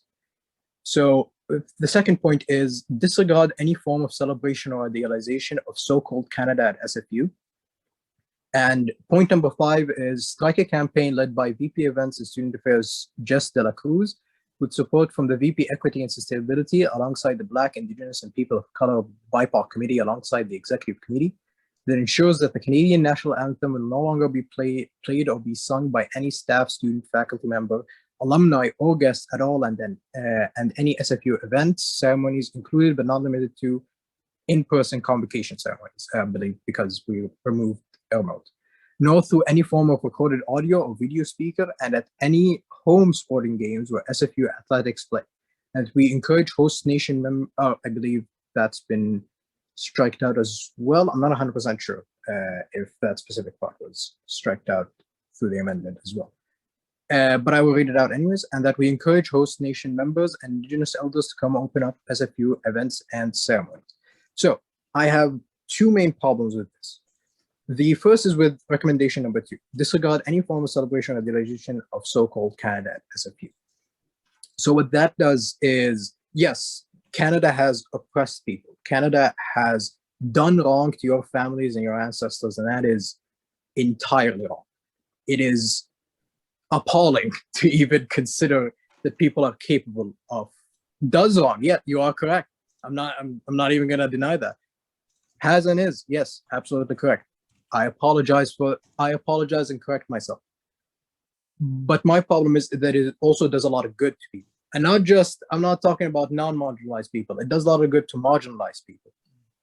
It did a lot of good to me. I'm an immigrant. I've only been here for a year and a half. And I understand that I am on occupied land. I understand that I have stolen a person's property. It's wrong, I know. But I also can't say that it didn't do me personally some right. And I know that other people are in a similar boat. So I can't just say, oh, I can't celebrate the entirety of Canada just because, not even just because, no, we shouldn't be celebrating Canada for that.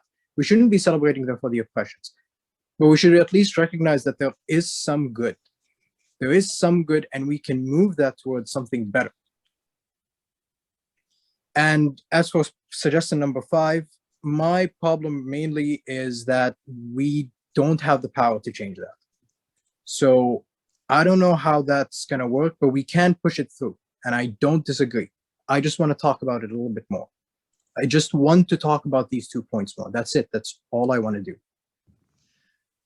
Yeah, that's all I have. Serena, you have the first direct response. Yeah, I just want to say in terms of the first objection to recommendation number 2. I would say that not idealizing and not celebrating a state that is genocidal seems like the bare minimum to me, honestly. When I think of genocide and when I think of basically the systematic oppression and elimination of a group of people, when that's happening by a state, I don't personally look to what they've done well or what they've done good. Honestly, it's canceled out by the genocide.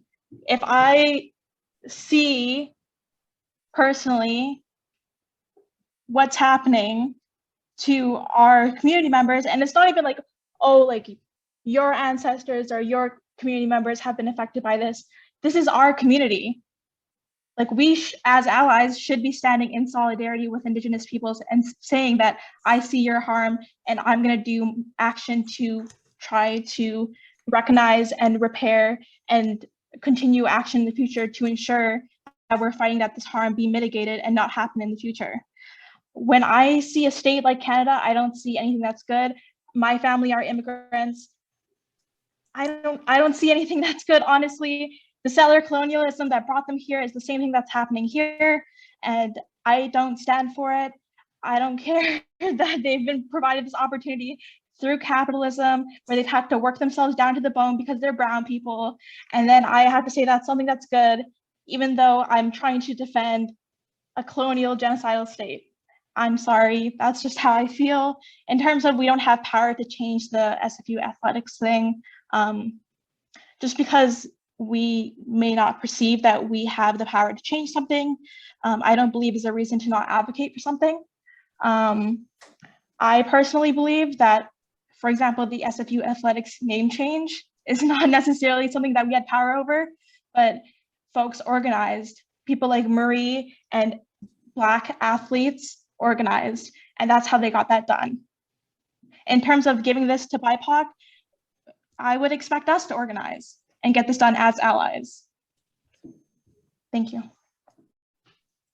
Thank you, Serena. Kirtana, you're next up. Yeah, thank you, Gabe. I have a direct response to Mohammed and Serena. I'm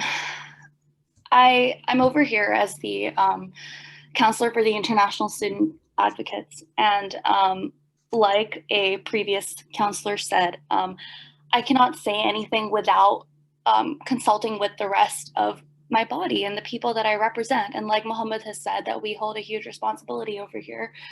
I want to make it very clear that I completely support the cancel Canada Day. What I don't support is clause number 2 from the recommendations, that is disregard any form of celebration or idealization of so-called Canada at SFU. I don't want to speak on clause number 5 right now because I haven't gathered my thoughts yet, but I will come back later.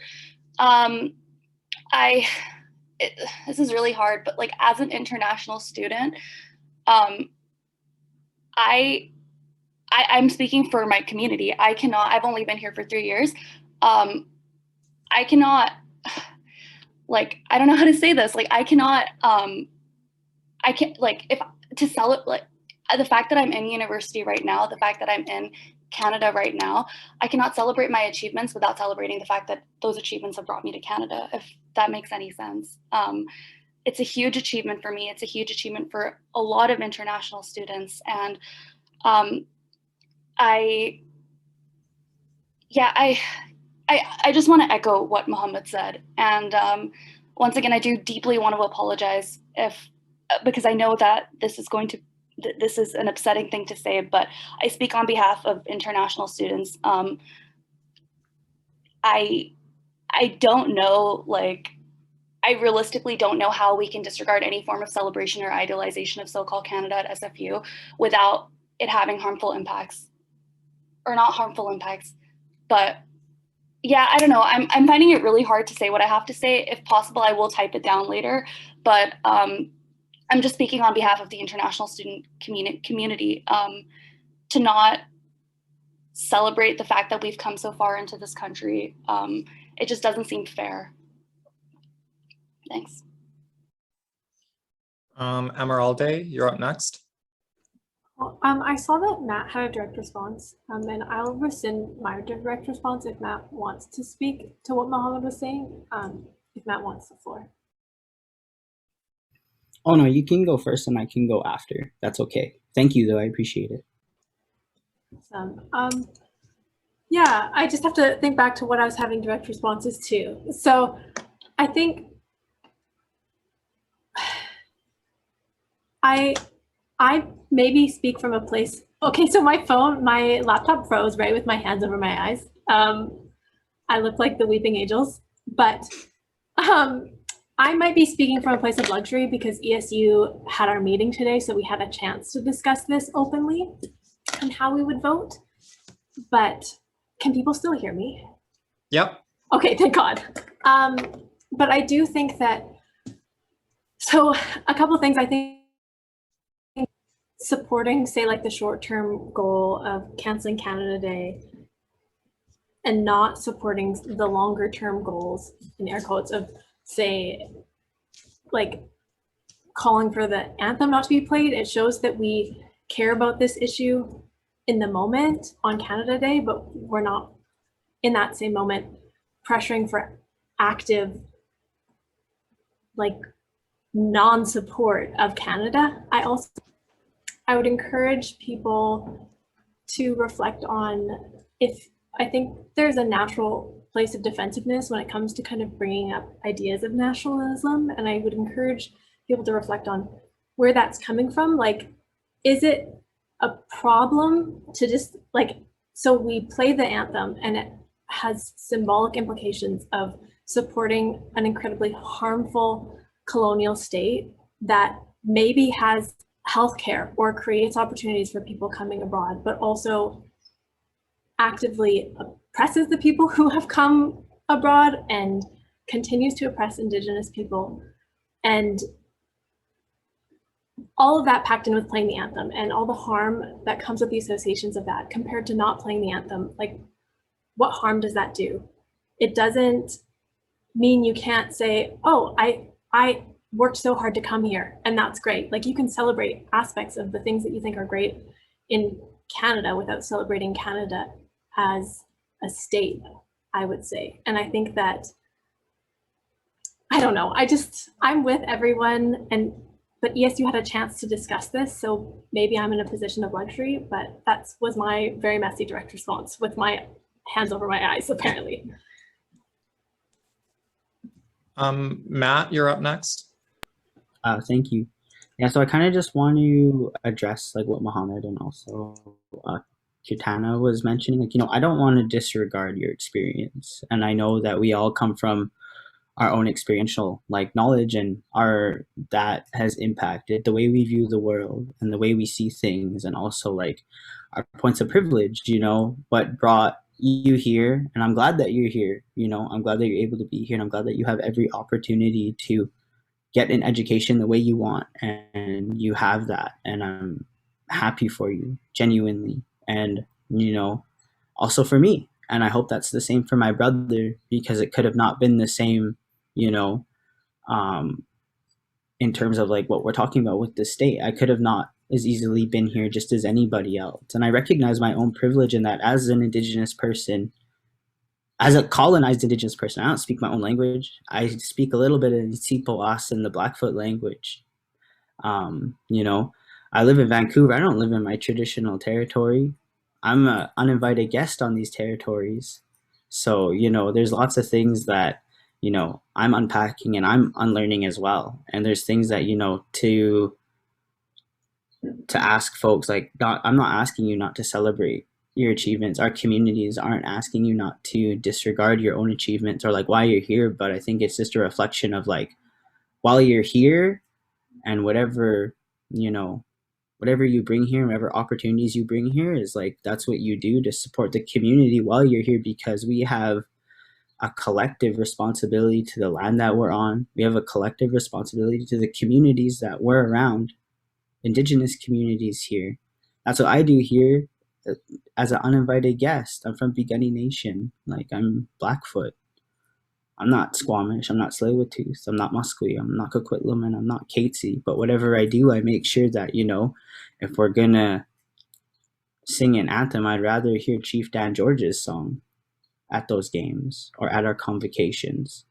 And I hope that other people are on the same page as that. I'm not like, if you want to celebrate, like go do what you have to do, like whatever make, like, you know, but just know that there's communities suffering. There's people who, because of these detrimental impacts that have happened and that are like ongoing, that are happening today, that we're witnessing now, like this is, you know, it's uncomfortable. I know this is hard to talk about. This isn't an easy discussion, and a lot of people are having these conversations for the first time with their family, especially, you know, immigrant families who are like, oh, what's happening with these residents? They've never heard about that, and I can empathize with that while knowing my family's been impacted by that, and I'm able to empathize and I'm able to acknowledge that. And I don't want to disregard your experience. I'm not telling you not to celebrate your achievements, but just there's a responsibility that we have to the land and the communities while we're here. And that's what I want. Like, that's what I'm asking you to think about. You know, is it, you know, that singing that, stop not having that anthem, lowering those flags at half mast. They're not going to bring those kids back. It's not going to heal these communities. It's not going to fix the intergenerational trauma that so many families are dealing with. That it's not going to change that. This is honestly the bare minimum. This is ongoing, and we're going to see that this is not today. You know, what was it? I'm going to look at it right now. 182 unmarked graves. That's not the last one. There's going to be more. And this is going to keep impacting communities. Every time I see those numbers, every time my family sees those numbers, first people I think about are my grandparents. The first people I think about are people who are survivors who have to listen to that and be bombarded by all these conversations that are popping up right now. We have a responsibility. We have a responsibility that this doesn't happen again, and that we make sure that we're taking care of the communities while we're here. And that's what I'm asking you. That's what these communities are asking you. What we're asking isn't going to change anything. This isn't going to change how we feel. This isn't going to change our grieving processes. So.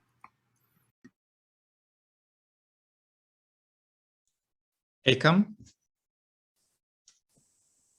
Yes, I did have a direct response to Mohammed, and I think I was thinking this in the previous motion that Matt put out as well, but I didn't really get my thoughts in order enough to really articulate it. And I think that as second generation immigrants, and even for international students, I think that we can acknowledge the fact that being in Canada is letting us live a life of privilege that our parents never had, while simultaneously understanding that that privilege is built on the backs of Indigenous people. That, like, I know that, like, a lot of us are feeling guilt right now because we've known exactly how privileged we are because if we've seen what our parents have gone, we've seen what our parents and our ancestors have gone through, and even to the point that it's been genocide in their own home nations. We know how privileged we are to be here, but we can't let that guilt stop us from showing solidarity to the fact that Indigenous people are facing genocide in Canada right now and have continually been facing genocide in Canada. So I do want every immigrant family and every international student and every second generation or third generation immigrant to really understand the fact that our privilege is really, really done at the expense of taking that privilege away from other people in Canada.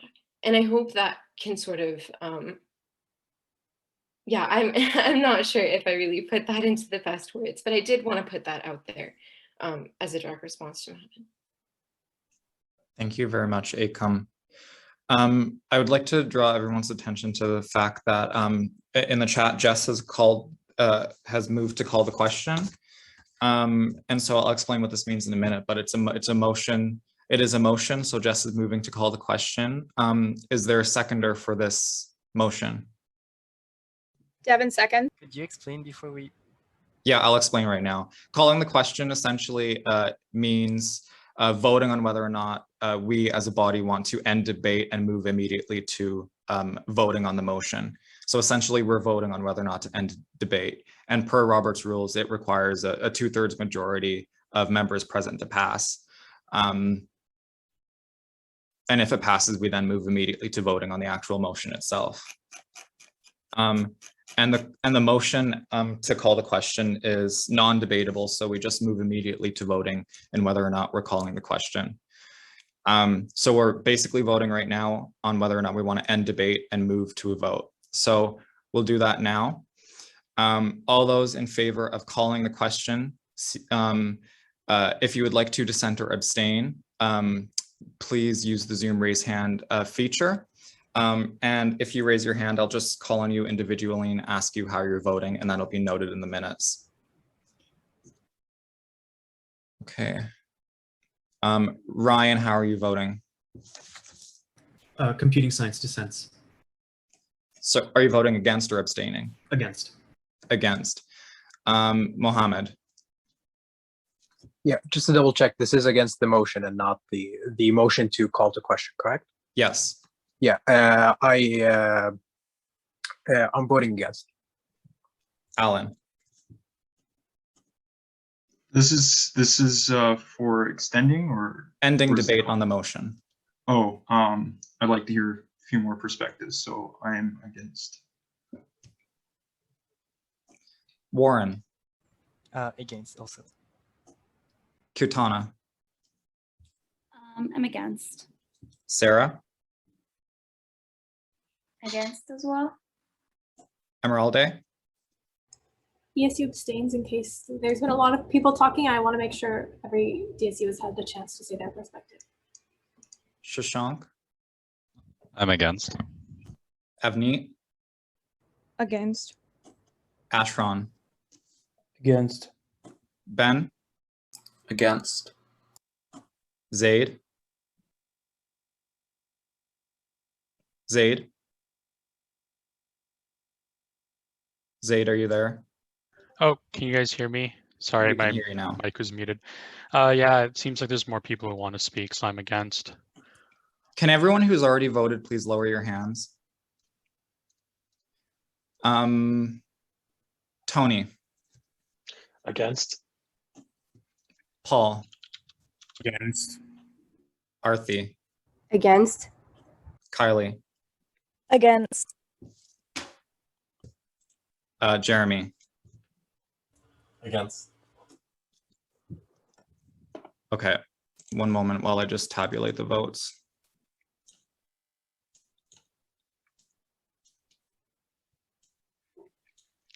Sorry, Zaid has a point of order.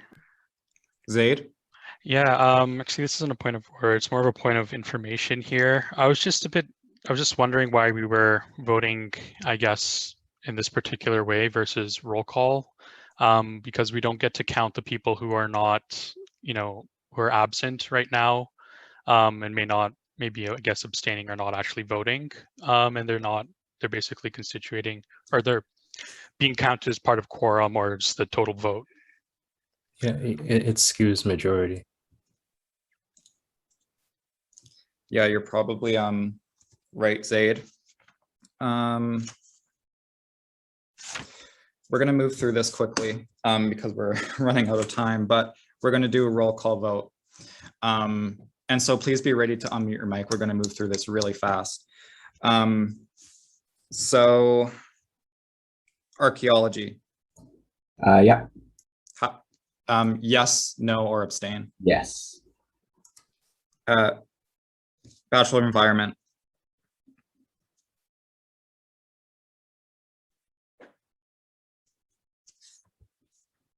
Okay. Behavioral neuroscience. No. Biology. Yes. BPK. Yes. Chemistry, No. cognitive science, communications, No. comp sci, No. criminology, data science, No. economics, Yes. education, engineering science, No. English, Abstain. environmental science, Yes. film, Yes. French, Against. gender studies, Yes. geography, global Asia studies, Abstain. health science, Yes. history, No. indigenous studies, IAT, Against. International Studies Student Association,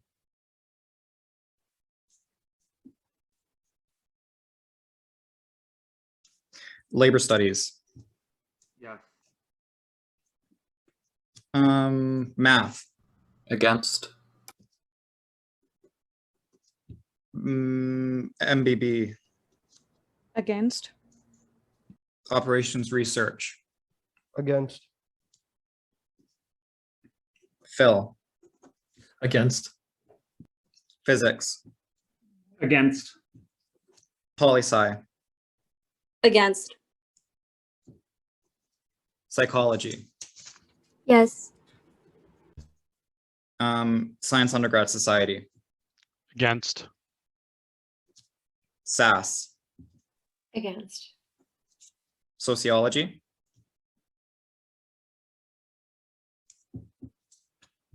software systems, Against. statistics, student athlete advisory committee, Against. sustainable and energy engineering, Against.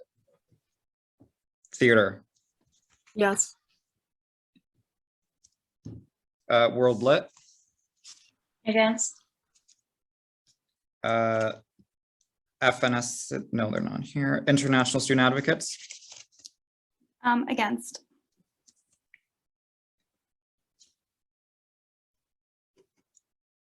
women's center,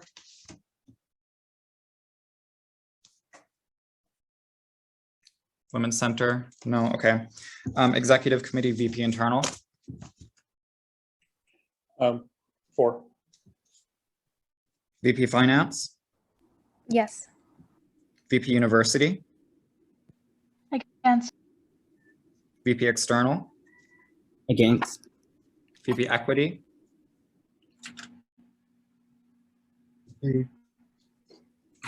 VP equity, VP events, Against. okay. Let me just tally the votes.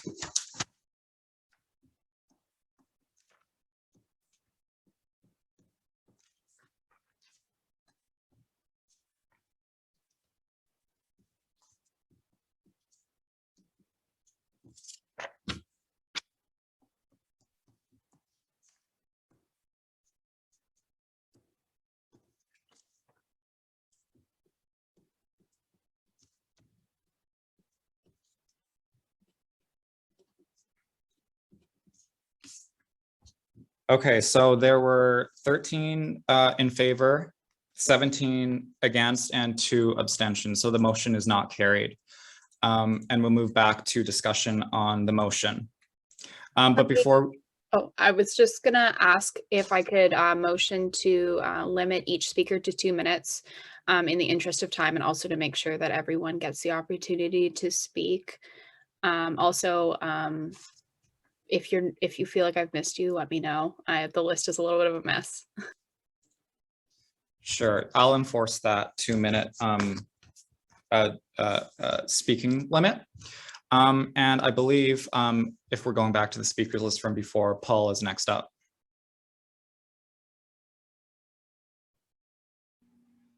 Yeah, so I had a direct response to, I think it was Serena.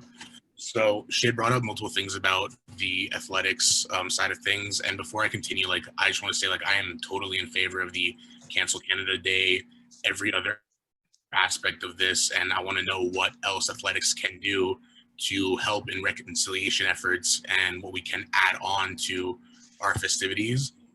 Talking with our executive committee just in the process of this discussion, we've realized that there's not much we have the power of doing in terms of removing. However, we want to know what we can add. So I know we've talked about flying the flags at half-mast. I completely agree with that. Adding Indigenous flags, completely agree with that. Adding Indigenous song and music, and would have to refer to Matt for what he had mentioned earlier. Completely agree with that. And we can add things on quite easily, in fact. However, she had mentioned name change process, and being in part of that process from the beginning and continuously being on that committee currently, there are a lot of steps, and we're now seeking representation from FNSA and SOCA and stuff like that to help broaden our discussion. And so what I'm trying to say is that, like, although the name change is an internal process so that we only needed to communicate that externally, what we're proposing in terms of changing the actual flow of game day events would have to be taken up with the NCAA. And that is not something that we, like, SFU even has the power to do. And so that's why I'm trying to say, like, I agree with everything we brought forth. I agree everyone especially has the way they feel. My parents are immigrants as well. Like, I understand all types of all points of views. I do agree that, however, we can add on instead of taking away. So, like I said, I feel like there'd be way too many bumps and things along the way, and way too many hardships, especially with our athletic director. Teresa Hansen is very hard-headed when it comes to things like this. It took a long time for us to get the name change process started to begin with. And I know that she would be a lot more open to discussion if we were to add instead of to remove away. That's just where the SAC stands, and the SAC will also abstain from the vote, like I mentioned earlier. However, we do support every other aspect of this motion, and we want to work with everyone for this. Marie, you have a direct response?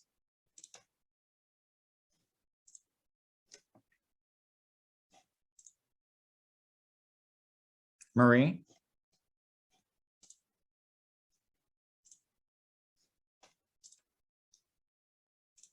We cannot hear you. Can you hear me now? Yes.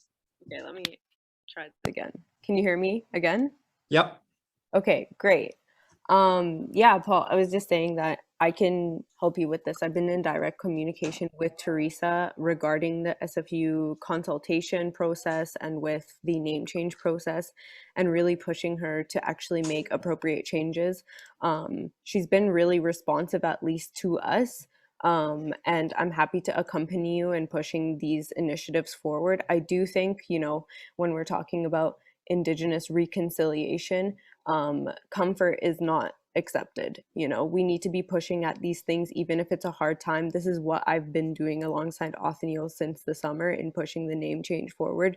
It wasn't an easy process, and it's not going to be one, just because these, policies, these constructs are built in a way that it's hard to challenge. So I'm happy to help you in that regard. Thank you, Marie. And I'm just noticing here that we forgot to extend the meeting again. So just really briefly, I'd like to move to extend the meeting. I don't know if we're going to go this long, but I'm going to do it anyway, just so we don't have to do it again later. I'd like to move to extend the meeting until 10 p.m. Is there a seconder? Jeremy seconds. Jeremy seconds. Seeing as this is procedural, we'll move directly to a vote. All those in favor of the extension of the meeting, seeking unanimous consent. Okay, we'll consider that carried unanimously and continue moving down the speakers list. And Jeremy, you are up next. Thank you. I just wanted to give a little bit of history because I was very fortunate to have teachers in high school to teach me a lot about this. So I just want to say that these steps are the bare minimum, especially in support of keeping 2 and 5 going. There's been over 400 years of forced displacement, killing, disease that has spread to Indigenous people. And if we were able to keep 2 and 5, it would open so many pathways to help support Indigenous people. Relating this to more personal things as well as other things that have happened in real life, stuff that I've personally learned from teachers in high school is that I'm from Belgium. Belgium was taken over by Hitler in the 1950s, partially a reason why my grandparents came to Canada in the 1950s, 1960s. And there's evidence that Hitler based a lot of the camps off of residential schools in America and Canada. On top of that, there's also current events that can be compared with the forced displacements of Palestinians, making way for Israeli people to have better lives. That does not excuse us continually forcing the genocide upon Indigenous people. And even if we're recent immigrants, we should still stand with Indigenous people and support them by keeping 2 and 5 in the motions. That's all I'd like to say.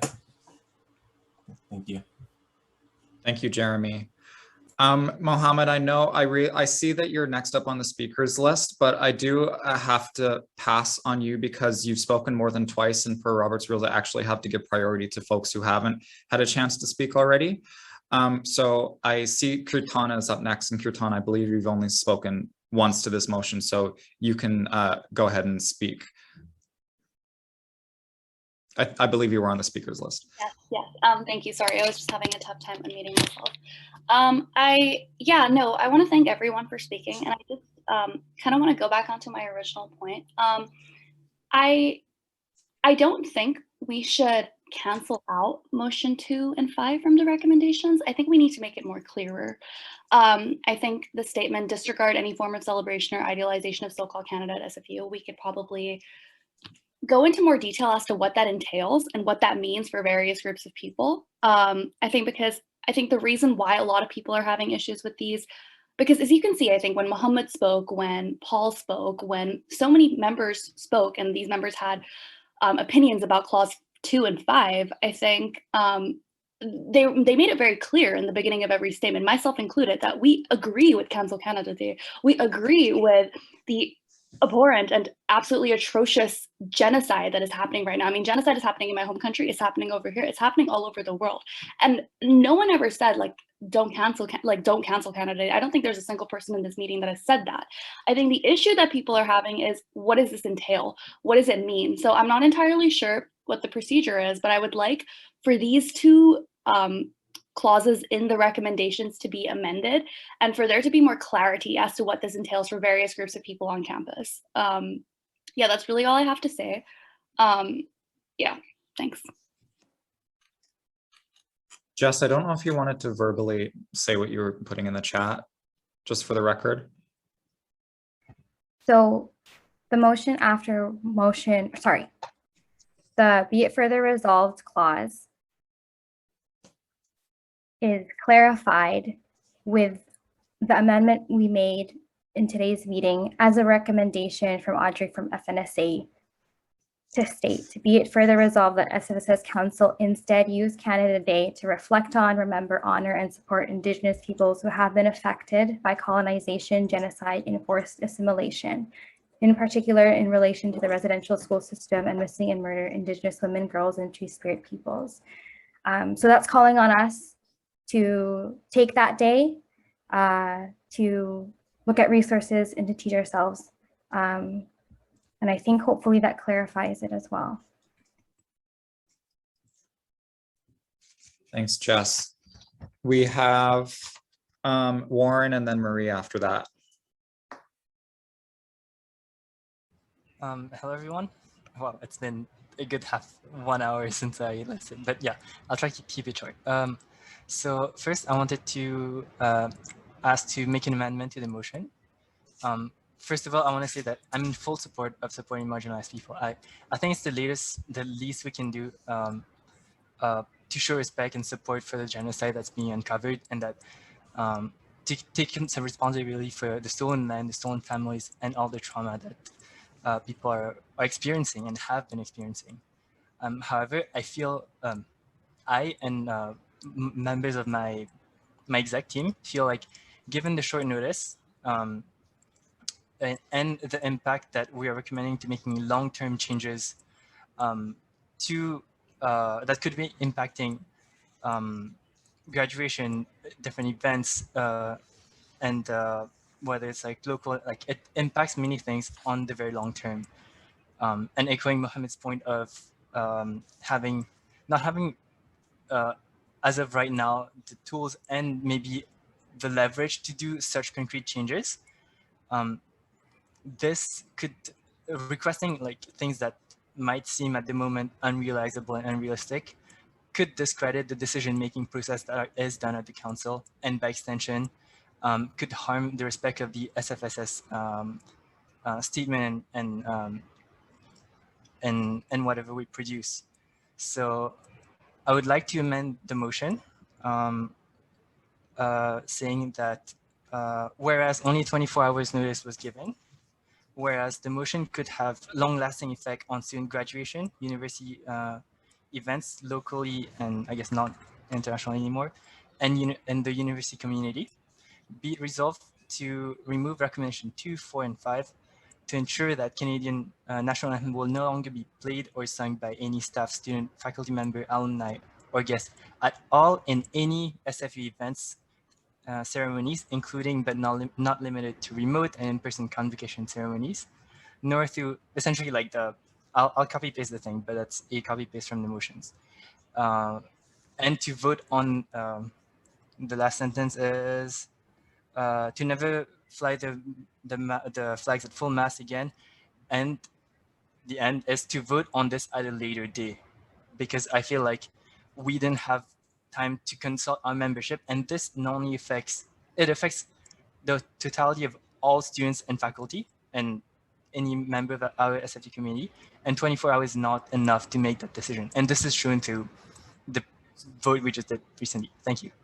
Warren, do you have a typed out on the amendment you just put forward, and you're able to put it in the chat? Yes.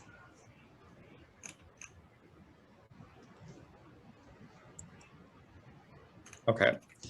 So Warren has moved to add a whereas clause and add that be resolved clause to the motion. Is there a seconder? I can second. Sorry, was that Kirtana?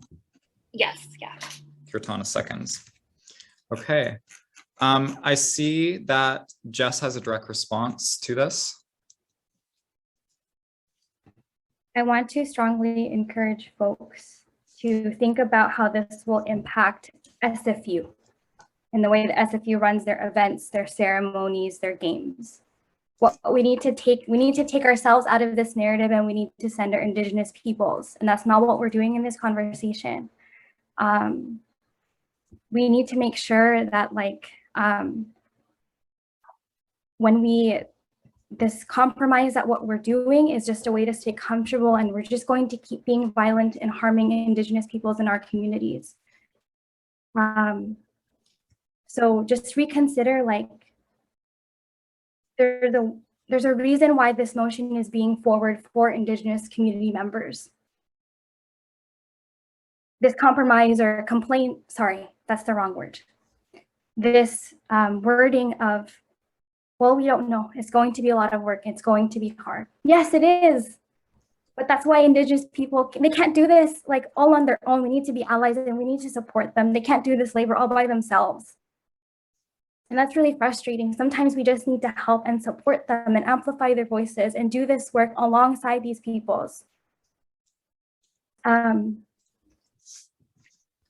This motion is centered around Indigenous peoples. It's not around anyone else.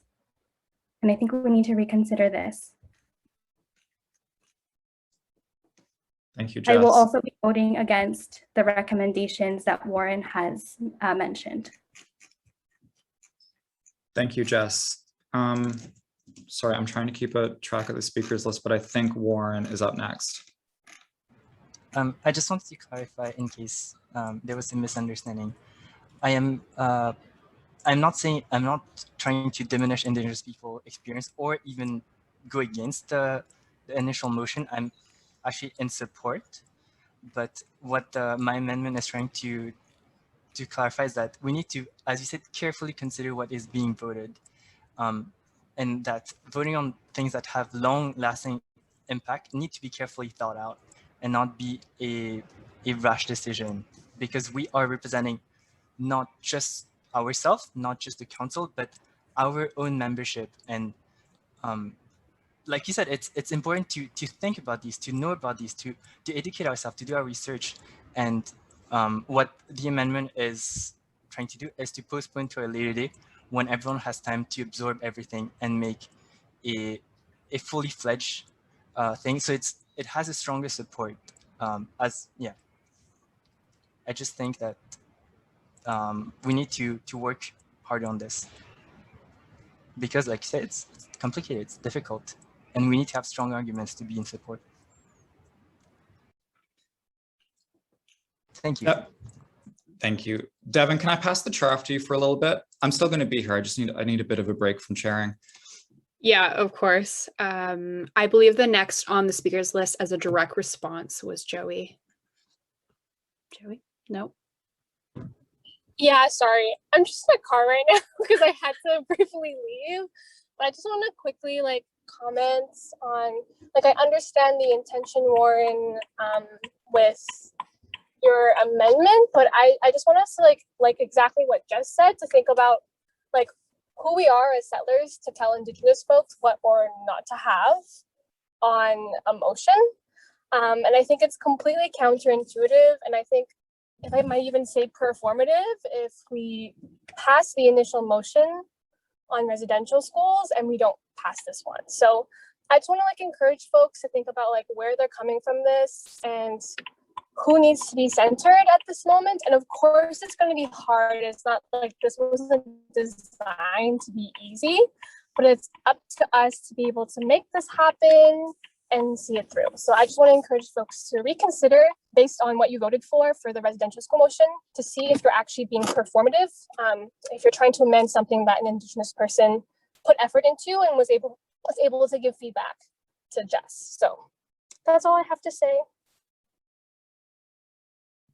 Thank you. And next on the list is Marie, but just quickly before that, I would ask Jess if it's possible to either post on a document or in the chat which amendments have already been passed, just so we can have an idea of where we're at. I know so much has happened. Thanks so much. But Marie, go ahead. I can clarify first if you yes, before where we are. So if we scroll down on the document that I just sent, the yellow that is highlighted is what we are currently talking about. When there are square brackets in bold and capital letters that say amend to add was what I added and what we passed to this motion. There are also words that are striked out because we had to also amend those. So that is where we are in this motion. Thank you, Devin, and sorry, Marie, for interrupting. No, that's okay. Yeah, I kind of just wanted to speak to this and address two things. I think the biggest thing about this motion that we need to intensely realize is that this is making space for specifically Indigenous liberation. We cannot push that forward as settlers. However, we can make room for it, and Indigenous folks should have the agency to be able to, push this forward. And I think when we're speaking about this as a rash decision, I don't even know how many times we've had a Canada Day, how many times we've sang "Oh Canada." I think we've had enough time to contemplate on it. I think we've had enough time to study and memorize the anthem as well, and what Canada encompasses.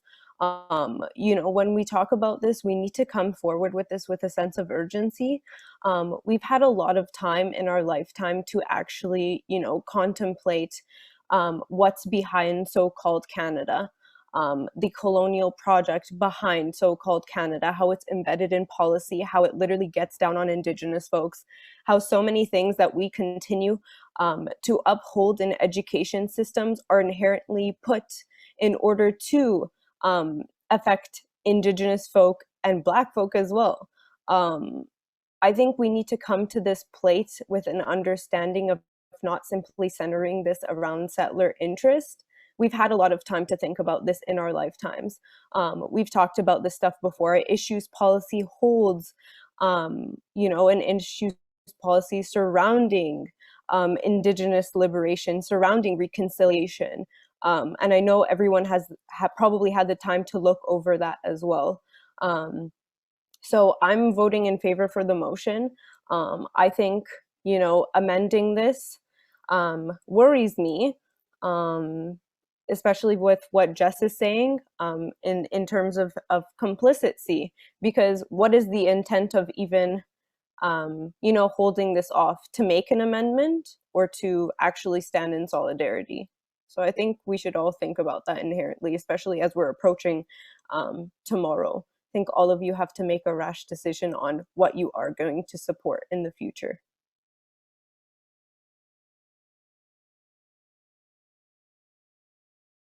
Thank you, Marie. I'm going to call on Gabe next. Just a reminder to keep your comments down to 2 minutes if possible, just so we can make sure everyone on the list has an opportunity to speak. Thank you. Ooh, actually, I see Matt has a direct response. I'll let him go first before I go. The floor is yours, Matt.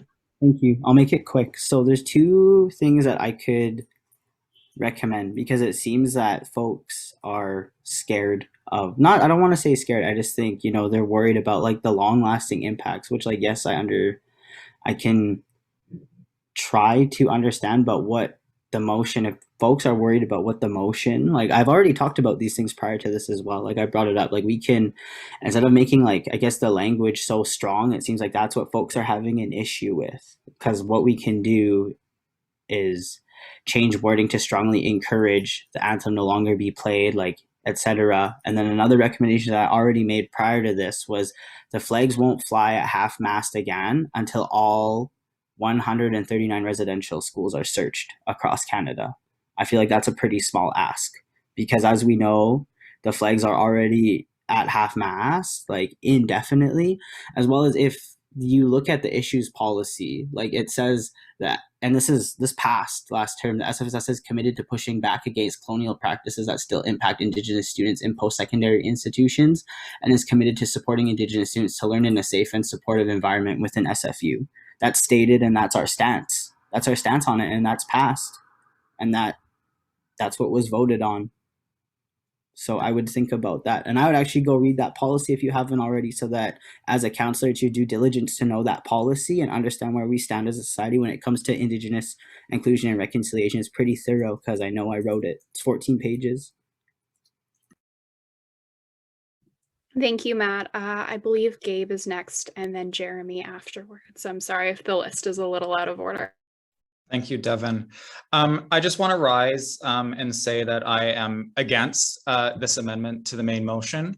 I am really struggling to grasp this so-called compromise here. I don't really understand what the need is for it. And I just want to, I don't remember exactly who said it, but I want to echo that we can't really, I believe, separate parts of this motion and consider them independently of one another, and take time to consider one part of it without considering the other part.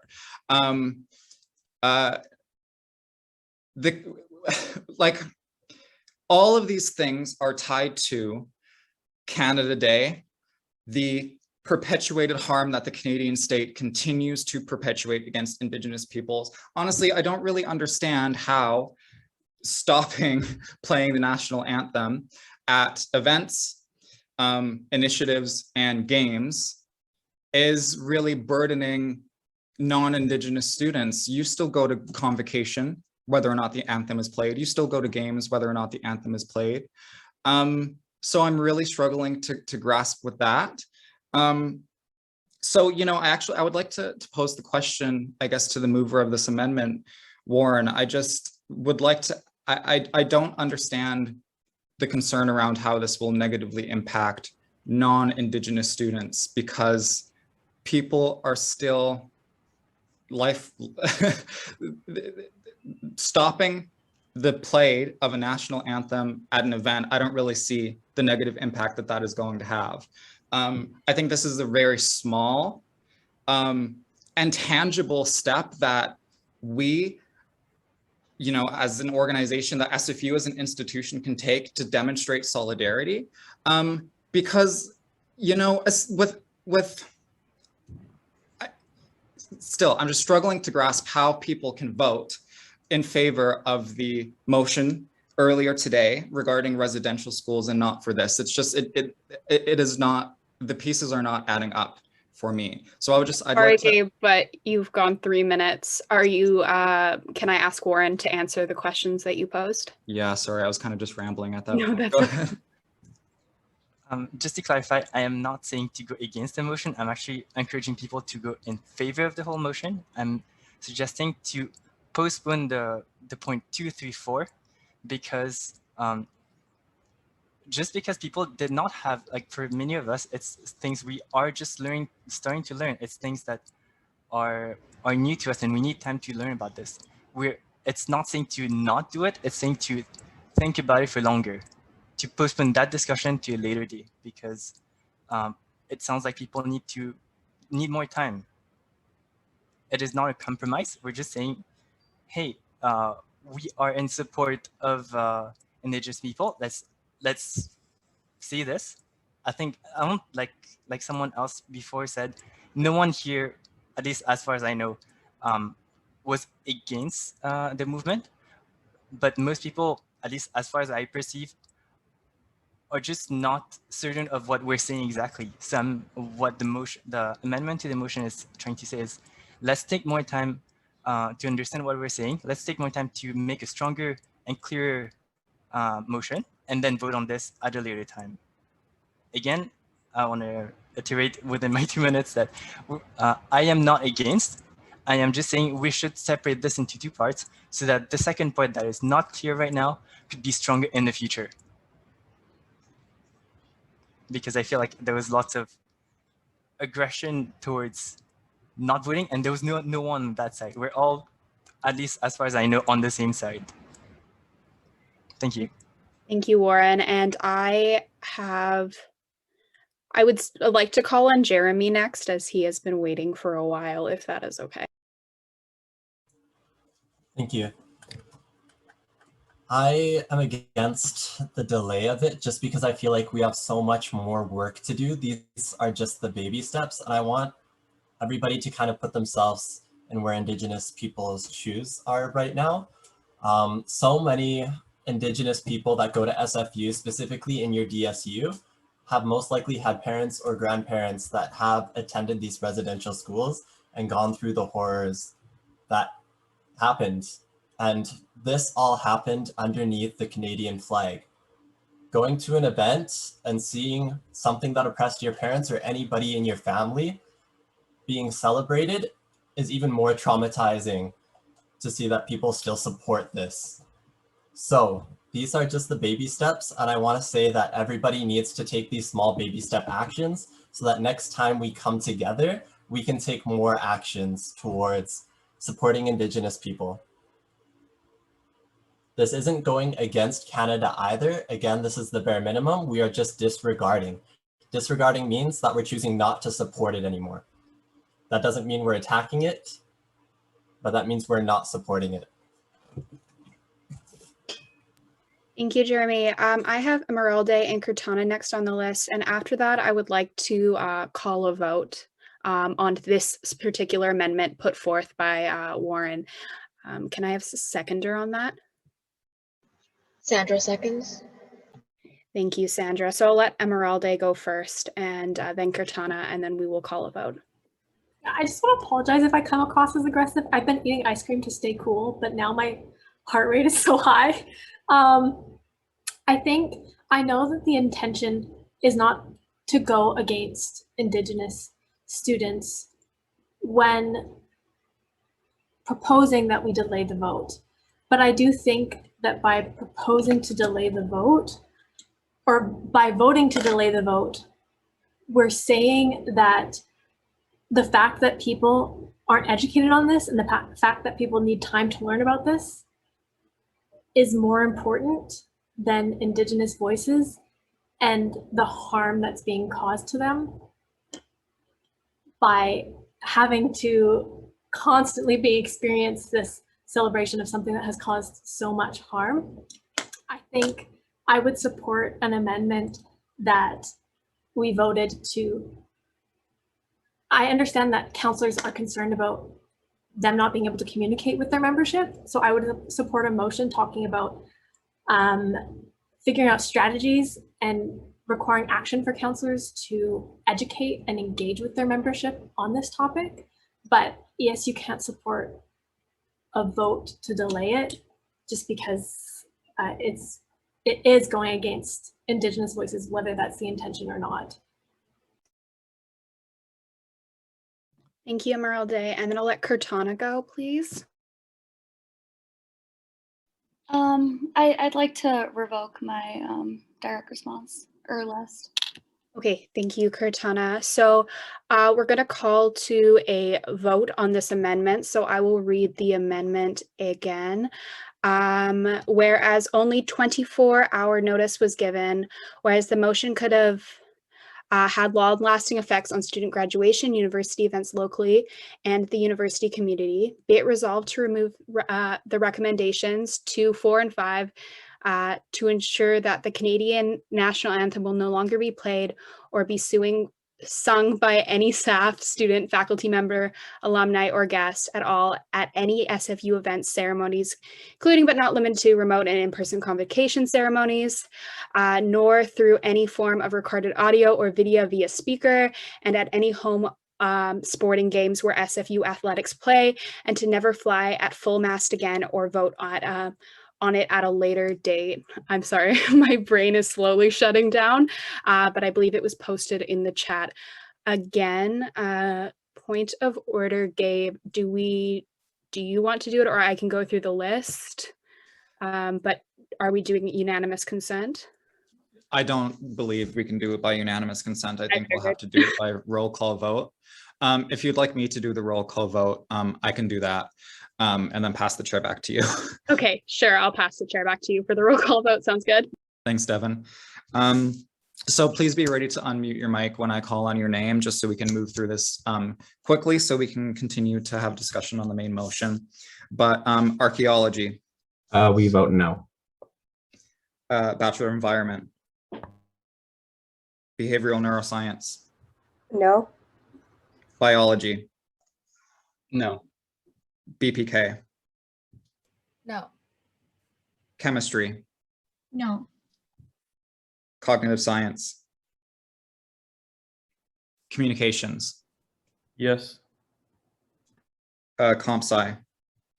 Yes. Criminology. Data science. Yes. Economics. No. Education. Engineering science.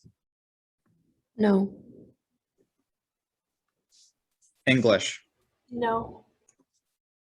Environmental science. Film. No. French. No against.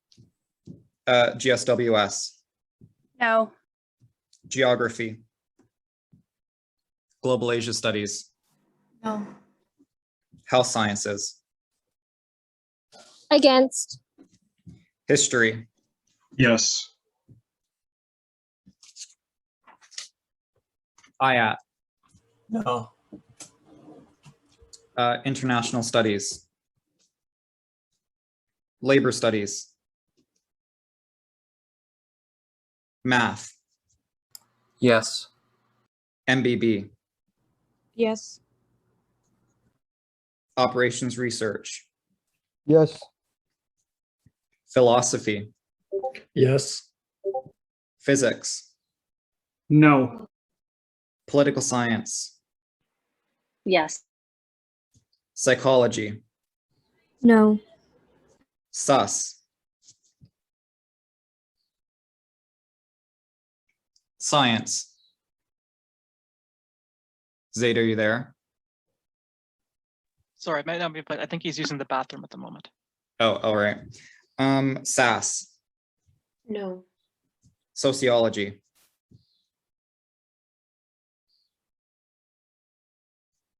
Software systems. Yes. Student Athlete Advisory Committee. Yes. Sustainable Energy Engineering Student Society. Yes. Sorry, was that a yes? Yes, it was. Okay, Theater Student Union. No. World Lit. Against. International Student Advocates. Abstain. Women's Center. I'm voting against. VP Internal. Against. VP Finance. No. VP University. Against. VP External. Against. VP Equity. Against. VP Events. Against. Zaid, are you back yet? Okay. Let me just tally the vote.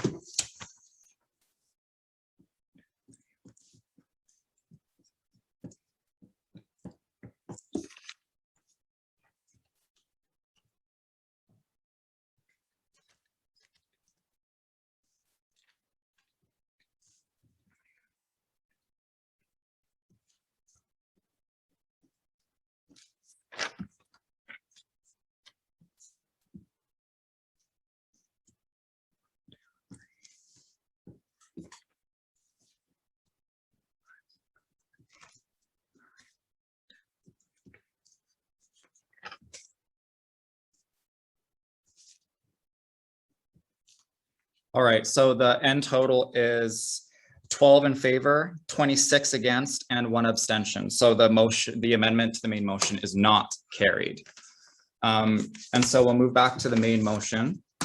And at this time, I think it is, we're approaching 10 o'clock too. I believe we've had ample discussion on this motion, and I will be calling the question and we'll be moving to a vote on the main motion. Sorry, I know you're calling to a vote, but Ryan has been waiting for about an hour and a half. I'm wondering if we can allow Ryan to speak. I just know he's mentioned in the chat a couple of times that he's been waiting. Sorry. Okay, Ryan, you can have the last word. Thank you. I know, I guess a lot of arguments have already been put forward, but in the spirit of Warren's amendment, I think it is worth noting that this is not just run-of-the-mill policy. This is, even by SFU standards, quite radical. Item 2 calls for basically, like, you know, stopping any kind of nationalistic celebration, having the flags at half-mast, not, you know, 1 day per body discovered or, you know, in memoriam, but indefinitely. This motion would, in essence, be asking for an environment in SFU in which it's permissible to burn a flag, but not to raise it. And I don't disagree. I think that it's good that we are taking more radical steps towards real social change, but I find it increasingly alarming that this degree of radical policy was brought forward, you know, with days of advance notice. I guarantee that there has not been adequate discussion between council, the board, and our student constituents, our departmental student unions, and our executive teams, because it simply was not possible to have done so. And the idea that there is, you know, extra urgency being placed upon us to make this decision with Canada Day coming up does not discount the fact that we have a moral obligation as elected representatives before we do as allies. And I think neglect of those responsibilities and essentially sweeping them under the rug in favor of what we see as an item that needs to be rushed is incredibly and frankly, you know, detrimental to the integrity of the democracy of the SFSS. Thank you. Okay, we're going to move to a vote on the question now. And I would urge everyone to look at I'll paste the link in the chat again.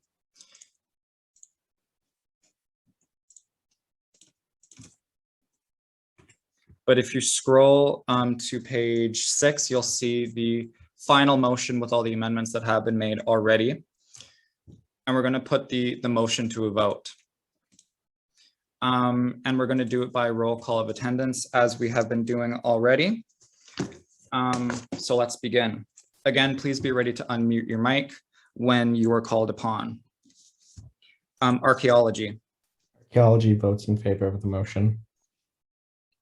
Behavioral neuroscience. Behavioral neuroscience votes in favor. Biology. Biology votes in favor. BPK. Votes in favor. Chemistry. In favor. Communications. Abstains. Comp sci. Against. Data science. Abstain. Economics. In favor. Engineering science.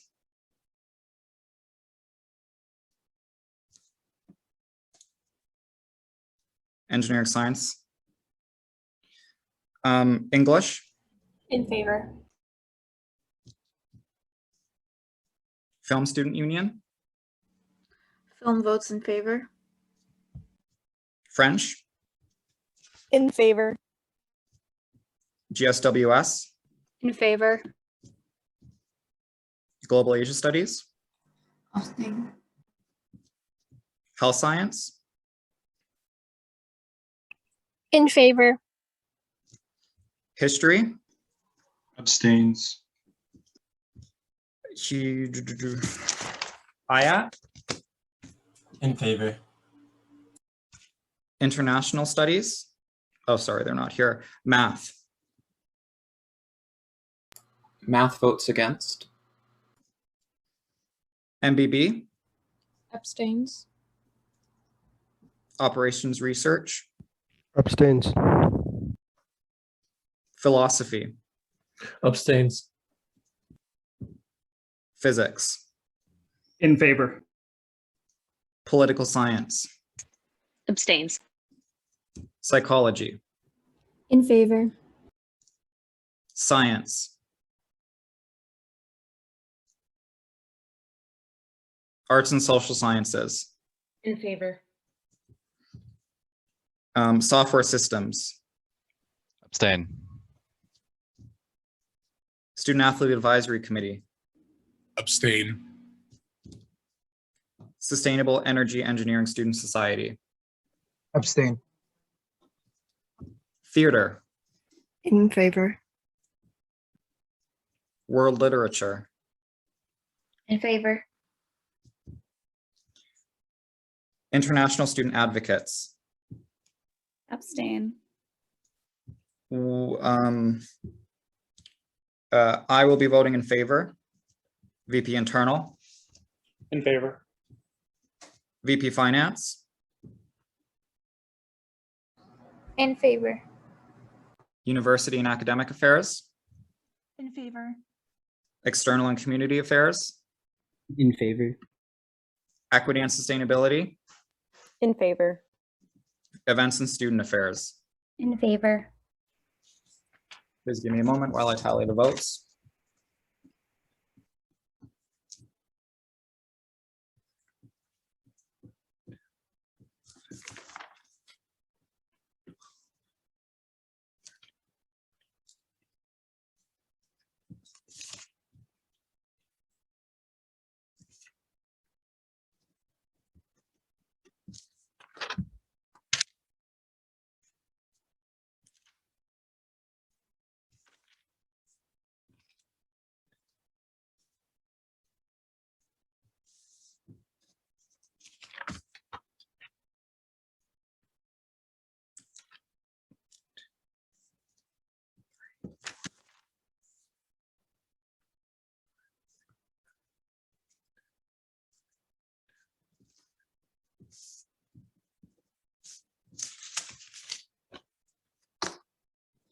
Okay, so the end vote, according to my tally, is 24 in favor, 2 against, and 12 abstaining. So with that, the motion is carried.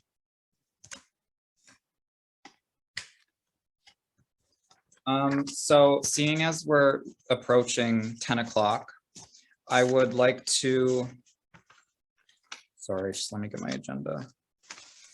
I would like to move to postpone any items remaining on the agenda except for announcements. Would anyone like to second? Software systems. Sarah seconds. All those in favor of postponing those items seeking unanimous consent? Ooh, Sarah, did you want to say something first?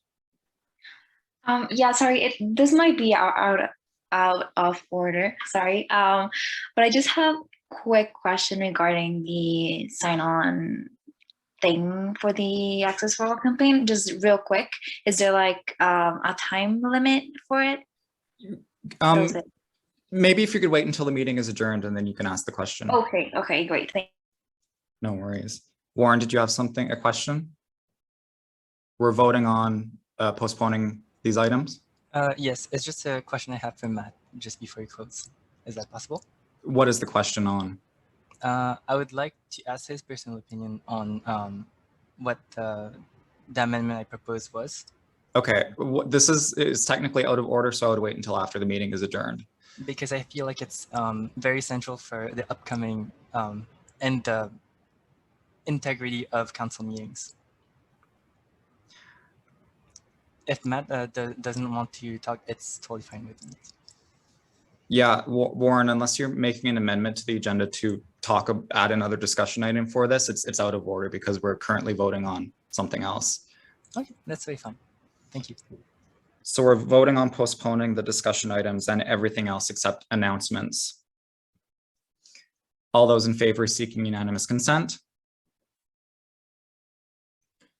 Okay, and that is carried unanimously. So we will move straight to announcements. And our next council meeting will be in 2 weeks' time, Wednesday, July 14th, 2021, from 4:30 to 8:30 p.m. Via Zoom. And there are a couple of leaves of absence to report. The French counselor from July 4th to July 13th and August 8th to August 14th will be on a leave of absence. And I, as the president, will be on a leave of absence from July 17th to July 25th due to a personal mental health leave. And during that, I'll send a more detailed email to council on who to contact while I'm gone. But essentially, Corbett will be acting president and acting staff liaison officer. So most inquiries you would usually come to me will likely go to him. But I'll send a more detailed email at a later date. So let's move to adjournment. Be it resolved to adjourn the meeting at 9:59 p.m. Is there a mover for this motion? Marie. Corbett moves. I heard Marie move first. Corbett, would you like to second? Thanks. Yes. Okay, all those in favor of adjourning the meeting, seeking unanimous consent. All right, I'm seeing no one raising their hands in opposition, so this motion is carried unanimously, and the meeting is adjourned. Thank you, everyone. Yeah. Thank you, everyone. Thank you, everyone. Take care. Good night. Thanks, guys.